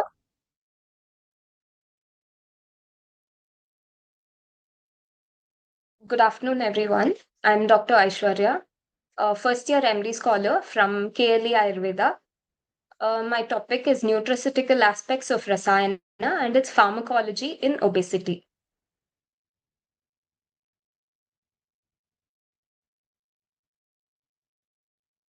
Please excuse me.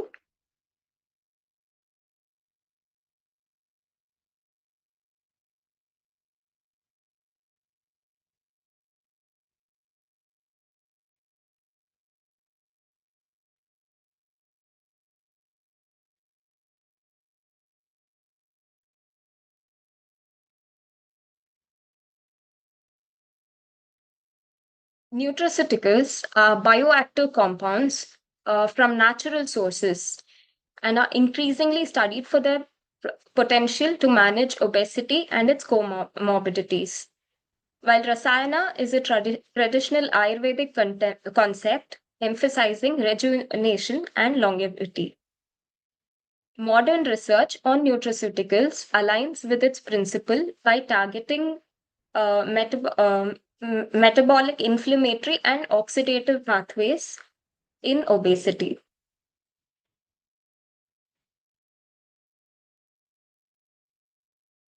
Mechanisms and effects of nutraceuticals in obesity. metabolic regulation, nutraceuticals such as polyphenols, omega-3 fatty acids, berberine, and mulberry leaf extracts improve insulin sensitivity, glucose metabolism, and lipid profiles, helping to reduce body mass index and prevent metabolic complications like type 2 diabetes and fatty liver disease. Anti-inflammatory and antioxidant actions. Many plant-based nutraceuticals, example Silimarin, agar-pal, Sorelia caulifolia, Camelina sativa, reduce chronic inflammation and oxidative stress, which are key drivers of obesity-related tissue damage.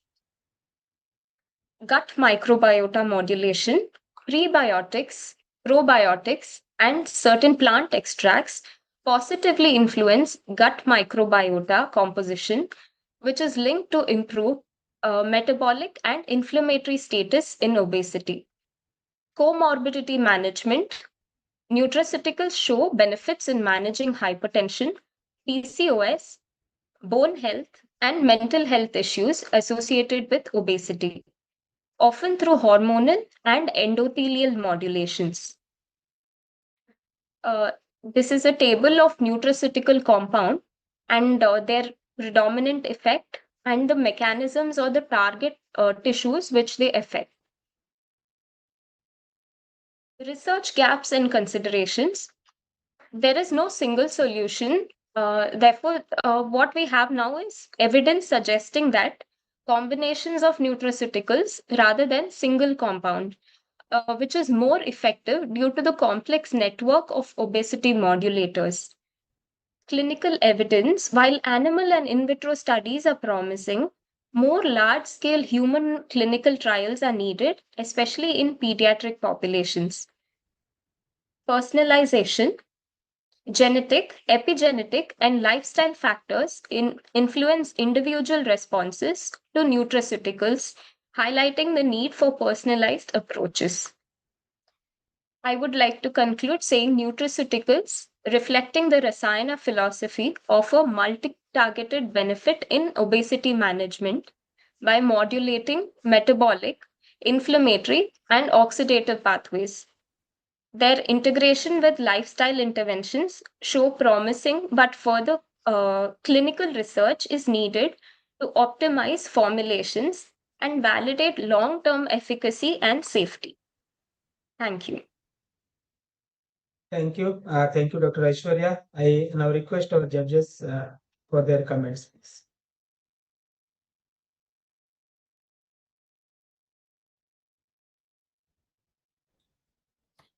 Okay, the nice presentation. So one question which is related with how we can differentiate Rasayana effects from the general nutrition while evaluating Rasayana effect in obesity.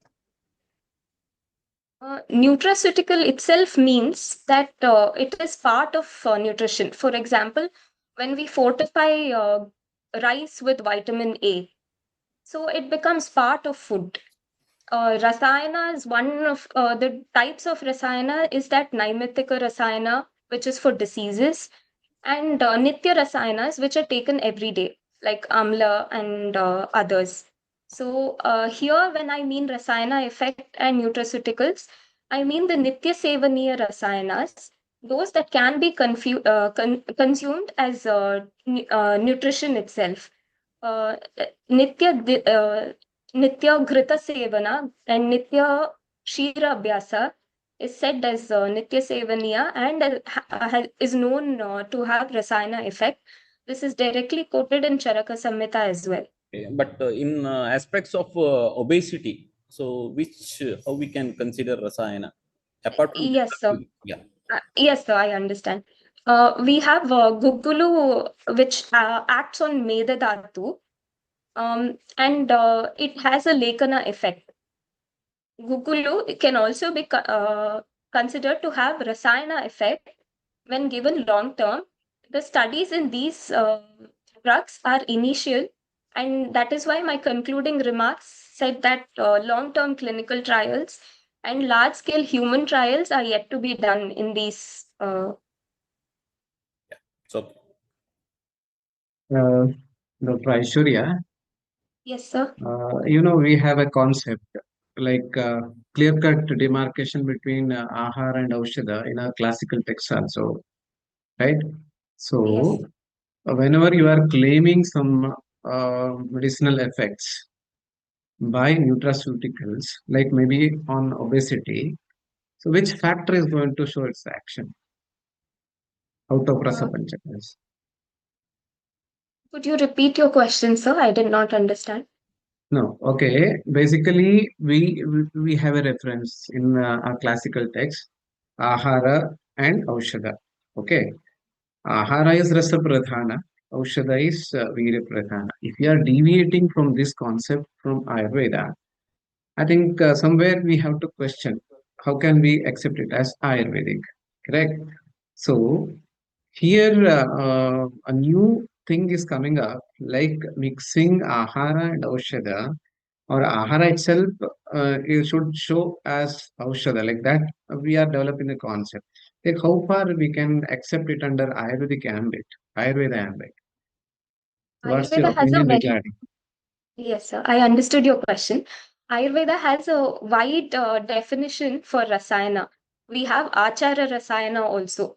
No, I Sadhrita contradict Palana you. No, also. no, you said one thing, Gugula is Rasayana. There, I think that is not conceptually correct. So, Gugulu is Rasayana. It is not under nutraceuticals anything like that. It is No, Aushadhiya sir. Rasayana. It is Aushadhiya Rasayana. Gugulu I think we is need. Hmm. understood, sir. You said Gugulu like is no. yeah. It's correct, sir. Gugulu is nowhere mentioned in my presentation. But to clarify sir's question, I've taken the example of Gugulu. Here, Yes. all the papers are regarding drugs that are not available in India. So I couldn't take that example, or there are no studies to support this. So just to answer that question, I've taken that my presentation does not contain the word Gugulu, sir. No, that is okay. But you have given as an example. Yes, But sir, understood. you didn't answer my question. I think how to like clearly demarcate between Aushadhiya Tattva Apadravya, Ahara Tattva Apadravya. I think we need to have clear-cut understanding of this, I feel. Yes, sir, you are right about this. I will work more on that. Yeah, thank you. Thank you, sir. Thank you. To move forward with next presentation, presentation number 3, I invite Dr. Sahana Naik. Dr. Sahana Madhav Naik.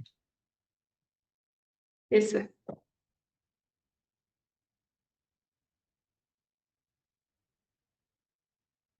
Am I audible, sir? Yes, you are audible. Good evening, everyone. I am Dr. Sahana Madhav, second year PG Scholar, Department of Dravyaguna, GMC, Bangalore. My topic is an approach in understanding the role of herbal drugs in obesity management through various pathways. Obesity is a multifactorial disorder involving hormonal imbalance, chronic inflammatory diseases, microbiota changes, gut microbiota changes, and epigenetic factors. Herbal medicines are gaining attention for multi-targeted mechanisms in this management. In this review, I'm highlighting about the molecular pathways and recent clinical evidences that is supporting the herbal drugs in the obesity management through understanding these molecular pathways. The first pathway is adipose tissue browning and thermogenesis. There are two types of fat tissues, that is white fat and brown fat. White fat stores energy, brown fat dissipates energy. In the lean individuals, there will be more brown fat having higher energy burn. Obese individuals will be having more white fat having higher energy storage. So brown fat is present more in scapula and clavicle around the heart and kidney. White fat is located around viscera and groin. Compared with the white fat, brown adipocytes contain large number of mitochondria and high expression of UCP1 gene. So in mitochondria of brown adipocytes, UCP1 mediates the protons to pass through the inner membrane of the mitochondria, dissipating the proton gradient and generating the heat. In this way, brown fat will be generating the heat. Okay, so based on the powerful energy expenditure function of adaptive thermogenesis in the human body, brown fat can be used as a target to reverse the obesity. So there are methods of activation of this brown fat and conversion of white fat into brown, that is fat browning. So the methods are cold exposure, exercise, diet, small molecule treatment, and bad transplantation. Hence, we can conclude that cold bath helps in weight loss. Okay, phytoconstituents such as capsaicin, curcumin, berberine, gingerol, etc., does the fat browning and fat activation helpful in the obesity management. Similarly, the herbal drugs that Chitraka, Arka, Haridra, Musta, etc., mentioned in the Svedopaka and Lekhaniya Mahakashayas promote the heat production and fat mobilization. So similar to these phytoconstituents, it induces the white fat browning and brown fat activation, thus helping in the obesity management. The more drugs has to be studied like this. So the second pathway is AMPK activation, that is activated protein kinase, that is a critical enzyme that acts as a master regulator of cellular energy homeostasis. Means it is activated in response to energy deficit. So triggering the energy producing pathway, inhibiting the energy consuming pathway to restore the cell's energy balance. Metformin is a drug, as we all know, it is investigated in the obesity, and it is complementary because it target and activate the AMPK pathway to improve the metabolic health. So the new drug, bempedoic acid, which is in the clinical trial, it is also investigated in the obesity management as it helps in the activation of the AMPK. So the research has to be done to know the drugs which are acting on the AMPK. So several herbal compounds like curcumin, resveratrol, berberine, green tea catechins, etc., has proved as to activate on the AMPK, so thereby stimulating the fat oxidation, glucose uptake, and mitochondrial biogenesis. Our herbomineral drug, that is Shilajit, has been shown to have significant AMPK activation potential. So the more the research has to be done regarding this pathway and the drugs acting on this pathway. Okay, the next pathway is gut microbiota as a therapeutic target. So can we prevent obesity by modulation of gut microbiota? So targeting gut microbiota here, in obese individuals, there will be higher firmicutes by bacteroidetes ratio, promoting energy harvest. So herbal interventions like Triphala, berberine, polyphenol-rich nutraceuticals that will alter the metabolic pathway of the gut microbiota, that will influence the synthesis of amino acids, B6, and other metabolites, that can decrease the firmicutes to bacteroidetes ratio associated with the obesity. So it will help in the management of obesity. Okay, the next pathway regarding is stress, cortisol, and central obesity. Here, the chronic stress elevates the cortisol, promoting the visceral fat accumulation. Adaptogens such as ashwagandha, rhodiola reduces the cortisol, modulate the appetite, and prevent the stress-related obesity, as ashwagandha roots exerts anti-stress activity, resulting in reduced food craving, and it will change the eating behaviors. Okay, so to conclude, understanding these key mechanisms such as white adipose tissue browning and gut microbiota modulations, AMPK activation, and stress-related metabolic pathways can help in the rational selection of herbal interventions for obesity, since numerous herbs exhibit the anti-obesity activities, but selection of the drug is very mandatory. So the herbs acting on the specific mechanistic targets, or the combination of the drugs which are acting on specific mechanisms, is more effective, and personalized therapeutic outcomes will be there. So future research should be based on the bioavailability of the herbal compounds and advancing the personalized herbal treatment strategies for the obesity management and other treatments also, to further optimize the clinical efficacy. Okay, thank you. Thank you, Ananda. Thank you. Thank you, Dr. Sana, for the timely presentation. I now request our chairs for their comments and questions, please.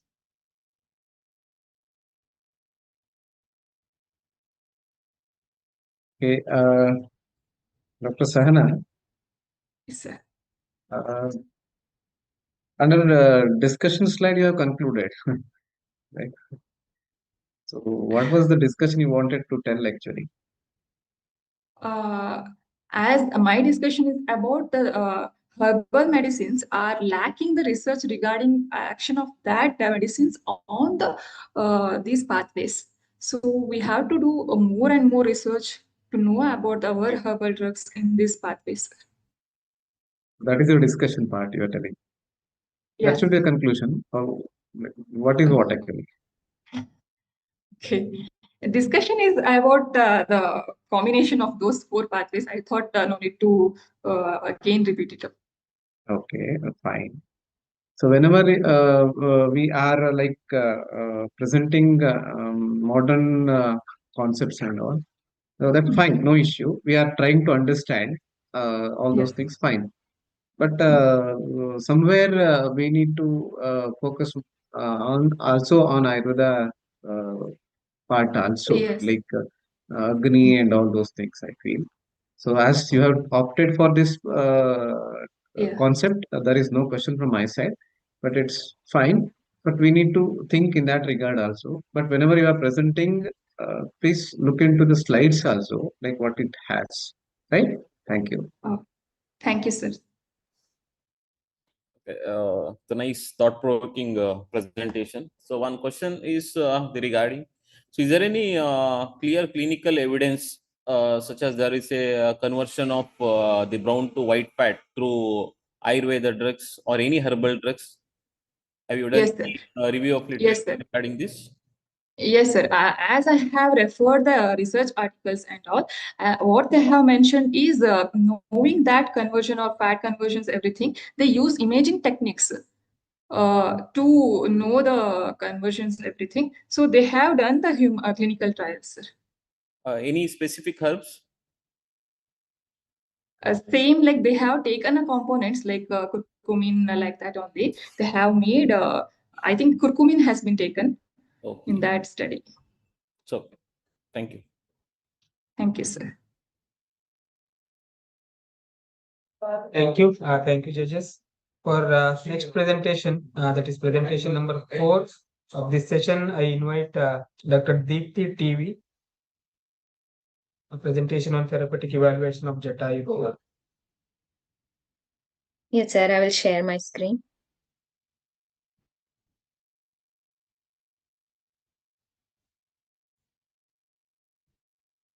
Is my screen visible, sir? Yes, it is visible. Please make it in slideshow. Yes, it's visible. Please continue.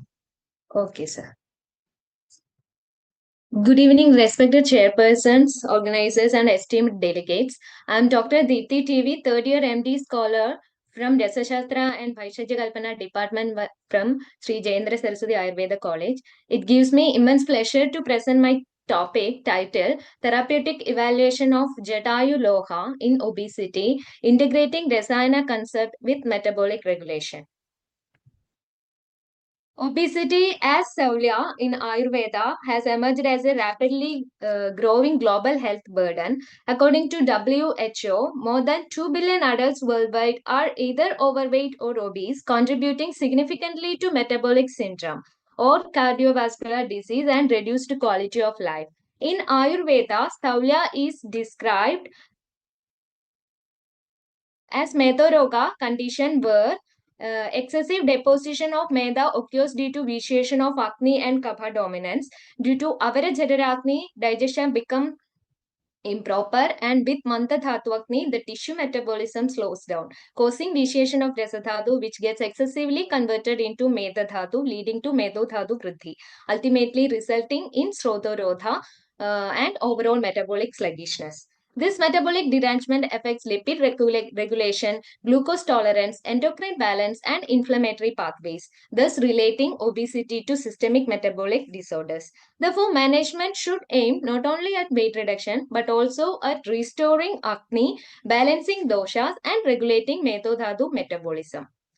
So, this is my formulation identity. Jatayu Loha is described in Rasa Jalanidhi in Medo Rogadhikara, also referenced as Lohadi Rasayana in other classical textbook. Jatayu Loha is a form of Avaleha Kalpana comprising 26 different kinds of ingredients, including metals, minerals, and herbal drugs. So, unlike the general notion that Rasayana drugs are mainly Brahmana or nourishing, Jatayu Loha is a Avaleha Kalpana that possesses a dual nature, that is Medohara as well as Rasayana activity. So the primary reference for formulation description preparation was taken from Rasa Jalanidhi classical textbook. Additional classical references for Lohadi Rasayana contests were obtained from Rasa Yoga Sagara, Jakradatta and other Ayurveda Samhita. Standard Ayurvedic textbooks and monographs were consulted for pharmacological attributes of individual ingredients. Cross-verification of concepts was done using both classical Ayurveda literature and modern scientific literature to ensure comprehensive understanding. So these are the ingredients of Jadayu Lohana that consist of Gugulu, Talamuli, Tribhala, Khadira, Vasa, Tribrit, Alampusha, Snuhi, Nirgundi, Chitraka, Shati, Tikshna Loha Bhasma as 12 pala, Purana Krida, Sharkara, Mathu, Shilachatu, Ela, Twak, Vidanka, Marija, Resanjana, Tribhala, Pippali and Kasisa Bhasma. So this is the method of preparation that Kwadha prepared by Kwadha Kalpana Vidhi from 1 to 13 ingredients. The Kwadha is to be mixed with 12 pala of Tishna Loha Bhasma and 16 pala of Purana Krida, 8 pala of Sharkara and boiled together in Tamra Maya Patra till the whole thing turns semi-solid. Then to be cooled and mixed with 8 pala of Madhu and 2 pala of Shilajadu, half pala of Ela Twak, 3 pala of Vidanka and 2 palas of Marija, Sanjana, Krishna, Tribhala and Kasisa Bhasma, the Avaleha prepared. So this is the Rasa Panchaka of Jadayu Loha, that is Tikta Katu Mathura Rasa, Lekhu Ruksha Guna, Ushna Virya, Katu Vipaka, and it performs karmas like Kabhavataharam and Tridoshaharam, Deepana, Vrishya, Balya, Rasayana, Lekhana and Anulomana, Yoga Karma as Shodhahara, Staulyahara, Krimikna, Mutrala, Jorakna and Kushthakna. So the recommended dose here is 1 tola or kasha, 12 gram per day with the anupana of Kshira and Jankala Rasa. So from the Ayurvedic point of view, the Jadayu Loha acts through multiple mechanisms like ingredients like Chitraka, Pippali, Maricha, Tribhala enhances Jadarakni and thus prevents formation of ama and corrects impaired rasa Meda Dhatu Poshana. Gugulu, Vitanka, Trivrit, Haritaki promotes scraping of excess Meda, reducing Srodhorodha and improving Dhatu metabolic flow. Dominant Tikta Katu Rasa, Lekhuruksha Guna and Ushna Virya reduce Kaphamedo Vriddhi while maintaining strength without causing Daurbalyam. Rasayana and Balya support like Amalaki, Shati, Purana Krida ensure cellular rejuvenation, ojas nourishment and sustainable correction of metabolism. So thus all together these actions break the Samprapti of Sthaulya beginning from Mandatni and Rasa Dushti up to Medo Vriddhi.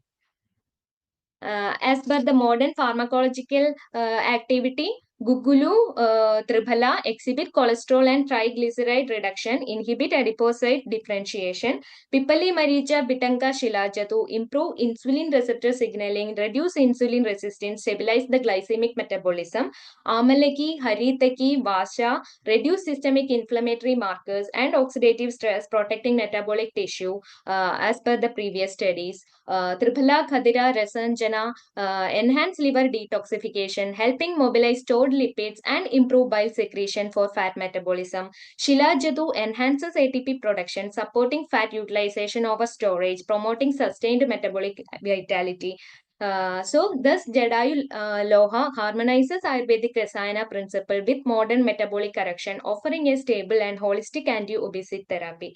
So to conclude, Jadayu Loha stand as a holistic and scientifically relevant Rasayana based approach to obesity management. It addresses the root metabolic dysfunction by enhancing Agni, balancing Kapha and regulating Medo Dhatu. Unlike many weight-reducing formulation, it sustains vitality and strength while promoting healthy fat metabolism and systemic harmony. So it can be considered a promising integrative formulation that embodies both preventive and therapeutic dimension of Ayurveda for metabolic disorders like obesity. Thank you for your kind attention, sir. Thank you, Dr. Deepti. I request our chairs for the comments.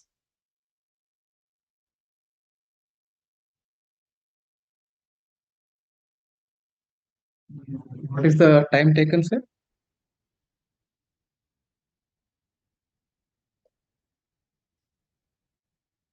The concept, all these things are okay. But whenever you are presenting the botanical names, you need to be, you need to take care that it should be in italics. Fine. Okay, sure, sir. Yes. Sure, sir. Is it your thesis topic or what?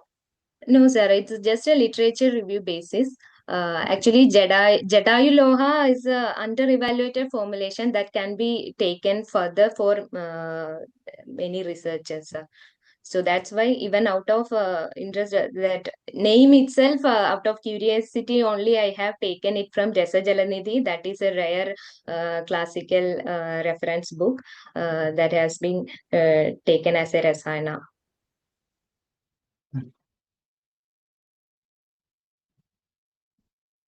Nice presentation. Thank you, sir. While you are discussing on the mode of action, you are highlighted on the Agni Deepana in Okay. obesity or Staulia. So as Yes, sir. the patients in actual, the patients will be having the good Agni in Okay. obesity or in Staulia. So who will substantiate your the terminology Agni Deepana? No, actually, as considered this formulation, it is also having Purana Krita Madhu Sharkara, because basically it is a Avaleha Kalpanasa.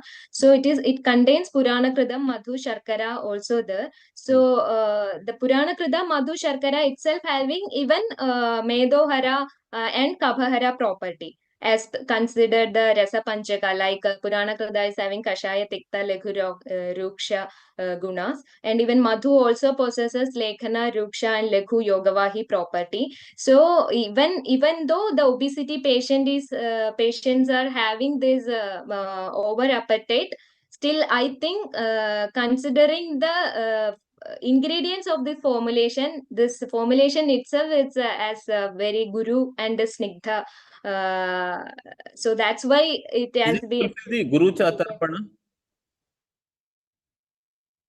Sorry, sir. Is it fulfills the Guru Chatarpana concept of management of Staulia? Sure, sir, because it contains Gugulu, all Medohara, Apatarpana dravyas like Shilachatu, Gugulu, all Medohara drugs are there, sir. Yeah. Another thing, as it is a new the formulation, how you ensured it's the dose standardization and safety? So that can be taken for research studies. As per this is just my understanding, literature review only. So that can be taken for the research studies, sir. That would be great. Okay. Because this is as per classical reference, this is the dose is mentioned 1 tola. That is Karsha. Okay.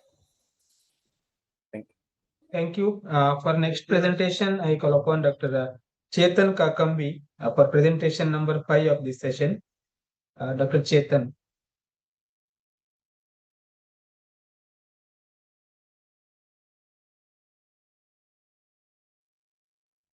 Hello, sir. Am I audible, sir? Yes, you are audible.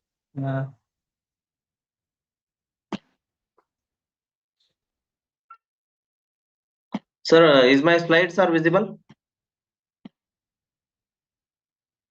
Hello. Yes, slides are also visible. Please continue. Good afternoon, everyone. Myself, Dr. Chetan Kakambi, second year PG scholar, Department of RSBK, Kahir Shri BM Kankanwadi Ayurveda Mahavidyalaya, Belagavi. Today, I am going to deal with therapeutic role of Vidangadi Loha in Medoroga with special reference to dyslipidemia, a pharmacological perspective. Introduction. In the Ayurveda classics, the conditions like impaired digestion, metabolism, regulation of fat is categorized under the Medoroga.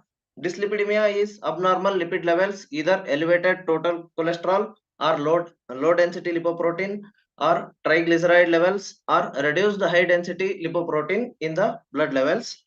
It is one of the risk factor for obesity, atherosclerosis, cardiovascular diseases, diabetes mellitus, hypertension, PCOD, etc. metabolic disorders, and it contributes approximately 3.9 million mortality rate globally. Vidangadiloha is a comprised of 14 herbomineral drugs does the multi-target metabolic correction and lipid metabolism. I have taken reference from the Vaishyajaratnavali Medo Rogadikara. Here the author will explain it as the Sarva Medohara and Sarva Rogahara.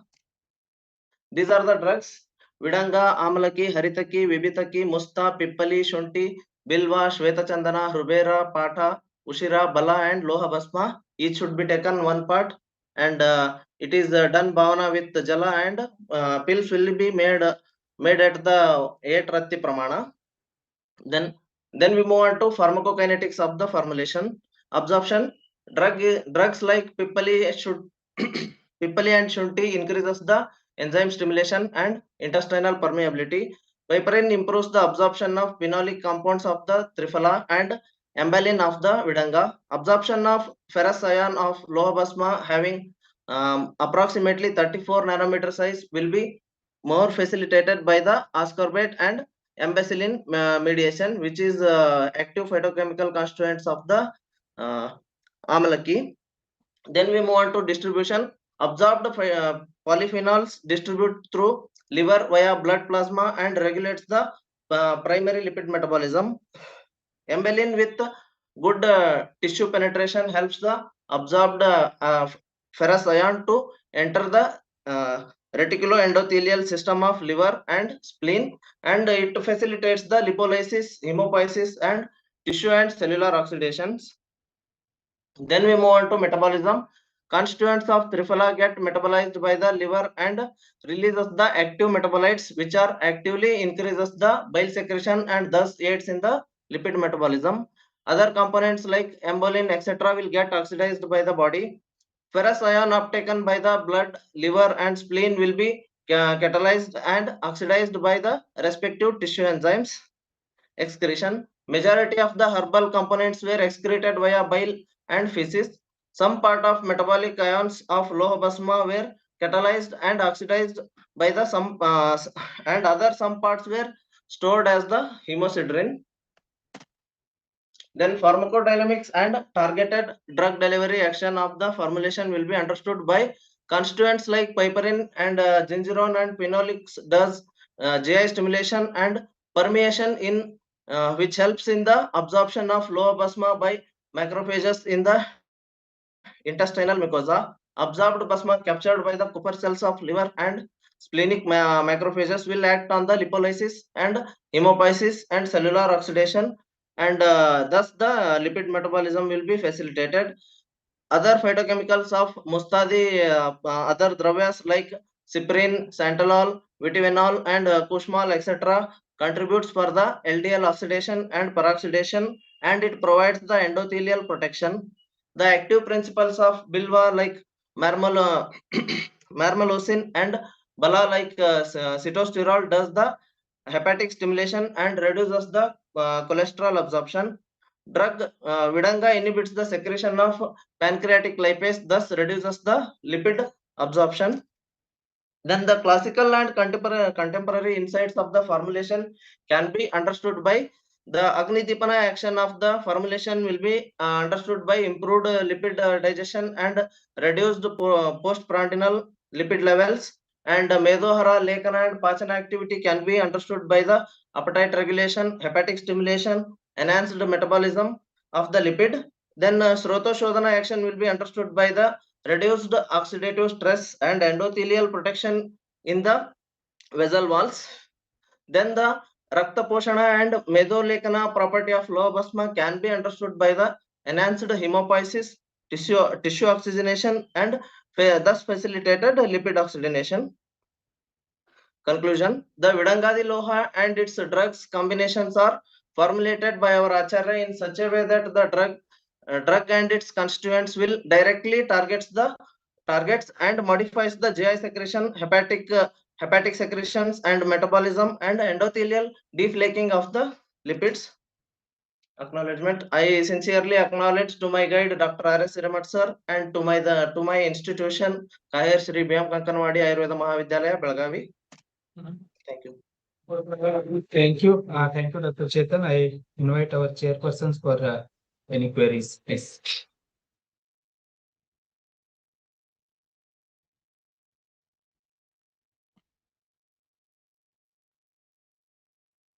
How many research works you could get regarding this topic? Actually, sir, I have taken a conceptual.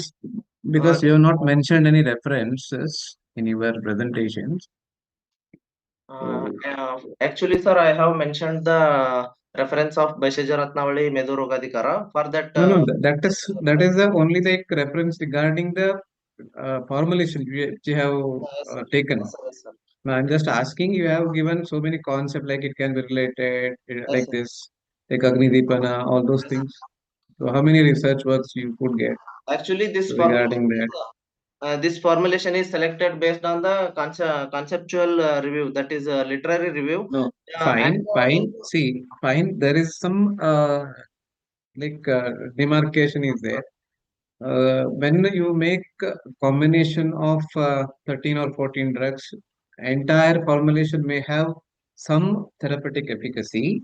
Okay, so that you can say with only one drug, how you can explain, no? So you have explained many times it may not be matching. So that CARI have to take.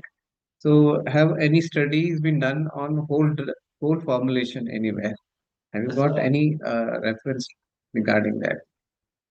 Yes, sir. Actually, this formulation it is not there in the market but another formulation of different references like Rasendra Sara Sangra, it is there in the market and it is practiced.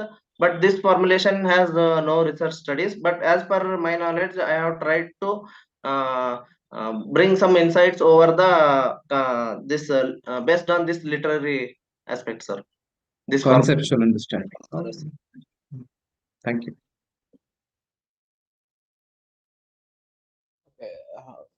What are the different types of Vidangadi Loha which is available in the market right now? Yes, sir. Vidangadi Loha of AFI reference, which is prepared based on the Rasendra Sarasangra reference, sir. Yeah. That it is having Suta Basma and Satalascha, Loham, Tamra, Samam, and like that it will go, sir. Ingredients are different. It is having Suta Basma and all. Okay. Is it your the thesis topic? No, sir. No, sir. Okay. Sorry, sir. Thank you, sir. Thank you. Judges. Next, I invite for sixth presentation, Dr. Padmini Babu. Yes, sir.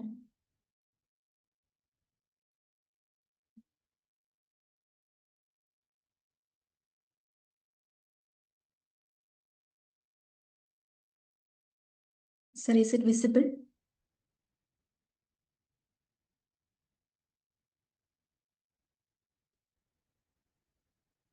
Sir, is it visible? Yes, visible. You can do slideshow. Yes, slideshow. I have kept in slideshow, sir, actually. First click on, I think, enable editing, then we'll get the option. Then go ahead. Nice.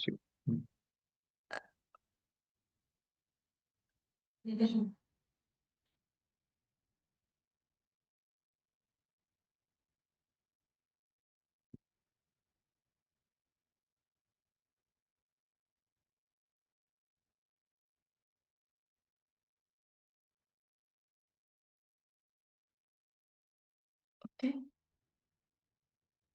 Yes. Yes, please continue. Yes, sir. Good afternoon, everyone. Myself, Dr. Padmini Babu, PG Scholar, Department of Swasthavrta. I'll be presenting on the topic Revisiting Nitya Sevniya Dravya in the light of modern processed foods and Ayurvedic insight into obesity causation. Ayurveda describes Staulya as the Sandarpanajanya Vyadhi, a condition resulting from excess nourishment. Ayurveda also cautions us about Nitya Sevniya Dravyas, the dravyas which should not be consumed daily. They include Dadi, Kilada, Kurchika, Pishta, Abhishandi, Vidahi, Aharas. In modern context, processed foods which are increasingly consumed nowadays exhibit similar dietary qualities. Examining these similarities may help reinterpret classical Ayurvedic guidelines in the context of obesity and nutrition.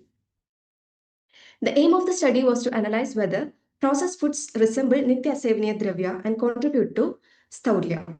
Objectives were twofold: selection of processed foods based on national and global consumption trends, and their comparative analysis with Aharasya Nidanas and description of Nitya Sevniya Dravyas.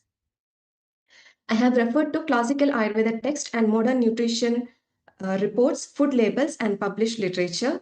And later, 12 processed foods were selected based on their increasing demand and rising per capita consumption. After that, a comparative analysis of their nutritional profile with Aharaja Nidanas of Staulya and description of Nitya Sevaniya Dravya was conducted. This is the table of observation. It includes the 12 selected food categories and the rationale for their inclusion. Food categories are ice creams, processed cheese, flavored yogurt, sweets, packed chips, cookies, chocolates, and others. For instance, ice cream has a per capita consumption of 1.6 liter per year in India and 2.3 liter per year in global scenario. Also, there is noticeable rise in the demand of ice cream in dairy-based industries. I'm not going into each item individually, but it is clear from the table that each selected food category has significant consumption rate either in India or globally. Also, a study conducted in India titled Mapping of Ultra-Processed Foods in India it has ranked 23 categories of ultra-processed foods based on saliency scoring in India. So all the 12 categories which are selected for this study comes among the top-ranked UPF category of that particular study. It once again proves the rationale behind selection of these food categories. Moving on, the result section, I have compared the nutritional profile of each processed food with the Aharaja Nidanas of Staulya and its best possible correlation with Nitya Sevaniya Dravya is given. For example, ice cream, which is Adi Madhura, Snigdha, Guru and Abhishandi, comes under Shida Abhishandi Aharas. Processed cheese can be compared to Kurchiga. Sweets and cookies, which are high in calorie and sugar, comes under Pishta Ahara. Instant noodles, which is Adi Guru, Vidahi and Vishtambi, again comes under Pishtahara. Soft sweetened beverages, which is highly carbonated and rich in sugar, is compared to Kshara Vidahi Aharas. The comparison shows clear overlap between processed foods and Nitya Asevaniya Dravyas. Also, they share similar properties as that of Aharas and Danas of Staulya, like Adi Madhura, Adi Snigdha, Abhishandi Gunas. Therefore, their habitual consumption is not recommended, supporting their resemblance to Nitya Asevaniya Dravyas. This slide also shows two parallel metabolic pathways. On the left is the Samprapti of Staulya and on the right is the metabolic pathway leading to obesity. Placing them parallelly shows a clear convergence of classical and modern description of obesity. In conclusion, the study substantiates that processed food exhibit properties comparable to Nitya Sevaniya Dravya and play a contributory role in the pathogenesis of Staulya. This slide summarizes the strength, limitations, and future scope of the study. Strength lies in bridging Ayurveda with modern nutrition science and offering a novel comparison interpretation for processed foods. Limitations. The study is a conceptual study with limitations related to nutrient variability and data constraints.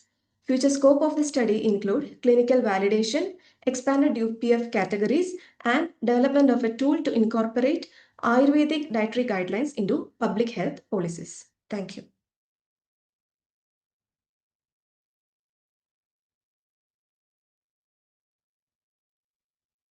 Thank you. Thank you, Dr. Padmini. I now request our chairs for their comment. Dr. Padmini, is it the nature of the food items which is having major role, or it's samskara which has got major role in causing the disease, maybe obesity for that example? Sir, samskara is having a major role.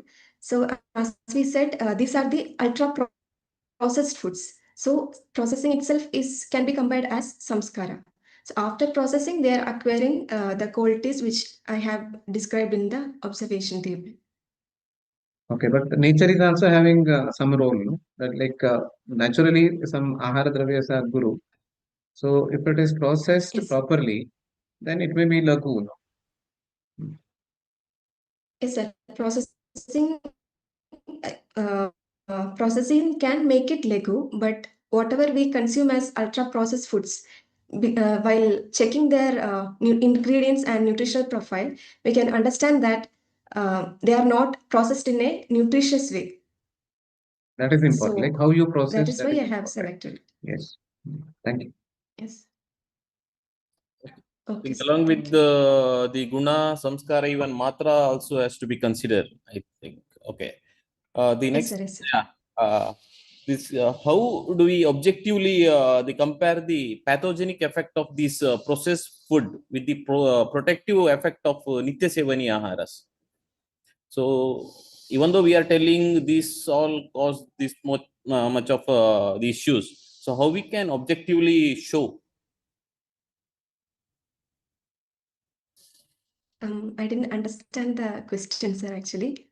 How we can objectively compare the pathogenic effect of processed foods with the protective action of nitya sevani aharas, so using any clinical or metabolic markers? Sir, we can actually go for like assessment of lipid profile, inflammatory markers in those people who are consuming excess of ultra processed foods and those who are on low ultra processed food diet, and for how they lead to obesity. Apart from that,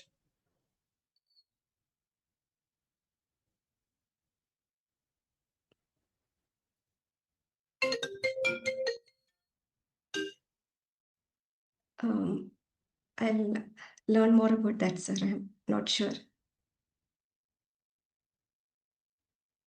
Thank you. For next presentation, presentation number 7, I invite Dr. Shweta Tyagi for a presentation on Dashanukshepa.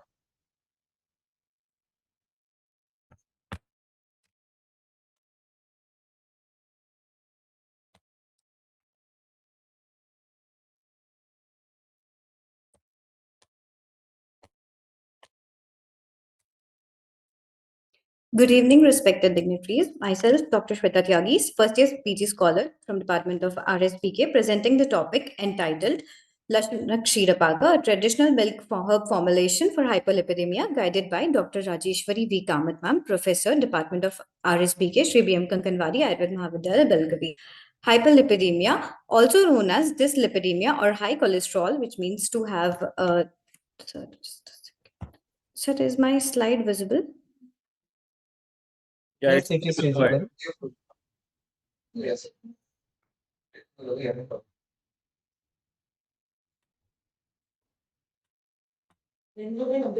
Sorry.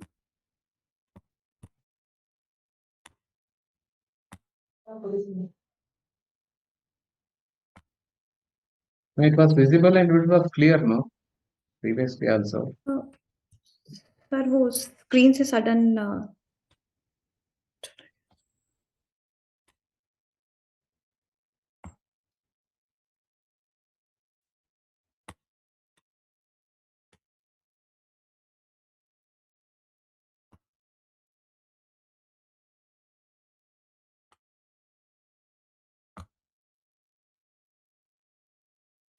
hyperlipidemia.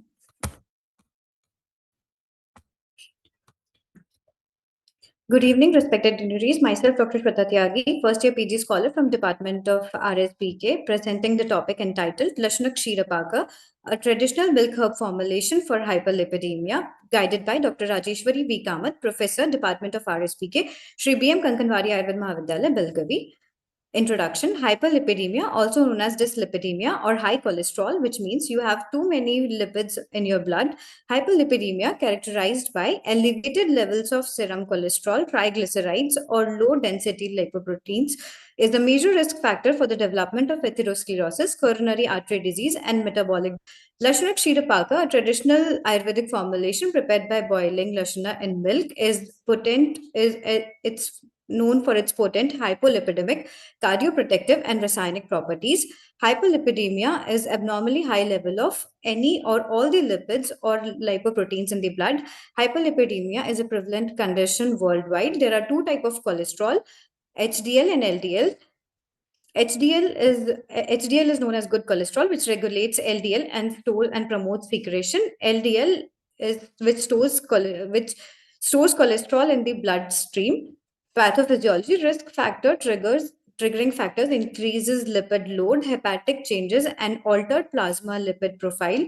LDL infiltration in the arterial wall and endothelial dysfunction causes inflammation initiation, and atherosclerotic plaque formulation and progression causes clinical complications. Ayurvedic understanding of hyperlipidemia. In Ayurveda, it is correlated with Medu Roga or Medu Dushti, a disorder of fat metabolism. It results from Agni Mandya, leading to improper fat digestion, Kapha Meda Vritti, which contributes to abnormal fat accumulation. This imbalance causes Dhamani Pratishaya and Shrotarodhana. These concepts parallel to atherosclerosis and hyperlipidemia described in the modern medicine. Ayurvedic management focus on reducing ama, enhance Agni, and balancing Kapha Meda Dhatu to restore healthy lipid metabolism. Lashana Kshirapaka. Sadhayet Shuddha Shushkasya Lashanasya Chatushpalam Kshira Udaka Ashtagunite Kshira Shesham Cha Na Pibet Vata Gulma Udavartam Gridrasi Vishamajwara Hridroga Vidradi Shotham. The quotation from Charak Samhita Chikitsa Sthana 5th chapter.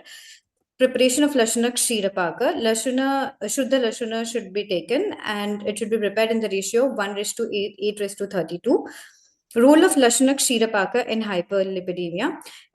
Hypolipidemic activity. Garlic reduces cholesterol by inhibiting HMG co-inhibitor reductase enzyme, lower LDL and triglyceride levels.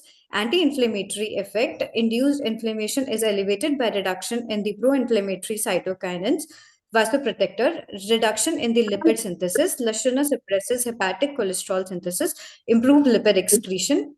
Reduction in the lipid absorption, reduce intestinal absorption of the lipids. Antioxidant effect in garlic, which includes flavonoids, prevent oxidative stress.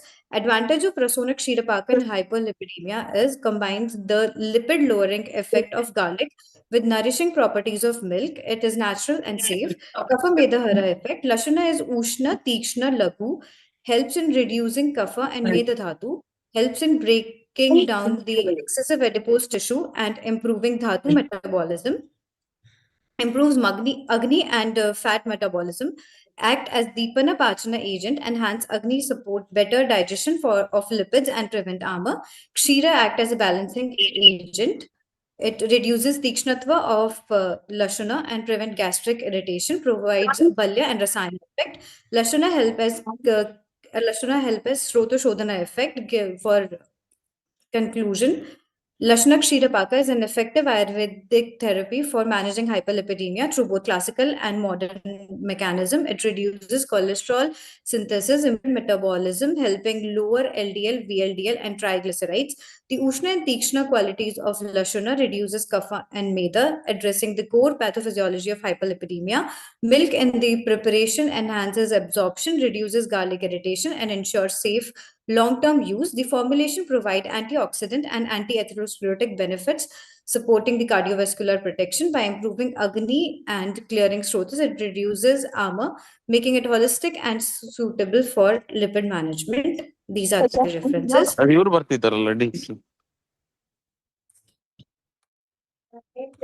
you. Thank you, Dr. Shweta. I request the chairs to please proceed with the queries. Yes, sir. Well-known formulation for obesity or Medu Roga. But here in your conclusion, you said about Tikshna and Ushna qualities are going to cause some reduction and all. But when you prepare Kshirapaka, that Ushnata and Tikshnata of the drug is reduced, no? Then how you justify it? How you justify it? Sir, basically that is reduced to like for the gas to avoid gastric irritation, but it will give effect because it is Ushna and it has qualities opposite to Meda. No, Meda is Ushna. I'll refer this, sir. Thank you. Nice presentation. Is there any research papers on efficacy of Lashuna Kshirapaka on atherosclerotic plaques? Have you referred? Yes, sir. I've searched, but I did not got like in this. Okay. Yes, sir. Okay. Thank you. Thank you, sir. Thank you, judges. To move forward, I now invite for 8th presentation of this session, Dr. Ranjita S. on the topic utility of Pragarsha Churna in Staulia. Namaste, sir. I will share the screen.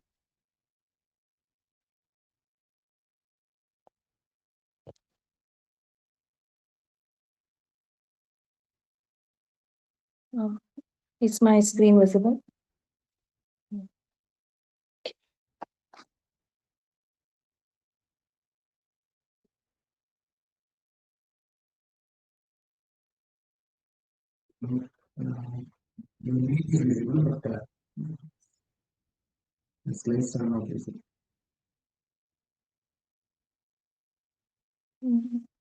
Sir, 1 second, sir. I will join from another device and share the screen.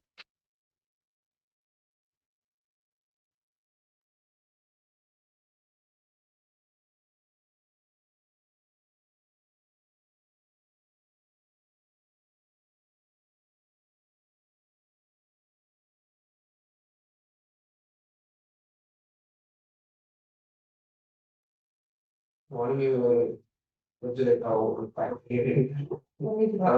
think she has some issues with the sharing the presentation. We'll move forward with next presentation, 9. Then we'll go for Dr. Ranjita, and I request Dr. Haripriya K to please start the presentation.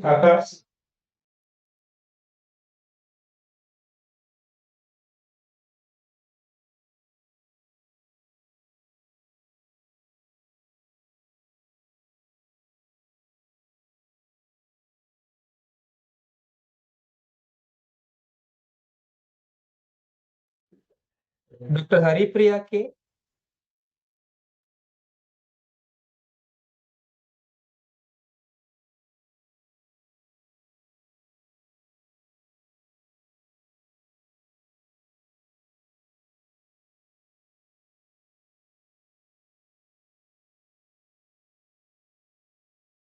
Namaste, sir. Am I audible? Yes, you are audible now. Please share your screen. Yes.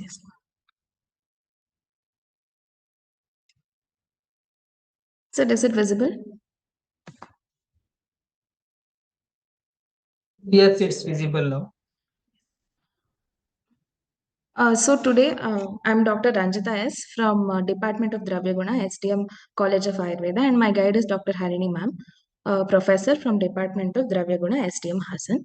So today I'm going to be talking about the topic utility of Pragarshana Churna in Medoroga. So as we all know, Sthaulya has one of the doshas as Atisveda in Ashtadosha. In contemporary science, it is called as hyperhidrosis. This happens because of extra adipose layer that is there, due to which thermoregulation does not happen normally, because of which there is excessive sweat that is secreted. This affects the quality of the life of the person, and so far for hyperhidrosis, there is no satisfactory treatment in Western medicine. So in Vrindamadava, in Medoroga, it is given that there is a Pragarsha Churna of Lodra, Lamajaka, Shirisha and Hema, that is Nagakeshara, that can be used for Svedanashana as well as Tvakdoshahara. So since Sthaulya has Atisveda, I have taken up this topic. So one more way to understand this is in Ayurveda way. In Svedava Srodho Dushti Nidana, there is Krodha Shoka Bhaya, which can act as mental factors, which is basically categorized as stress if we look at it from contemporary science. Stress is one of the key risk factors for obesity, and also during stress, there are glucocorticoids that are released, which motivates the person to eat calorie dense foods like sugar, cakes, which basically increase the possibility of obesity for them. So this is how stress eating as well as stress can act as a reason for Sthaulya. Also, if we see Sroto Dushti, it can be Ati Pravritti of Svedavaha Srotas. When I referred a few articles, there was something called as axillary osmotrosis, which is basically excessive sweda formation in axilla along with malodor. This was increased in the people who had higher range of BMI. And normally when sweat is secreted, it does not have any smell. But due to bacterial breakdown like Corynebacterium, there is a smell. So we can also look at it from the antibacterial perspective. Also, it was seen in many studies that sweat odor impacts self-confidence. So with this in the background, we will see how these 4 drugs can act in Atisveda in Sthaulya. So this is the rasa panchaka of these 4 drugs. As we can see, commonly it is Kashaya Tikta Rasa, and karma wise it is Kushtahara, Varnya, Tvakdoshahara, and few are Svedahara as well. Coming to discussion, Shirisha, that is Albizia lebec, is seen to be antibacterial. It is proven to be antibacterial, and when we see according to rasa, it is Tikta rasa, it acts as crimigna. Along with that, it is also proven to be antipyretic, Jvaragna. Why are we focusing on antipyretic? Is because Svedavaha Srotas treatment told by Charaka is Jvara Hara Chikitsa. So here Amapachana will happen, which will help in Medohara action as well. Since Sushruta tells Ama Rasa is the one responsible for Sthaulya when in the beginning of Samprapti, Amapachana will help in reduction of Sthaulya, which reduces the Sveda, which is the associated factor. Tikta Rasa will help in Jvaragna Karma as well.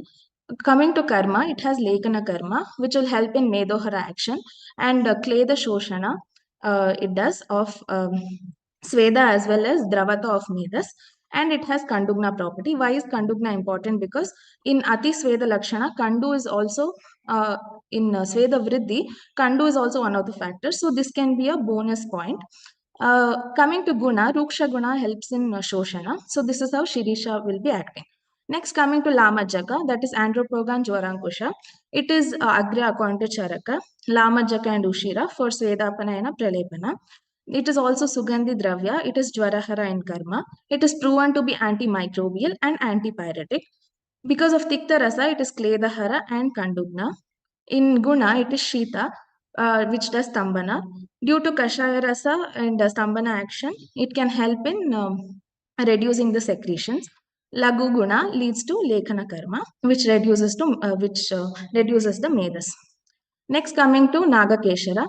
Due to Kashaya Rasa, there is Kleda Achushana. Lagu Guna helps in Lekana and Daurgandhya Hara Karma. And coming to its karma, Jvarahara and Kanduhara. And proven it is antipyretic and antimicrobial. Next, coming to Lodra, Simplochus racemosa. Due to Kashaya Rasa, again, it is Kleda Achushana. It is proven to be antipyretic as well as antimicrobial.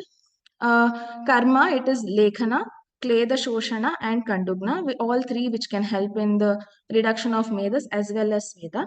And it is Shita in Virya, so it can help in Stambhana, and it is also Jvarahara in action. So in conclusion, all these 4 drugs as a combination have a very good utility for both Medohara and Svedahara action. Further research is required obviously to prove this, and why it is important, because today we can see a lot of cosmetic products which are underarm roll-ons and uptans, etc., which are not as useful, and they also have a lot of side effects. So instead we can make a lot of cosmetic products out of these and have a safer approach. Thank you. These are the references that I have taken. Thank you, Dr. Ranjita. I invite our judges for their comments. Yeah, Udvartana, for how many days it is to be done? Any like work is done on that? Sir, no work is done on that, sir. If we take it as Udvartana Churna, probably we can give it based on the, we have to see the patient and give, but maybe we can give it for around 4 to 5 days. My main focus was to develop it as a cosmetic product so that every day the person can use it, sir. Thank you. Thank you, sir. Next presentation, doctor. Thank you, sir. So, is in case of this Sthaulya, the root cause for development of Atisveda or Daurgandhya is the pathophysiology of Sthaulya or Medaroga itself. So is Yes. this the formulation is beneficial in management of Sterlia, or is it for the only symptomatic relief? No, sir, because of gunas like Ruksha, Guna, and Kashaya Tikta Rasa, it is useful in Medohara action also, but obviously alone it cannot do Medohara action. You will like, but it can act as a supplementary one because we are doing only external treatments. Okay, thank you. Thank you, sir. Thank you. Thank you, judges. And next presentation, presentation number 9, I invite Dr. Haripriya to.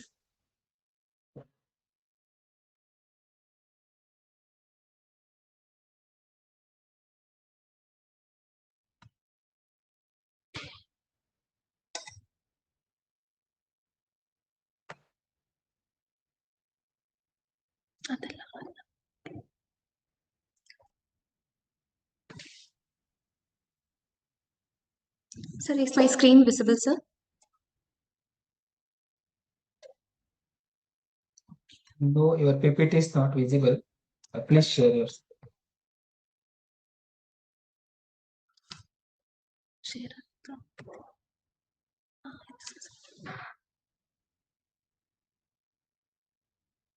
Yes, visible. Yes, now it's visible. Good evening, everyone. I'm Dr. Haripriya, final year PG scholar from the Department of Dravya Guna. Today, I'll be presenting on the topic Ayurvedic Nutraceutical Solutions for Obesity, a critical review under the guidance of Dr. Harini Ma'am, Professor, Department of Dravya Guna, SDM CH Hassan. Moving on to the introduction, obesity is a multifactorial disorder with increasing global prevalence. When it comes to the treatment, there are limited safe long-term pharmacological options. As the remedy, there are natural products and nutraceuticals that are explored as adjuncts to the conventional therapy. Coming to this perspective of Ayurveda, numerous herbs are documented for managing Saulya. Among that, Haritaki, Vibhitaki, Amalaki, and Musta has been selected to evaluate their potential as an individual nutraceuticals. Coming to the methodology, Ayurvedic literature was reviewed with focus on Saulya, published scientific literature found in various databases including PubMed, ScienceDirect, Scopus, Google Scholar, etc. was reviewed with focus on phytochemistry, preclinical and clinical evidence for the efficacy in obesity as nutraceutical. Moving to the first drug, Haridaki, botanically identified as Terminalia chebula. The ethanolic extract of Terminalia chebula reduces weight gain, adiposity, and adipocyte differentiation in high-fat diet models and cell lines at a dosage of 50 mg per kg. And it is also proven that chebulic acid and related hydrolyzable tannin suppresses the adipogenesis and molecular drivers of fat cell formation. It is also proven that the ethanolic extract of Terminalia chebula influences the gut microbe. Its Kashaya Rasa, Laguruksha Guna, and Ushna Virya makes it beneficial in case of Saulya. Moving to the next one, Terminalia bellerica, Vibhitaki. The hot water extract of Terminalia bellerica prevented obesity, insulin resistance, and hyperlipidemia in spontaneously obese type 2 diabetic mice, likely by suppression of absorption of meal-derived lipids mediated by gallic acid. And it has also proven that this gallic acid enhances the adipocyte differentiation and adiponectin secretion. Its Kashaya Rasa, Ushna Virya, and Laguruksha Guna, it makes it beneficial in case of Saulya. Next herb is Amalaki, botanically identified as Philanthus emblica. In high-fat diet-fed rats, the oral administration of aqueous extract of Emblica officinalis have shown significant reduction in body weight, insulin resistance, leptin, serum lipids, and raise in HDL. And it's also proven that the aqueous extract of Emblica officinalis at a dosage of 500 mg per kg improves the obesity by reducing appetite and enhancing mucosal hemostasis via gut microbiota brain-liver axis. Moving to the next herb, Musta, Cyperus rotundus. In a 90 days randomized double-blind clinical trial, it was found that the Cyperus rotundus extract have significantly reduced the body weight, waist circumference, BMI, and improved the serum lipid profile. And in rats fed with a high-fat cafeteria diet, the aqueous tuber extracts of Cyperus rotundus have proven reduced body weight gain, organ fat mass, and lowered the serum glycerides and total cholesterol LDL and VLDL by increasing the HDL cholesterol. Moving on to the discussion, the results of this study suggest that all these herbs have potential in anti-obesity treatment. Now, from the perspective of a nutraceutical, how can we incorporate these herbs as a nutraceutical? We need certain forms of nutraceutical. Considering the extracts which have been evaluated and the crowd adaptability, we can introduce the nutraceutical forms like standard use oral capsule, organic tea, synergistic combo, functional beverage, functional food mix, detox sachet, pre-meal produce, etc. And it also have added benefits like antioxidant protection, immunomodulatory, metabolic correction, cardiovascular and neuroprotective benefits, and guide microbiota in balance. Moving to the conclusion, these botanicals support metabolic health by blocking digestive enzyme, reducing fat cell formation, boosting fat backbone, improving lipid and glucose metabolism. The polyphenols, flavonoids, tannins, etc., phytochemicals work together to reduce oxidative stress, inflammation, and insulin resistance linked to obesity. Beyond weight control, they also provide hepatoprotective, cardioprotective, antioxidant, and gut microbiota modulating benefits. Although preclinical results are promising, standardized human trials are needed to confirm the efficacy, dosage, and long-term safety before introducing it as a nutraceutical. Thank you. These are the references. Thank you, sir. Thank you, Doctor. Thank you for your presentation. And I now request our chairs for their views and questions. Okay. Thing here is we have established drugs in Madhumeha, sorry, in obesity, Medoroga. Okay. So comparing to those drugs like Bugulu, such drugs. So how you rate the drugs which you have, like 4 drugs which you have taken for driver study, when it is compared with such drugs, established drugs, agreed dravyas, to be frank. They may not be having exactly activity as the Agde Dravyas, sir, but even they have some activity in Staulia, and it is also beneficial from other aspects also. Even to other systems, these are beneficial. And considering the availability of these herbs, I have chosen these 4 drugs, sir, and feasibility also. Thank you. Thank you, sir. Okay, nice presentation, Doctor. Thank you, sir. When we see the word nutraceuticals, so in which form we will administer these to the patients? Sir, I've suggested that considering the extracts which have been evaluated, ethanolic, hot water extracts and all, so we can try different forms which I've mentioned, like different tea forms, detox sachets, or ready to drink shots. These need to be evaluated, but these are some suggestions. Like we can go with these options also. Like even capsule extracts also we can try. How you differentiate between the drug and these nutraceuticals when you dispense through capsules? When we usually in Ayurveda, when we administer, we usually go with as a whole drug. So when it comes to the nutraceutical perspective, it will be mainly contain different nutraceutical and the phytoconstituent which will be beneficial for the obesity will be more given more concentration, sir. Okay. Okay, sir.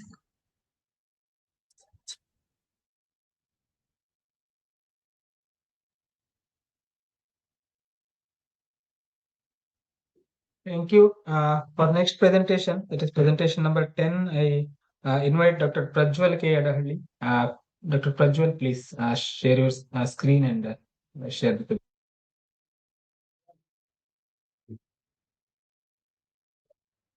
Good evening, everyone.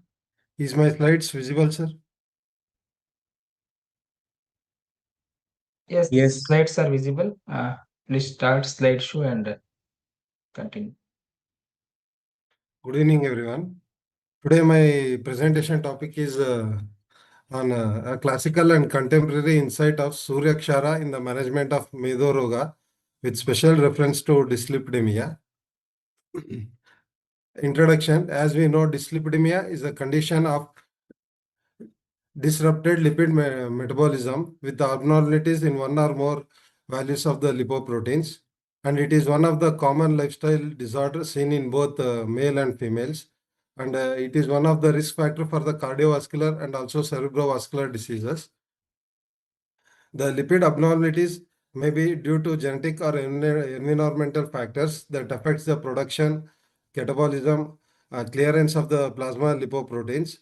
In Ayurveda, the dyslipidemia is correlated with the Medo Dushti, which involves the vitiation of rasa and also Raktadhatu. The Medo Roga is occurred due to the vitiated Kapha and Ama with the impaired Medo Dhatvagni, Srotoroda, and also excessive Medo deposition. The Surekshara, because of its Ushna, Tikshna, Lekana property, act as an more potent Medagna Dravya, which increases the Agni, clears the Ama, thereby act effectively in managing the dyslipidemia. In Medoroga, due to the Nidana Sevana, the impaired Agni leads to formation of Apakva Ahara Rasa.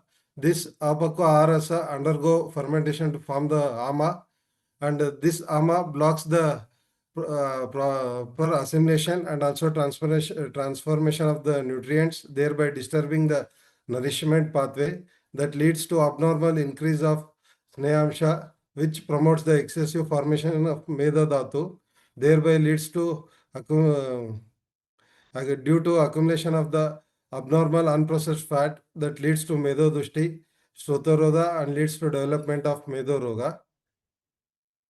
The Surekshara, which is mentioned in Rasatarangini in the Kshara Varga, is one of the most potent Kshara Drava that can be used in treating the Medoroga in the various Anupanas because of its Katu and Lavana Rasa, Lagu and Tikshna Guna and Ushna Virya. Thereby it does the Agni Dipana, and because of its Prabhava like Lekana, Shodhana, Medogna, it is capable of breaking down the excessive Medo Dhatu and also Ama accumulated. By the mode of action in Medoroga of Surekshara, due to the Surekshara does the Agni Dipana and also Amapajana because of its Tikshna Katu properties. Thereby it improves the metabolic activity and also enhances the lipid metabolism, which prevents the accumulation of triglycerides and cholesterol. And it also does the Sroto Shodhana, which clears the vascular blockages, thereby improves the blood flow, that is restoring the circulation and also lipid transport, which prevents the further Medo deposition. Because of its Lekana and Medagna property, it does the fat mobilization. As the Surekshara reduces the excessive fat accumulation by improving the Medo Dhatvagni, and also it results in reducing the body weight, triglycerides levels, and also cholesterol level. Because of its Kaphara and Medohara property, it balances the metabolism, lipid metabolism, thereby preventing the obesity and also the dyslipidemia. In the modern perspective view, as the Surekshara, which is chemically known as the potassium nitrate, KNO3, the nitrate it gets converted into nitrite in the body through nitric oxide pathway.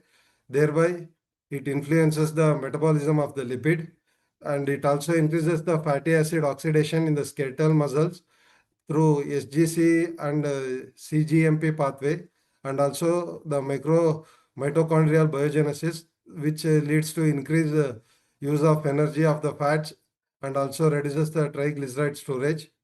It also these nitrate compounds reduces the visceral fat and also improves the circulating triglycerides, and also it improves the endothelial functions and lowers the inflammation and also oxidative stress.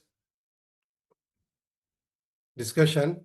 As the dyslipidemia and Medoroga shares the common basis of impaired Agni and disrupted lipid metabolism, hence where the due to improper digestion and also metabolic dysfunction that leads to formation of Ama and Medo Dushti, and due to Srotoroda by Ama, the Meda gets Ama and Meda, the nutrient support transport and lipid circulation, further aggravating the Medovad Srotodrushti and also contributing the dyslipidemic changes. The Surekshara, because of its properties, correct this core pathology by stimulating the Agni, digesting Ama, clearing the strothus and also increases the tissue level lipid metabolism. Because of its Medogna, Lekana, and Kapara property, it promotes the fat mobilization, improves the Medodatvagni, reduces the triglycerides and the cholesterol level, and also further Meda accumulation, thereby has a strong therapeutic role in Medo Roga.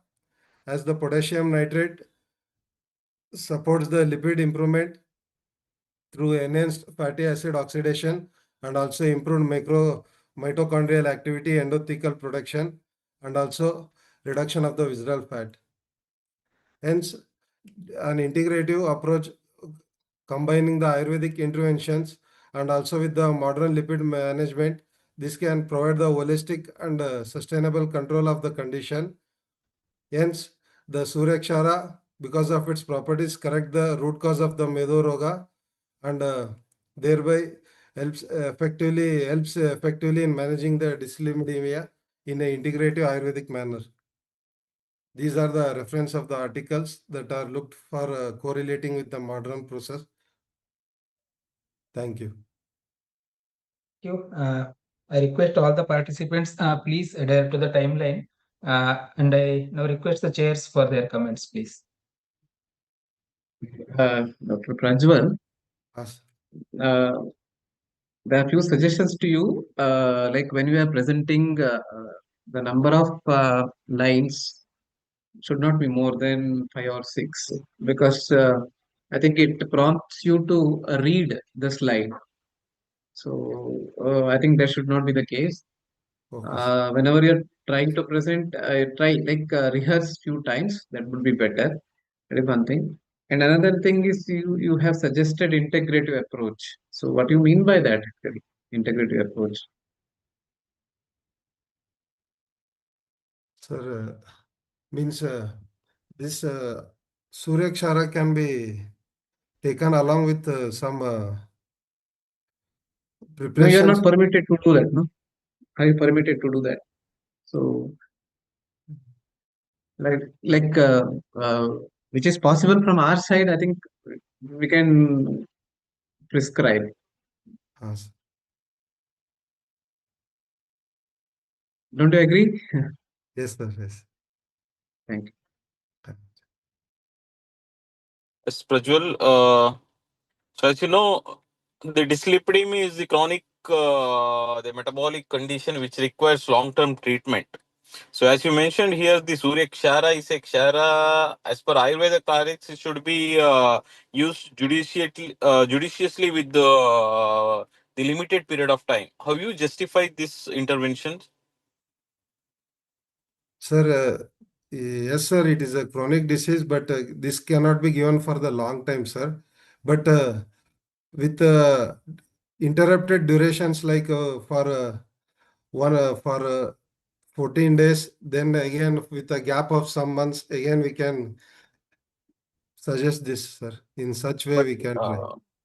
Is 40 days is enough to break the metabolism of this dyslipidemia?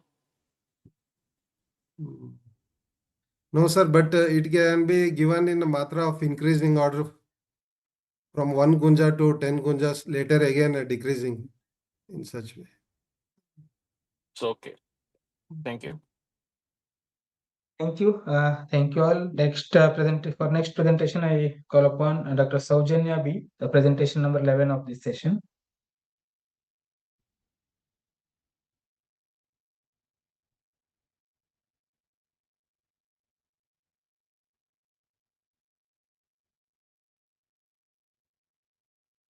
Sir, is my screen visible? Yes, it's visible. Now screen is, presentation is not visible.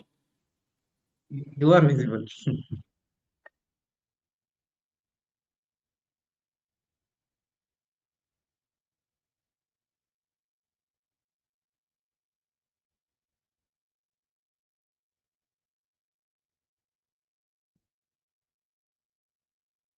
Yes.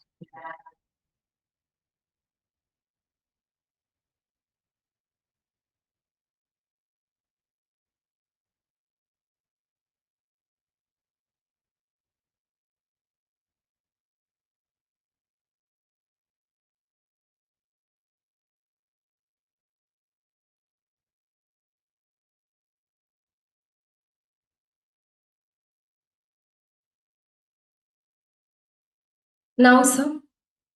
Now it is okay. Please continue. Good evening. Every 1 in 5 adults today struggles with the obesity. But what if solutions already exist in the form of natural herbs and traditional medicine? Today, I will be discussing how herbal interventions and nutraceuticals can help manage obesity safely and effectively. Myself, Dr. Saujanya, second year PG scholar, Department of Dravya Guna Vijnana, I am going to present my topic, Herbals and Nutraceutical Interventions in the Obesity Management.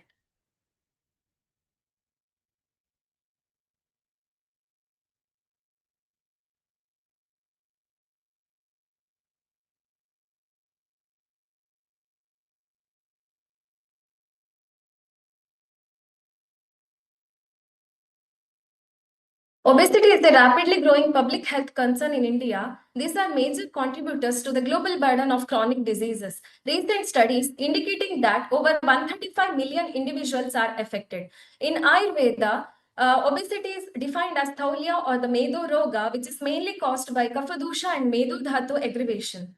According to Ayurveda, in Charaka Samhita, he has mentioned Staulya person as Ashtanindita Purusha and Acharya Sushruta has mentioned Staulya person as Tadatura. In contrast, this literature review explores herbal and nutraceutical interventions which provides holistic and safer approach addressing not only the weight reduction but also in the metabolic balance and gut health. Coming to pathophysiology. Obesity occurs when our body takes in more energy than it uses. This extra energy gets stored as fat. These fat cells release certain chemicals and causing hyperlipidemia, which also releases certain hormones such as leptin, and also in the obese patients, they are leading to the leptin and the insulin resistance, which leads to the increased appetite, and some of the gut hormones such as CCK and glucagon-like peptide, which induces the satiety, and ghrelin-like hormone which induces the appetite, and excess fat cells which also really causing the oxidative stress. All these factors together, they contribute to the obesity. In Ayurveda, we can correlate as due to avarana of all the srotas by Meda, there will be vriddhi of the Koshtashita Samana Vayu and Ati Sandukshan of the Jataragni. By this, the person will be having excessive hunger and tends to eat more.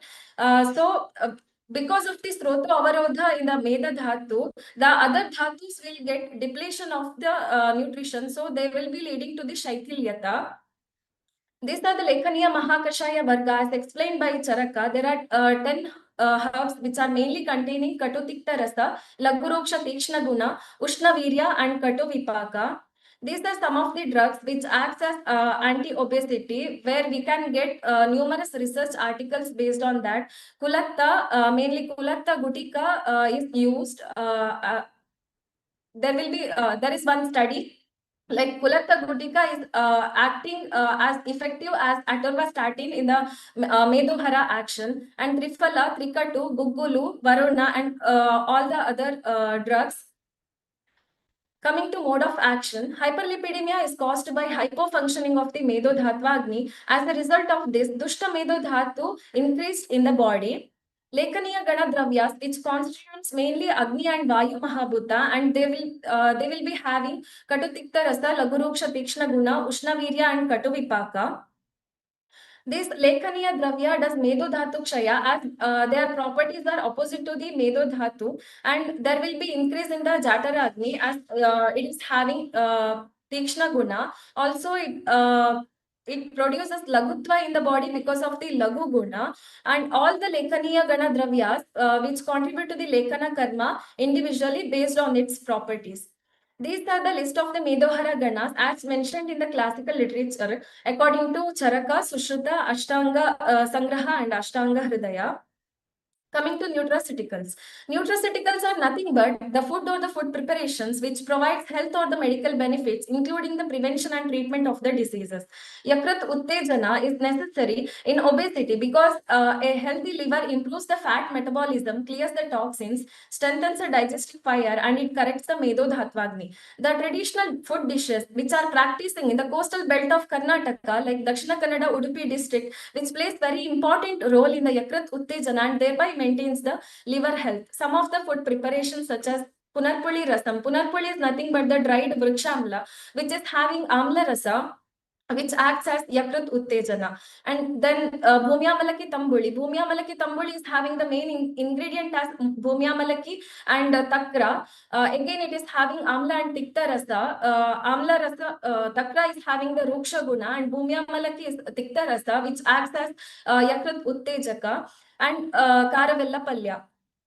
Coming to discussion and conclusion, in the modern world, obesity has emerged as a serious health issue. There are several plants described in the Ayurveda for weight management. The drugs which is having Katutikta Rasa, Laguruksha Tikshna Guna, Ushnavirya and Katuvipaka acts as Medohara.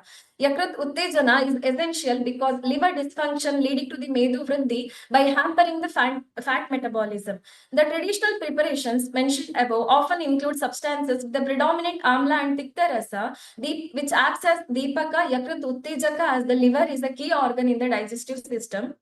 By leveraging simple and natural preparation techniques, traditional foods enhances digestive capacity, improves the metabolism, and offer antioxidant properties. Emphasizing and preserving traditional food practices could be a valuable strategy for promoting overall health and well-being. Thank you. Thank you, Dr. Saujanya, for the timely presentation. I now request our chairs for their comments. You mentioned about kokum.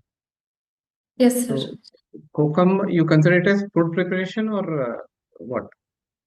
Preparation, sir. In household practices in the coastal belt, they are practicing like in the day-to-day life, they are preparing kokum rasam. So it is having Yakrat Uttejaka property because of its Rasaguna Virya Vipaka based action, sir.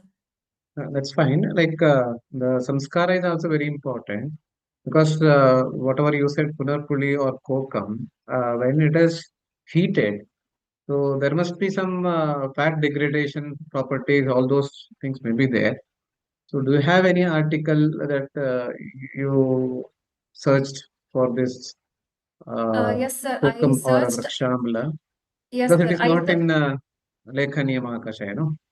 Yes, sir. I searched the article as it is having Yakrat Uttejaka action, but I didn't get such reference relating to the obesity. It is just my opinion or the review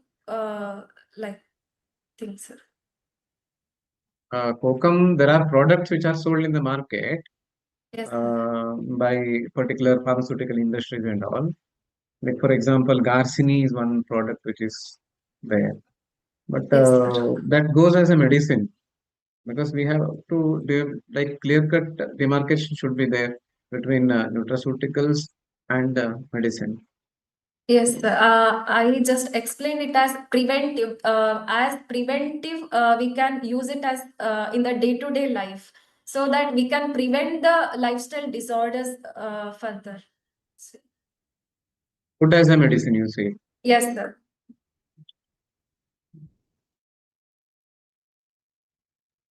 Okay, nice presentation, doctor. Thank you. Thing is, when we see some of the nutraceuticals, there is a role of hidden sugars as well as hidden fats while we are preparing these the nutraceuticals. How will you address this issue? Generally, it is contradictory for the obesity management. Sorry, sir. I didn't understand the question. Yeah, while you are preparing some nutraceuticals, there is a addition of the sugar, jaggery, or the oils.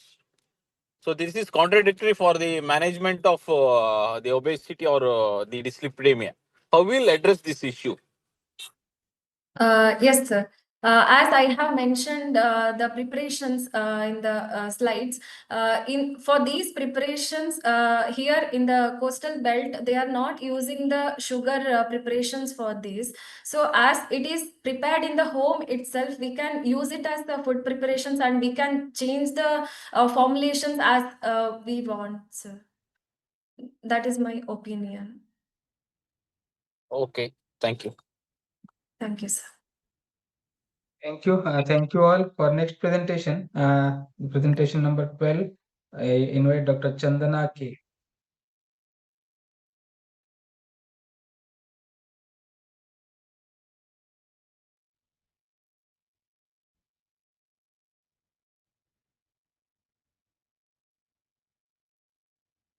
Hello, sir.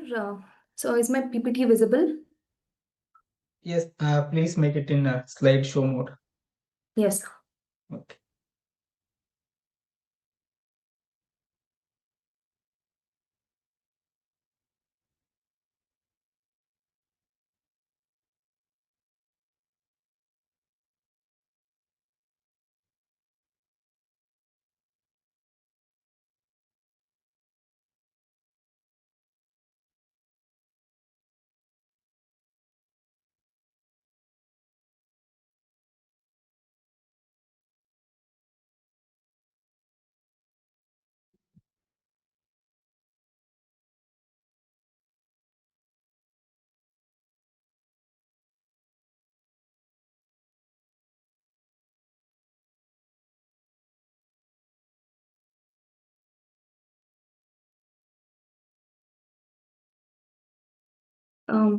Yes. So good evening, everyone. Myself, Dr. Chandana, second year PG scholar from the Department of CARI, AMV Hubli. Sir, I'm audible, right, sir?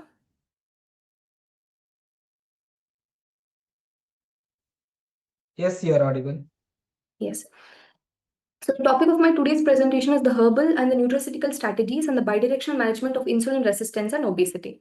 So insulin resistant, it being a metabolic condition in which the cells fail to respond adequately to the normal levels of insulin. It's a condition where there is a reduced cellular glucose uptake, increased blood glucose level, causing a compensatory hyperinsulinemia. The pathophysiology being the decreased glucotranslocation, increased free fatty acid level, and a chronic inflammation. In Ayurveda, we can consider it as a prameha pururupa.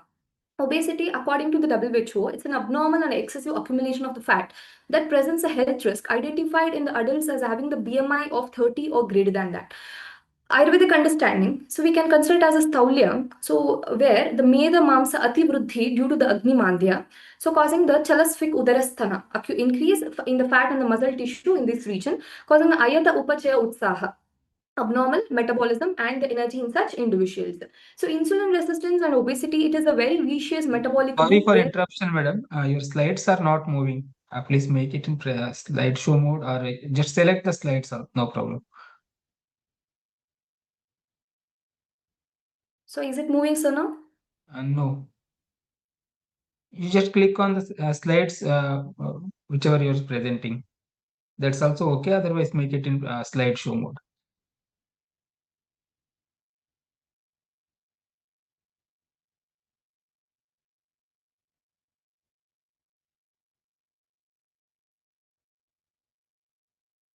This is also okay.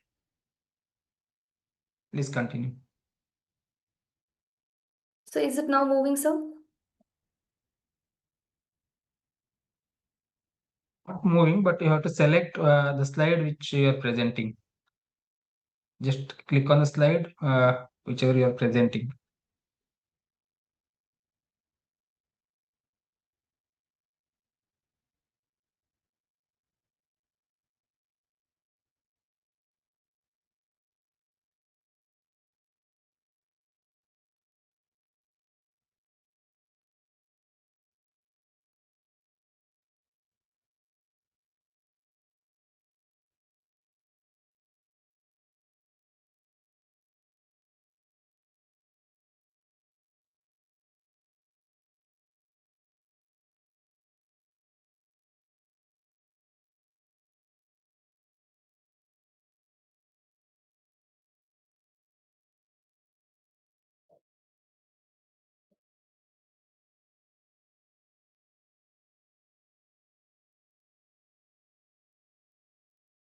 So is it visible now?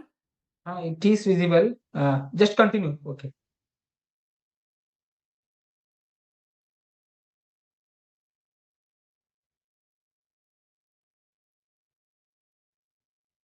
So insulin resistance and obesity being a vicious metabolic loop. Is that slide visible, sir? Yes, that slide is visible. You continue. So obesity and the insulin resistance, it is interconnected. So in the obesity, there is an hypertrophy of the adipocytes causing the increased free fatty acid release. And the chronic low-grade inflammation, it affects the insulin signaling, causing an insulin resistance. So resulting in the hyperinsulinemia. So it further promotes increase lipogenesis and inhibit the lipolysis, worsening the obesity. So thereby the obesity and the insulin resistance, it is a loop interconnected and making it harder to break. So Ayurvedic view of this insulin resistance and the obesity axis. So it is a samprapti showing how the Staulya and Prameha is interconnected and one worsens the other. So I've considered insulin resistance as a state of Prameha Purrupa. So because the early non-specific symptoms like a Gaurava, Tandra, Pipasa are seen, Prabhu Dhavila Mutrata being the Pratyatma Lakshana is yet to get manifested. So to break the loop, Dravyas with the properties like a Tikta Kashayarasa, Lagu Ruksha Guna, Tikshna Guna, Ushna Virya, Katuvipaka, Amapachana, Medohara, Kafahara properties, drugs can be selected. So such drugs like Gymnema sylvestre, Triphala, Gugulu, Nishamalaki, Varadi Kashaya are selected. So there are many research works that have been conducted, but I have selected those studies which have been conducted for the duration of 3 months.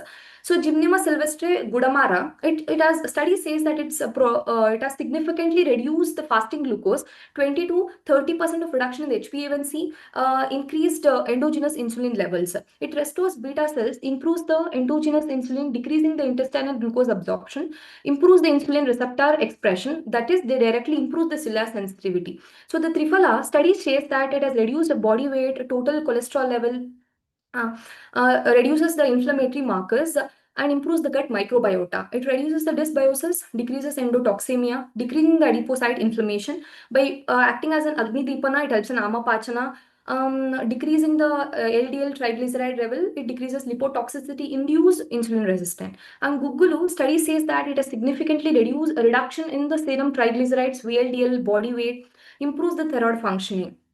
So by improving the thyroid function, it helps in the basal metabolic rate. By decreasing VLDL and triglycerides, it decreases hepatic lipid overload. So which is a key driving factor of the hepatic induced insulin resistance. So Nishamalaka study says that it has significantly reduced the blood glucose level, PPBS, HbA1c, and oxidative stress markers. So it shows both antioxidant and the insulin sensitizing effect. It reduces oxidative stress, thereby restoring the insulin receptor signaling. So Varati Kashaya study says there is a marked reduction in the fasting blood glucose level, PPBS, and helps in weight reduction. It helps in lowering the serum triglyceride level. So having the Deepana Pachana property, it helps in Amapachana, decreases the Kleda and the Medha Ativruddhi. It improves the liver functioning and thereby improving the glucose utilization. So moving to the nutraceutical compound. So nutraceuticals are nothing but the nutrition and the pharmaceutical.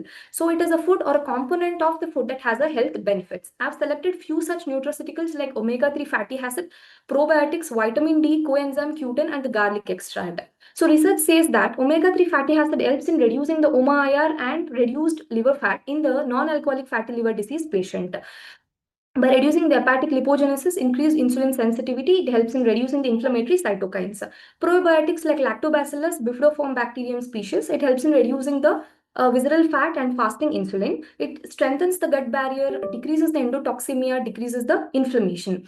So vitamin D supplementation improved the fasting glucose in the insulin resistant individual. It improves the insulin receptor expression by modulating the adipokines.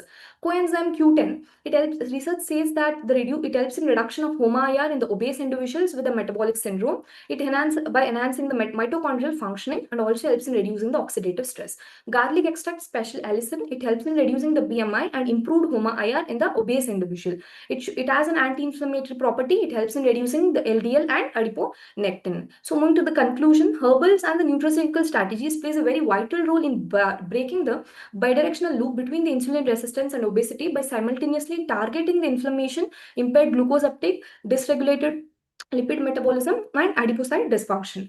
So this herbs and nutraceuticals, when integrated with the dietary regulation and the lifestyle therapies, these intervention helps in restoring the Agni, reducing the Medodoshti, improves the systemic metabolic balance, offering a comprehensive and a sustainable approach to reverse the metabolic pathology from both the direction. So to conclude that herbs, it helps in breaking the Samprapti Vigatana, helps in breaking the Samprapti Vigatana. So whereas the nutraceuticals, it helps in correcting the specific metabolic dysfunction. So thereby, by combining the herbs and the nutraceuticals, we can be expecting a faster result in breaking this metabolic loop or reversing the metabolic pathology from both the direction. Thank you. Thank you. I now invite our chairs for their comments and views on this presentation. Please. Dr. Chandana, we were not able to follow your slides. Whatever Yes, you have sorry for the inconvenience, sir. mentioned, by that, I would like to ask one or two questions. Yes, sir. Like nutraceuticals and herbs combination means what? Nutraceuticals and herbs, sir. Like, so giving because special nutraceuticals, I have considered it as a component or active component of any herb. No. So it is having a specific. In the conclusion, you said like we have to make a combination of nutraceuticals and herbs. Yes, sir. What do you mean by that? Like, so giving No. Herbs Haridra. itself, they are nutraceuticals. No? Like what else is there? So like what I mean, sir. I just wanted to know, like you may have some other theories also, like the combination of herbs and nutraceuticals. Like in Yes, sir. general, we know that herbs act as nutraceuticals.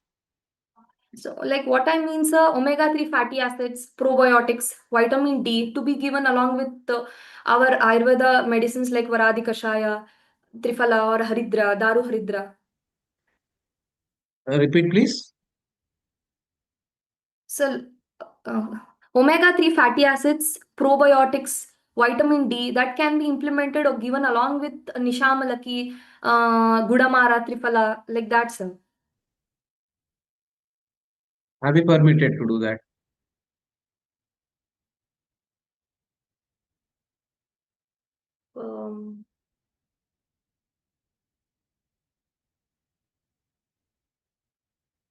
So Because like our limitation is we can go up to certain extracts level. yes, Okay, sir. we are not permitted to isolate the things. So once we isolate any phytoconstituent from any drug or any herb or anything, so that won't become Ayurveda or anything like that. We have our limitations to till preparing extracts. Maybe any extracts, with crude extracts, it's fine. But beyond that, I think we are not permitted to go. So we So can that we have to consider keep in our mind. So to yes. generalize the concept, it's fine. But I think we need to have our limitations till what we can go. So we can consider giving the natural source, like in the omega-3 fatty acid, the natural supplements like flaxseed, or if the non-vegetarians, then They are salmon the and herbs. tuna. They are the herbs. Yes, yes, sir. They are the herbs. Yes. Okay, I think you got what I mean. Okay. Yes, sir. Yes, sir. Yeah, thank you. Okay, Doctor, are there any known interaction between these the herbal nutraceutical agents and the commonly used anti-obesity or anti-diabetic drugs? So as you mentioned, the use of vitamin D or the omega-3 fatty acids. Is there any the known interactions? Interaction between, sir? The nutraceuticals and the commonly used anti-obesity drugs.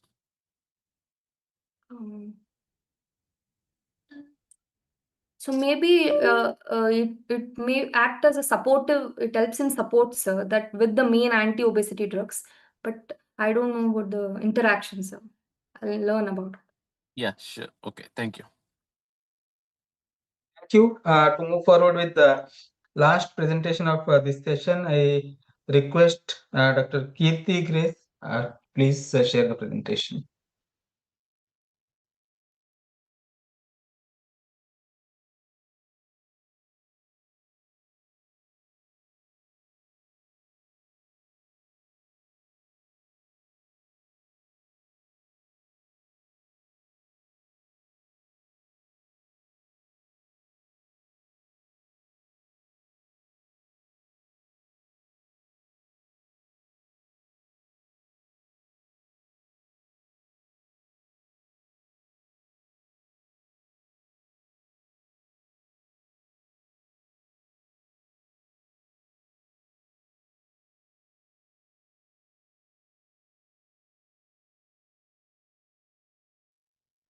Dr. Kirti Grace.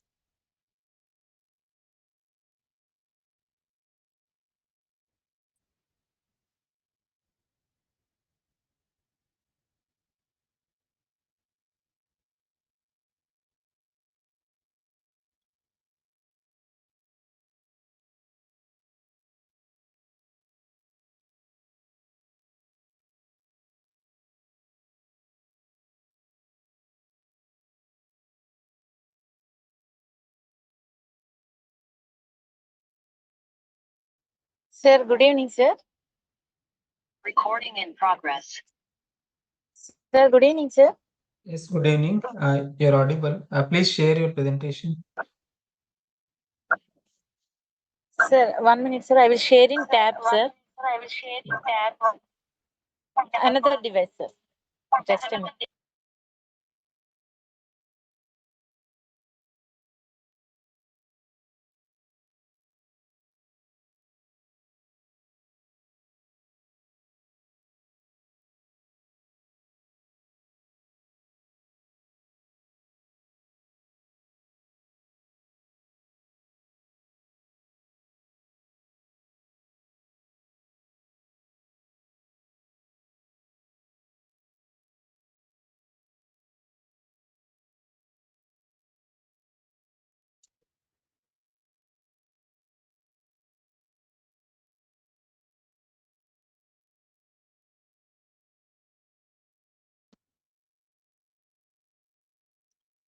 If there is any problem, we can share it from here also. No, is that okay for you?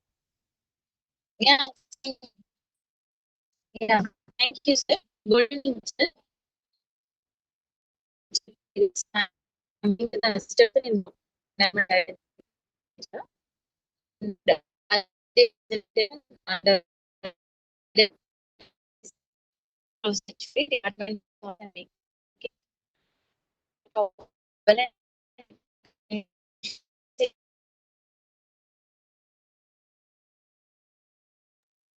Your voice is not clear and your screen is also not visible. Can you please check?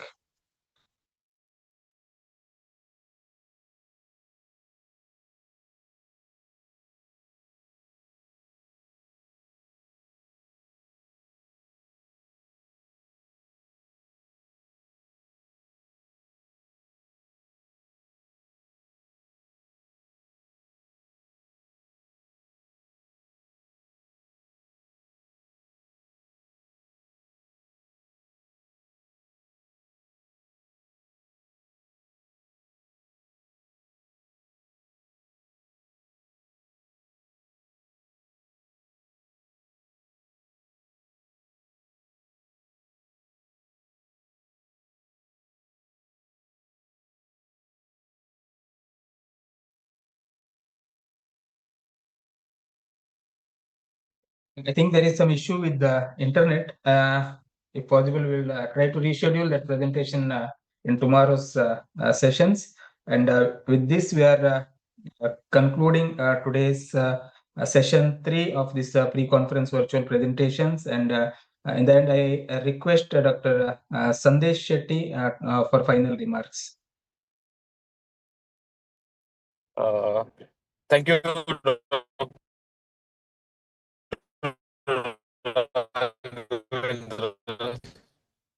for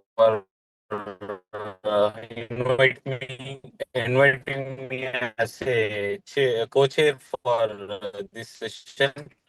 It's my privilege to be a co-chair along with my teacher, Dr. Prakash Hegde, sir.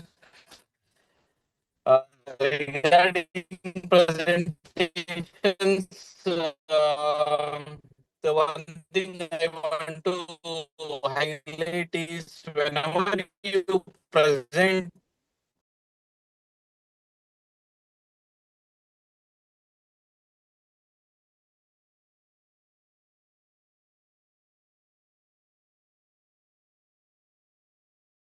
This meeting is being recorded. Hegde, sir, for final remarks, please. Yeah, namaste to all. Most respected Sulochana Bhatt madam, Sir, Dear there is a doctor, network issue. That's why I'm losing the signal. While I'm sharing the screen, the signal was lost because I am on journey, sir. Okay. Is it okay if no, we schedule your presentation tomorrow or day after tomorrow? We have Can I sufficient time also. share again?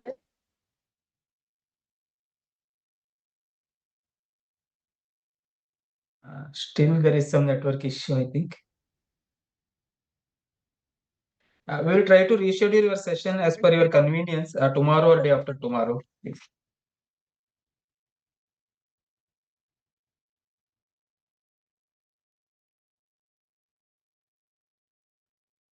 shall I go ahead, sir?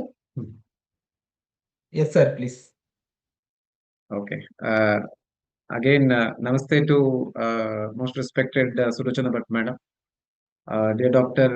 Raghavendra, Dr. R.V. Goody, all the officials of Central Ayurveda Research Institute, Bangalore, and other institutes, and all the presenters for today's session, session 3. First of all, let me appreciate CARI, Bangalore, for taking up this huge task of arranging an international conference on very important topics of research. Like nowadays, we are facing lot many problems when it comes to lifestyle related issues. It may be obesity, it may be diabetes, or it may be hypertension, even thyroid disorders, even PCOS. So many issues are very commonly encountered, and rather it is in alarming way. It is increasing among youth also. We are observing so many cases.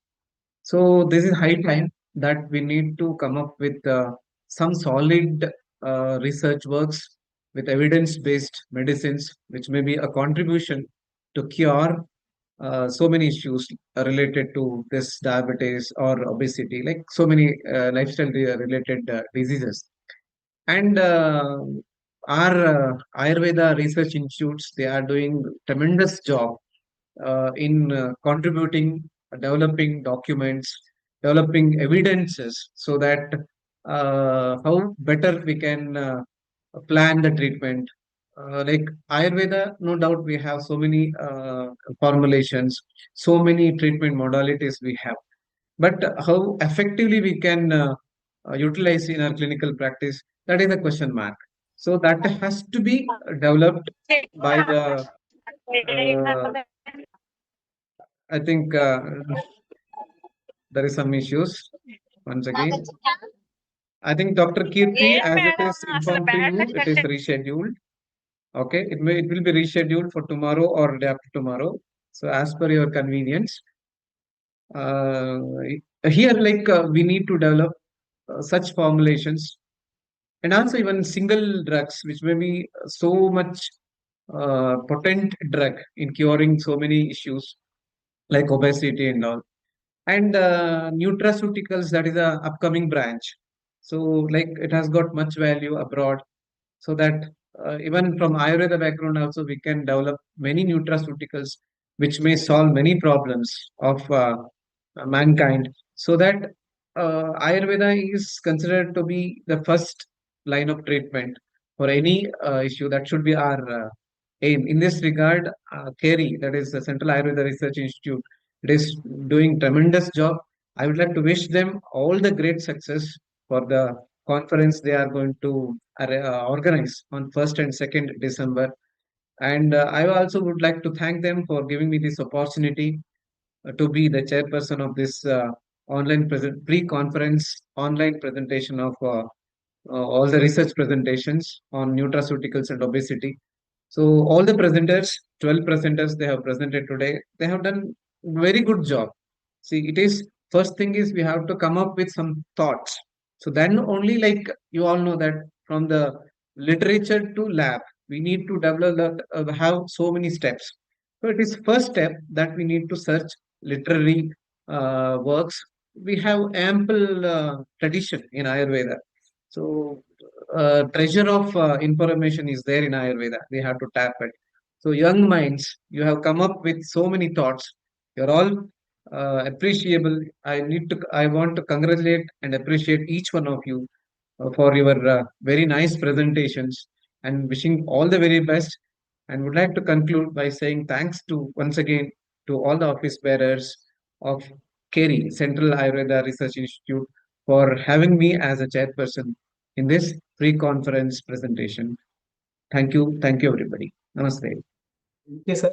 Thank you very much for your time. And as we conclude this third session of pre-conference online presentations, on behalf of entire organizing team, Central Ayurveda Research Institute and CCRS, I express my sincere gratitude to all those who have contributed to the enriching conduct of this session. And I extend my sincere gratitude to Prakash Hegde sir, RV Gudi sir and Sandesh Shetty for being with us, though it's an extended session till 6:30, and for your insightful observations as well as guiding all the students and presenters with your comments, and special words of appreciation for all the presenters for well prepared and disciplined adherence to the session guidelines as we circulated to them, and for all the participants who are watching this session through YouTube Live also, and importantly, my sincere thanks to entire organizing team headed by Sulochana Bhatt Madam, and we look forward to your active involvement in the all the upcoming sessions also, and as well as your presence in the main conference which is scheduled on 1st and 2nd December at IISc campus Bengaluru. Thank you all. Thank you once again for your support, cooperation, and your participation. Namaste. Thank you.